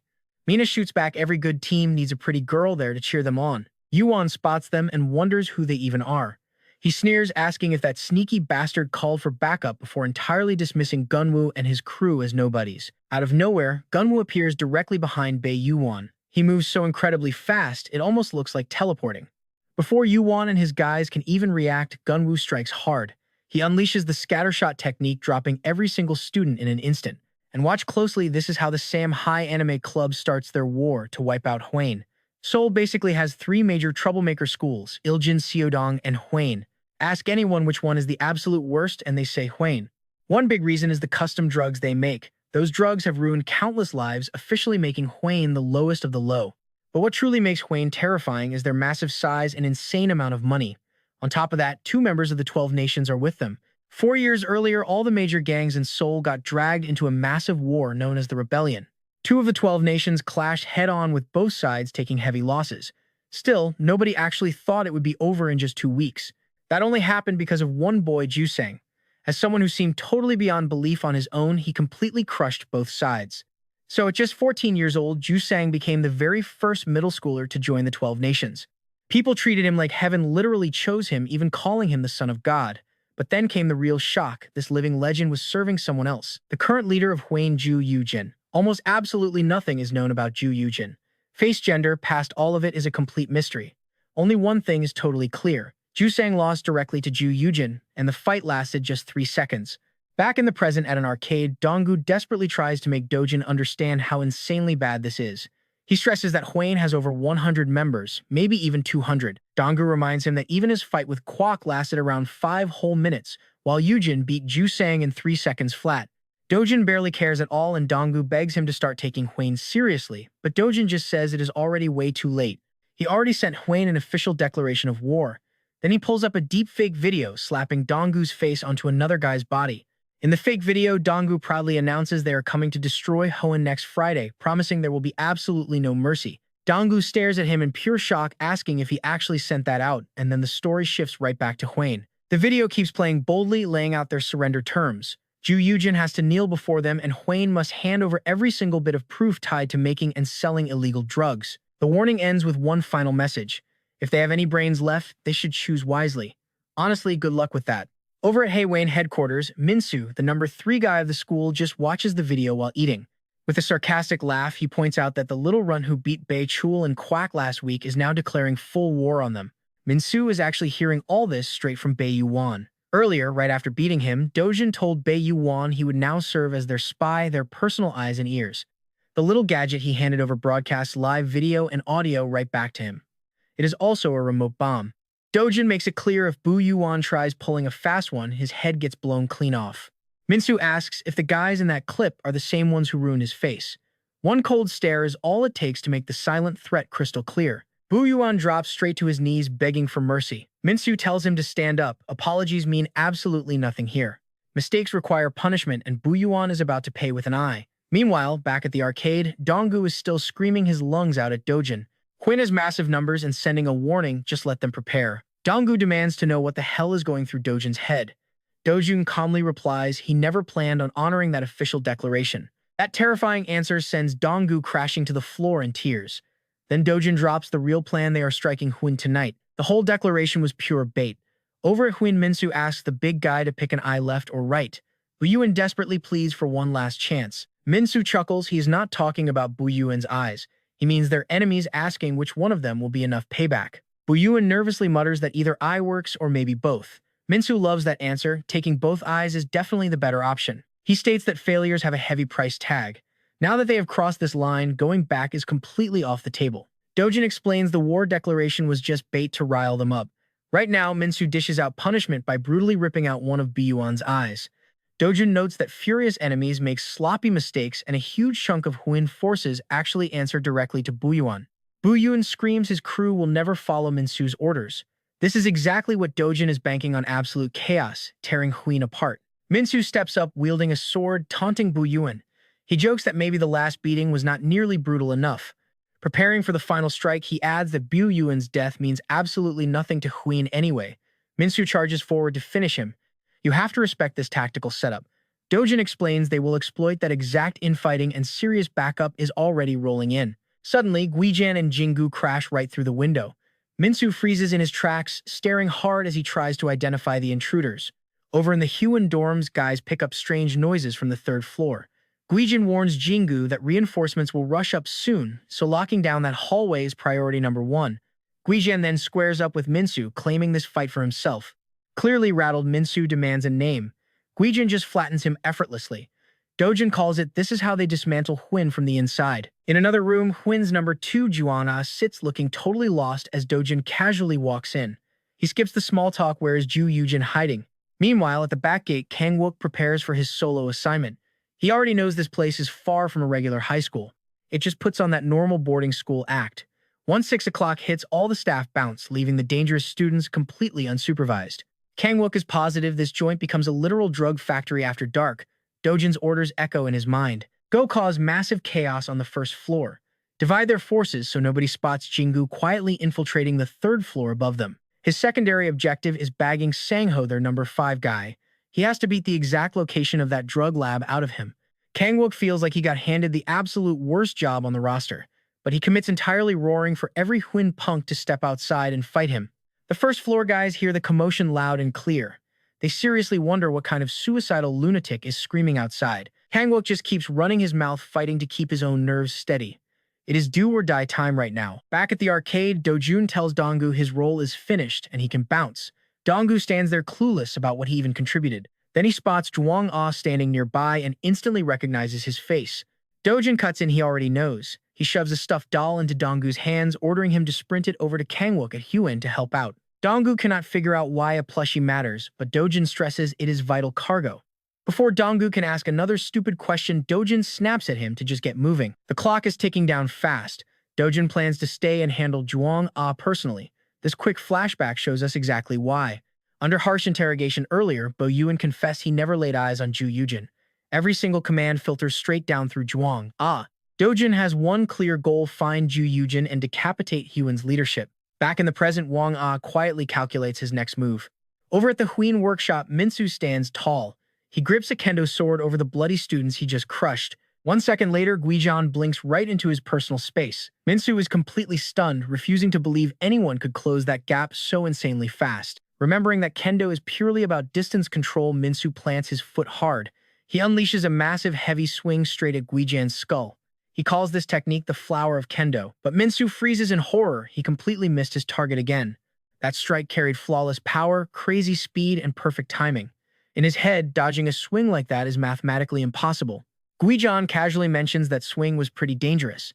He actually gives Minsu some credit for having the skill to close distance that well. Pushed to his limit, Minsu screams for a name. He demands to know if these freaks are from Suman High School. Minho snaps. Hitting them early when they had a meeting next week is totally disrespectful. Jian just shrugs it off. They took the fastest route, simple as that. Minho curses them out, calling them complete trash. What do they even want? Jian explains he had no clue his leader wanted them wiped out. He is just following orders. Minho just laughs right in his face. He dares Jian to come try it, then charges straight in. Jian watches him, wondering, is he going for the head again? Minho fakes a heavy strike to the head, planning a sneaky last-second switch to hit the body instead. But Jian reads it perfectly, easily catching the massive blow barehanded. Minho glares right at him, calling him a total idiot. He brutally mocks Jian for trying to block a wooden sword barehanded. Normally, a direct hit like that easily shatters bones. Instead, Jian activates a mid-level Black Heaven technique called Sword. He shatters the wooden sword with one strike. You can't fake this reaction. Minho leaps back in pure shock, completely stunned. He literally cannot understand how Jian sliced top-grade ebony with just a bare hand. Terrified, Minho stares at him. Who exactly is this guy, and how is that possible? But Jian is actually surprised too. His attack was dead on, yet Minho still managed to partially dodge it. He admits Minho clearly sits above any opponent he has faced before. Jian figures this would be way easier if he were actually trying to kill. But Doyle's strict warning echoes back. No killing allowed. Holding back to match his enemy's level still feels weird, proving he has a long way to go. Minho yells out, "What are you constantly mumbling about over there?" Jian just keeps replaying Doyle's words in his head, especially about top-tier fighters like Huang Gui and Bei Jichu. Doyle believed with proper training, those two could easily clear the elite team. He figured there are probably 10 more guys just like them, maybe even stronger. Jian wonders if wild talents like that actually exist in South Korea, especially hidden among ordinary high schoolers. Meanwhile, somewhere else, a white-haired figure sits calmly in a tub full of blood. Honestly, Jian really hopes it is true, wanting to find stronger fighters who can actually rival him. Back to the action. Minho roars, rushing in for a brutal, heavy clash. He swings at max speed, but Jian casually slips past every single attack with total ease. Minho is completely stunned by his movement. He has practiced this exact move hundreds of thousands, maybe millions of times. It has never failed him before today. Once again, Jian smoothly dodges the broken blade, then drives a brutal punch straight into Minho's face. While Minho angrily refuses to accept reality, Jian follows up with a deadly technique, boosting his attack speed 5 times over. A literal storm of blows crashes into Minho's body. He cannot believe what is happening, but he fights through the agony, swinging back with everything he has. Jian presses the advantage. This time, he unleashes the gun technique to put Minho down for good. Bleeding and completely in shock, Minho hits the floor. He mutters that losing is impossible for him, then totally collapses. Jian stays planted, breathing pretty heavy. As he finally catches his breath, Doyle's serious warning hits him again. There are probably 10 more fighters just like this, maybe even stronger, holding power right near elite team level. Cut to Donggu running fast with a stuffed doll. He grumbles that Kim Doyle always pulls these wild stunts without asking first. He cannot believe Doyle picked tonight of all nights to start a massive riot. He also remembers Doyle warning him, "Protect this doll with your life." Donggu is absolutely sure something is hidden inside it. Just thinking about it makes him sweat. Then bam, he slams into someone and hits the ground hard, clutching his bruised backside. He quickly apologizes, shouting that he is in a major rush. But the stranger cuts him right off. "Are you Majanga from Suman High School?" Donggu completely freezes. Shocked and confused, who is this guy? The stranger introduces himself as the leader of the National Union's 3rd team. Back in the present, Doyle faces Sangha, who casually asks, "Do you want to reach the very top?" "Try if you want," Sangha says, "but you will never win. Better drop the impossible dream now and just say where Jusang is hiding." Sangha studies Doyle closely. Is he one of those rare, truly strong guys who never brag? Then Doyle moves blindingly fast, leaving Sangha totally confused. Sangha judges his aura. Strange yet pretty ordinary looking. He guesses his overall level sits somewhere around Hacha's. What really surprises him, he has never even heard of a guy this strong.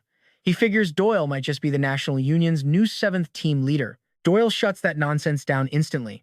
He tells him to quit yapping and just spit out where Ja Gojin is. Sangha just gets more pumped up. Does that mean his guess was dead on as Doyle, the Union's brand new hidden weapon? He brings up the wild rumors. Iljang Sodong and the National Union are quietly shifting Seoul's balance of power. Maybe now it is Horian's turn, he laughs before mocking the men of the 12 nations as being all talk. That is enough for Sangha. Knowing Doyle will not talk willingly, force becomes the only option. He declares he is fighting seriously now, boldly addressing Doyle as the 7th team leader. Doyle answers with a cold threat. Elsewhere inside a rich, dimly lit room, a hidden figure slowly steps into view. Rumors say this freak bathes in the blood of young women, loves dead bodies, and kills people to drink their blood and eat their flesh. He wonders what people actually think of him. Is any of it even true? Does he truly love corpses? Does he actually eat human flesh or enjoy killing?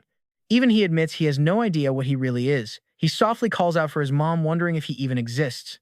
This dark figure is Kyujin, the leader of Hwan High School and one of the 12 nations. Elsewhere inside a filthy drug lab, a worker complains about wearing a suffocating gas mask every single day. He says this disgusting place makes his body feel like it is literally rotting away. Why keep brewing these poisons? His coworker asks if he is talking to him, since he works nonstop too. The first guy replies by bringing up a childhood memory. He once watched a TV documentary about a Polish man named Stefan Jervis, someone said to possess absolute superhuman senses. The show claimed his nerve speed was 3 times faster than normal, over 330 meters per second, while regular people only max out around 120. The reason his myelin sheaths, the things carrying nerve signals, were much thicker and wider than an average person. Because of this mutation, he could actually feel tiny air shifts, heat variations, and pressure drops.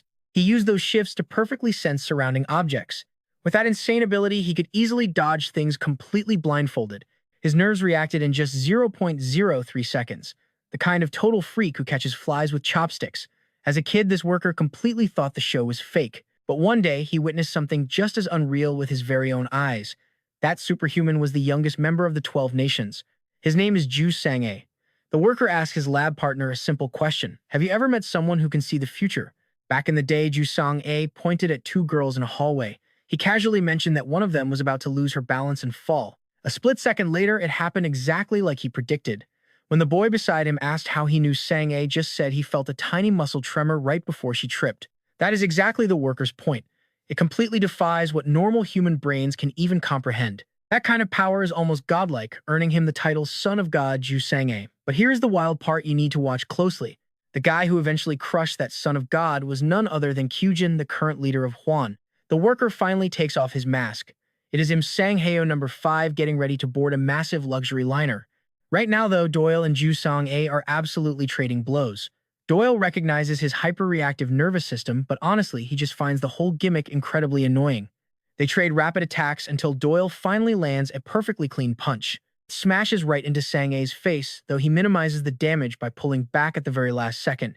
He immediately jumps away to create some distance. Sang-a is completely rattled. How did Doyle do that? He can track every tiny muscle twitch Doyle makes, but somehow he still cannot read the actual strikes. He was absolutely positive he saw movement from Doyle's lower body. So why was a fist suddenly smashing his face instead of a kick? Doyle just answers coldly. Even if he explained the trick, Sang-a still would not be able to pull it off. That arrogant taunt makes Sang-a absolutely furious. He yells at Doyle not to get cocky, claiming he has not even used his full power before attacking again. Doyle instantly notices the speed boost. He can clearly tell Sang-a is finally pushing his absolute top limit. Sang-a sweeps in with a sudden brutal kick. But when he turns, he realizes he only smashed the wall. Total disbelief. He was so sure that one would land. Doyle fires back with a massive kick, but Sang-a slips right past it as this brutal melee just keeps escalating. Sang-a unleashes a rapid string of wild punches, but Doyle easily blocks every single one. Then Doyle drops a heavy hook that sends Sang-a flying. Still glaring with pure rage, Ju Sang-a gets ready for round 2. Meanwhile, back at the drug lab, Im Sang-haeo explains exactly why he stayed. He has never actually met Kyujin face to face, but seeing a freak talent like Sang-a was totally enough to keep him stuck in that filthy basement. To him, his own brilliant mind and the near superhuman talent of Sang-a were literal gifts from God. He mentions how a single dose of their time-slowing drug could completely wipe out all those terribly dull, empty hours. He remembers walking alongside Sang-a and watching the guy snatch a live sparrow straight out of the air. Sang-a constantly complained that everything around him moved way too slow. Sang-haeo felt like he lived alone in a slow-motion world. But right now, that exact same slow world has become Sang-a's personal hell. Even with hyperreactive freak nerves, he is completely helpless against Doyle, who just moves way faster. Doyle loudly mocks him for being slow. The savage insults only make Sang-a angrier, especially knowing he still cannot even match Doyle's raw speed. Since childhood, Sang-a has watched the entire world basically crawl around him. And then Doyle smashes another brutal punch right into his face, sending him violently crashing to the ground. Doyle just keeps mentally tearing him apart, pointing out that Sang-a has probably never tasted dirt before. His body always fixed things first, thanks to that hyper-reactive system. Doyle just calls it a pathetic curse. You never truly fear the world until you hit the bottom. He sneers down, asking if Sang-a is mad yet. He absolutely blasts him for acting butthurt over his ruined pride. After all, they are just trash making drugs and ruining lives. Nothing but pathetic little frogs in a well. Doyle promises to show him the real world. Jo Sang-a completely loses his mind. He charges straight ahead. But Doyle vanishes using his snipe technique. A split second later, he reappears with scattershot, unloading an absolute storm of strikes right onto Jo Sang-a. Jo Sang-a is stunned. Even with his boosted reflexes, he cannot track Doyle at all. The terrifying realization hits him his opponent is barely human. Pure dread washes over him. He never knew two monsters like this existed. Jo Sang-a drops to the ground in total defeat. Doyle walks right over, tells him to stop playing dead and get straight to business. Hand over Kim Yojin. Meanwhile, Donggu gets blindsided by a totally different conversation. Choi Ho isn't joking around. He actually offers Donggu a seat among the 12 nations. Donggu cannot even hide his shock. Choi Ho explains how his group manages contracts with the 12 nations nationwide. They basically act as peacekeepers, stopping gang clashes so everyone can live quietly. But contracted groups Ilgwang and Seukdong just collapsed at the exact same time, and Choi Ho claims he knows Donggu pulled the strings here. Donggu screams internally. Kim Doyle is the guy who actually wiped them out. Very few people could crush both Biji Cheol of Ilgwang and Wang Guoko of Seukdong. That raw, terrifying power is exactly why Choi Ho wants Donggu as a friend. He makes it official. 2 seats in the 12 nations are sitting empty, and Mr. Donggu is their absolute top pick. Politely asking him to think it over, he then casually drops a massive threat. Refuse the offer, and they pin the entire gang war directly on him. Donggu says yes instantly. He knows this guy will make his life a nightmare otherwise. Plus, he still has to deliver that weird doll to Park Kangwook. Taking the deal is the quickest way to move on. He rushes out, grumbling about how much time he already wasted. Choi Ho watches him leave and asks his hidden companion for an honest read. A figure steps right out of the dark. It is Won Hee-don. Won Hee-don honestly cannot believe that nerdy-looking student actually took down Wang Guoko. Choi Ho just smiles and totally agrees. Back in the alley, Jo Sanga is practically broken. He has absolutely no idea how someone could deliver such a brutal kick to the gut against a completely defenseless opponent. This Doyle guy is insane. Looming over him, Doyle issues a brutal warning. If he stays quiet again, he will make sure Jo Sanga can never use his hands to eat. Then he drops the temperature. Where is Kim Yojin? Still bleeding on the concrete, Jo Sanga just starts laughing. He asks why Doyle is so crazy desperate to find this guy. Tracking down Kim Yojin is a guaranteed death sentence. Sure, Doyle has some absolutely incredible combat skills. Jo Sanga knows he would lose a rematch, but against Kim Yojin, those flashy moves are literal child's play. He genuinely wonders why anyone would unleash that absolute monster on the world. Cut to a fancy room elsewhere, an injured woman wakes up with Yojin right over her. She screams in pure terror, begging for her life. Yojin just calmly tilts his head, asking why he would do that and what terrified her so badly. He keeps pushing the question. What did he supposedly do to her? Did he actually try to cause her harm? Back outside, Jo Sanga reveals that Kim Yojin literally murdered his own parents. The guy is a devil without a shred of remorse. Inside the room, Yojin listens closely. The bleeding woman insists he attacked her just seconds ago. Yet Yojin acts entirely clueless, lacking any memory of the assault. Jo Sanga explains the horrific truth. Yojin never feels guilty because he straight up forgets his own crimes. It is severe selective amnesia. He commits absolute atrocities, then deletes it from his brain like nothing happened. Meanwhile, Yojin comforts the injured woman, apologizing warmly while she sits there baffled. Even now, Jo Sanga cannot tell if Yojin really forgets or just fakes it perfectly. To Jo Sanga, Kim Yojin is pure, unfiltered evil, something that should never exist.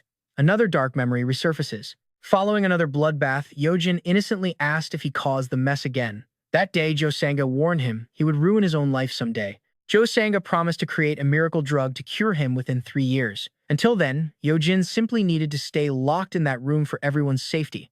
He firmly believed that Psycho could never be allowed outside, but then he reveals Yojin's single demand in return. The demand was his mother, the very woman he murdered himself. Jo Sanga obviously had zero way to fetch a fully cremated corpse, so he scoured the dark web for days. He bought a fake mummy that looked 99% authentic and handed it straight to him. Jo Sanga recalls how Kim Yojin sobbed for hours, tightly hugging the fake corpse. And then he suddenly mentioned his mother was actually cremated. This left Jo Sanga completely mind-blown. Why the tears and why demand the body in the first place?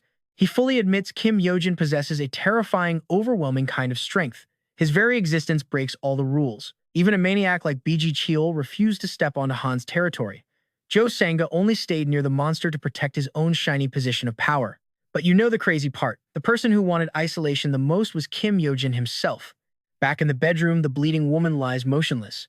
A massive white snake is now wrapped entirely around her. Kyujin figures Sang-ah is running late for the meeting he set up, wondering how the guy dares to break his word. Back in the alley, Sang-ah figures Doyle could never understand Kyujin. The guy's actions and goals literally follow zero logic. Before he can drop one last warning, Doyle kicks him hard in the face, cutting him right off. Man, he talks way too much. That kick launches him into the air. He hits the dirt and tries to stand, but the pain completely paralyzes him. Doyle rushes in, demanding an actual answer.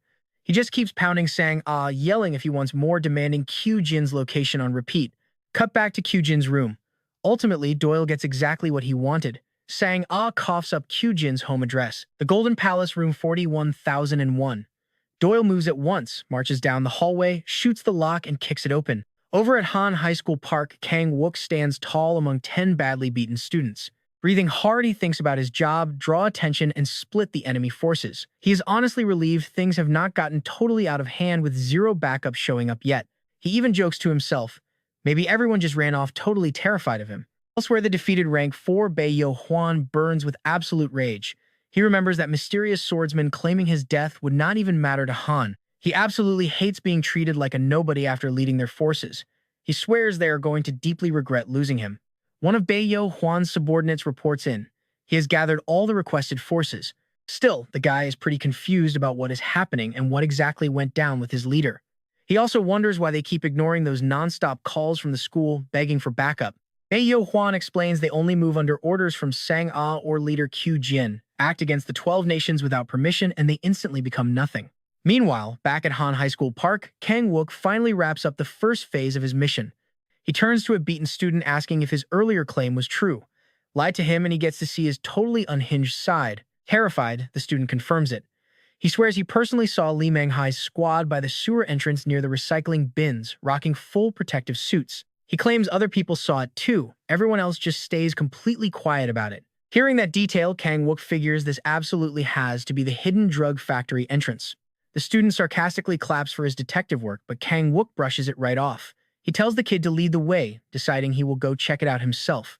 Up on the third-floor hall of Han's main building, Park Jin-gu is absolutely tearing through reinforcements coming from the second floor. He laughs like a total maniac, shouting that this is all thanks to his brutal training in Ju. These punks are not even good enough to be a warm-up.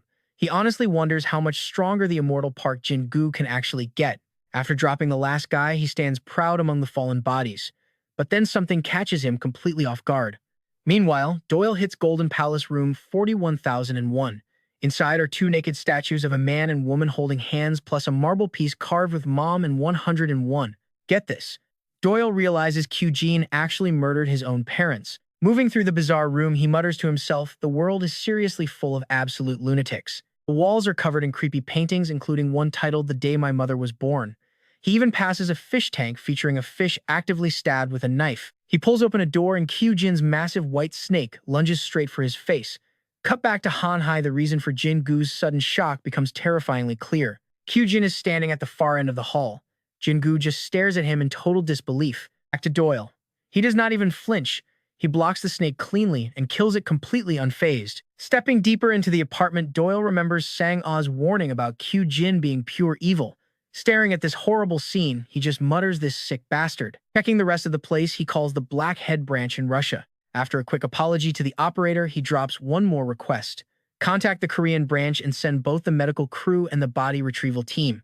He tells them to send the medics straight to Golden Palace room 41,002. Doyle gives crystal clear directions using a note Q-Jin left for Sang-ah. The body retrieval team needs to wait over at Han High School. Back in that Han High hallway, Q-Jin asks Park Jin-gu if he has seen Jo Sang-ah. Jin-gu completely freezes up. In a split second, Q-Jin closes the gap with insane speed, warning he will not ask twice.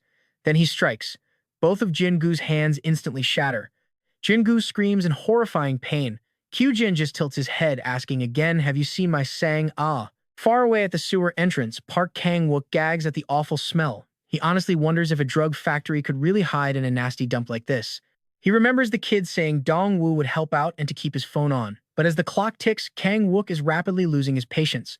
Texting Dong-woo, he asks where he is and if the guy just got scared and ran off. Kang-wook brags about already beating hundreds of Han guys and finding the factory all by himself. He tells the dude to hurry up. At that exact same time, Dong-woo is sprinting straight toward the Suman High School entrance, gasping for air. Kang-wook is blowing up his phone with texts, calling him a total coward and demanding to know where his backup is.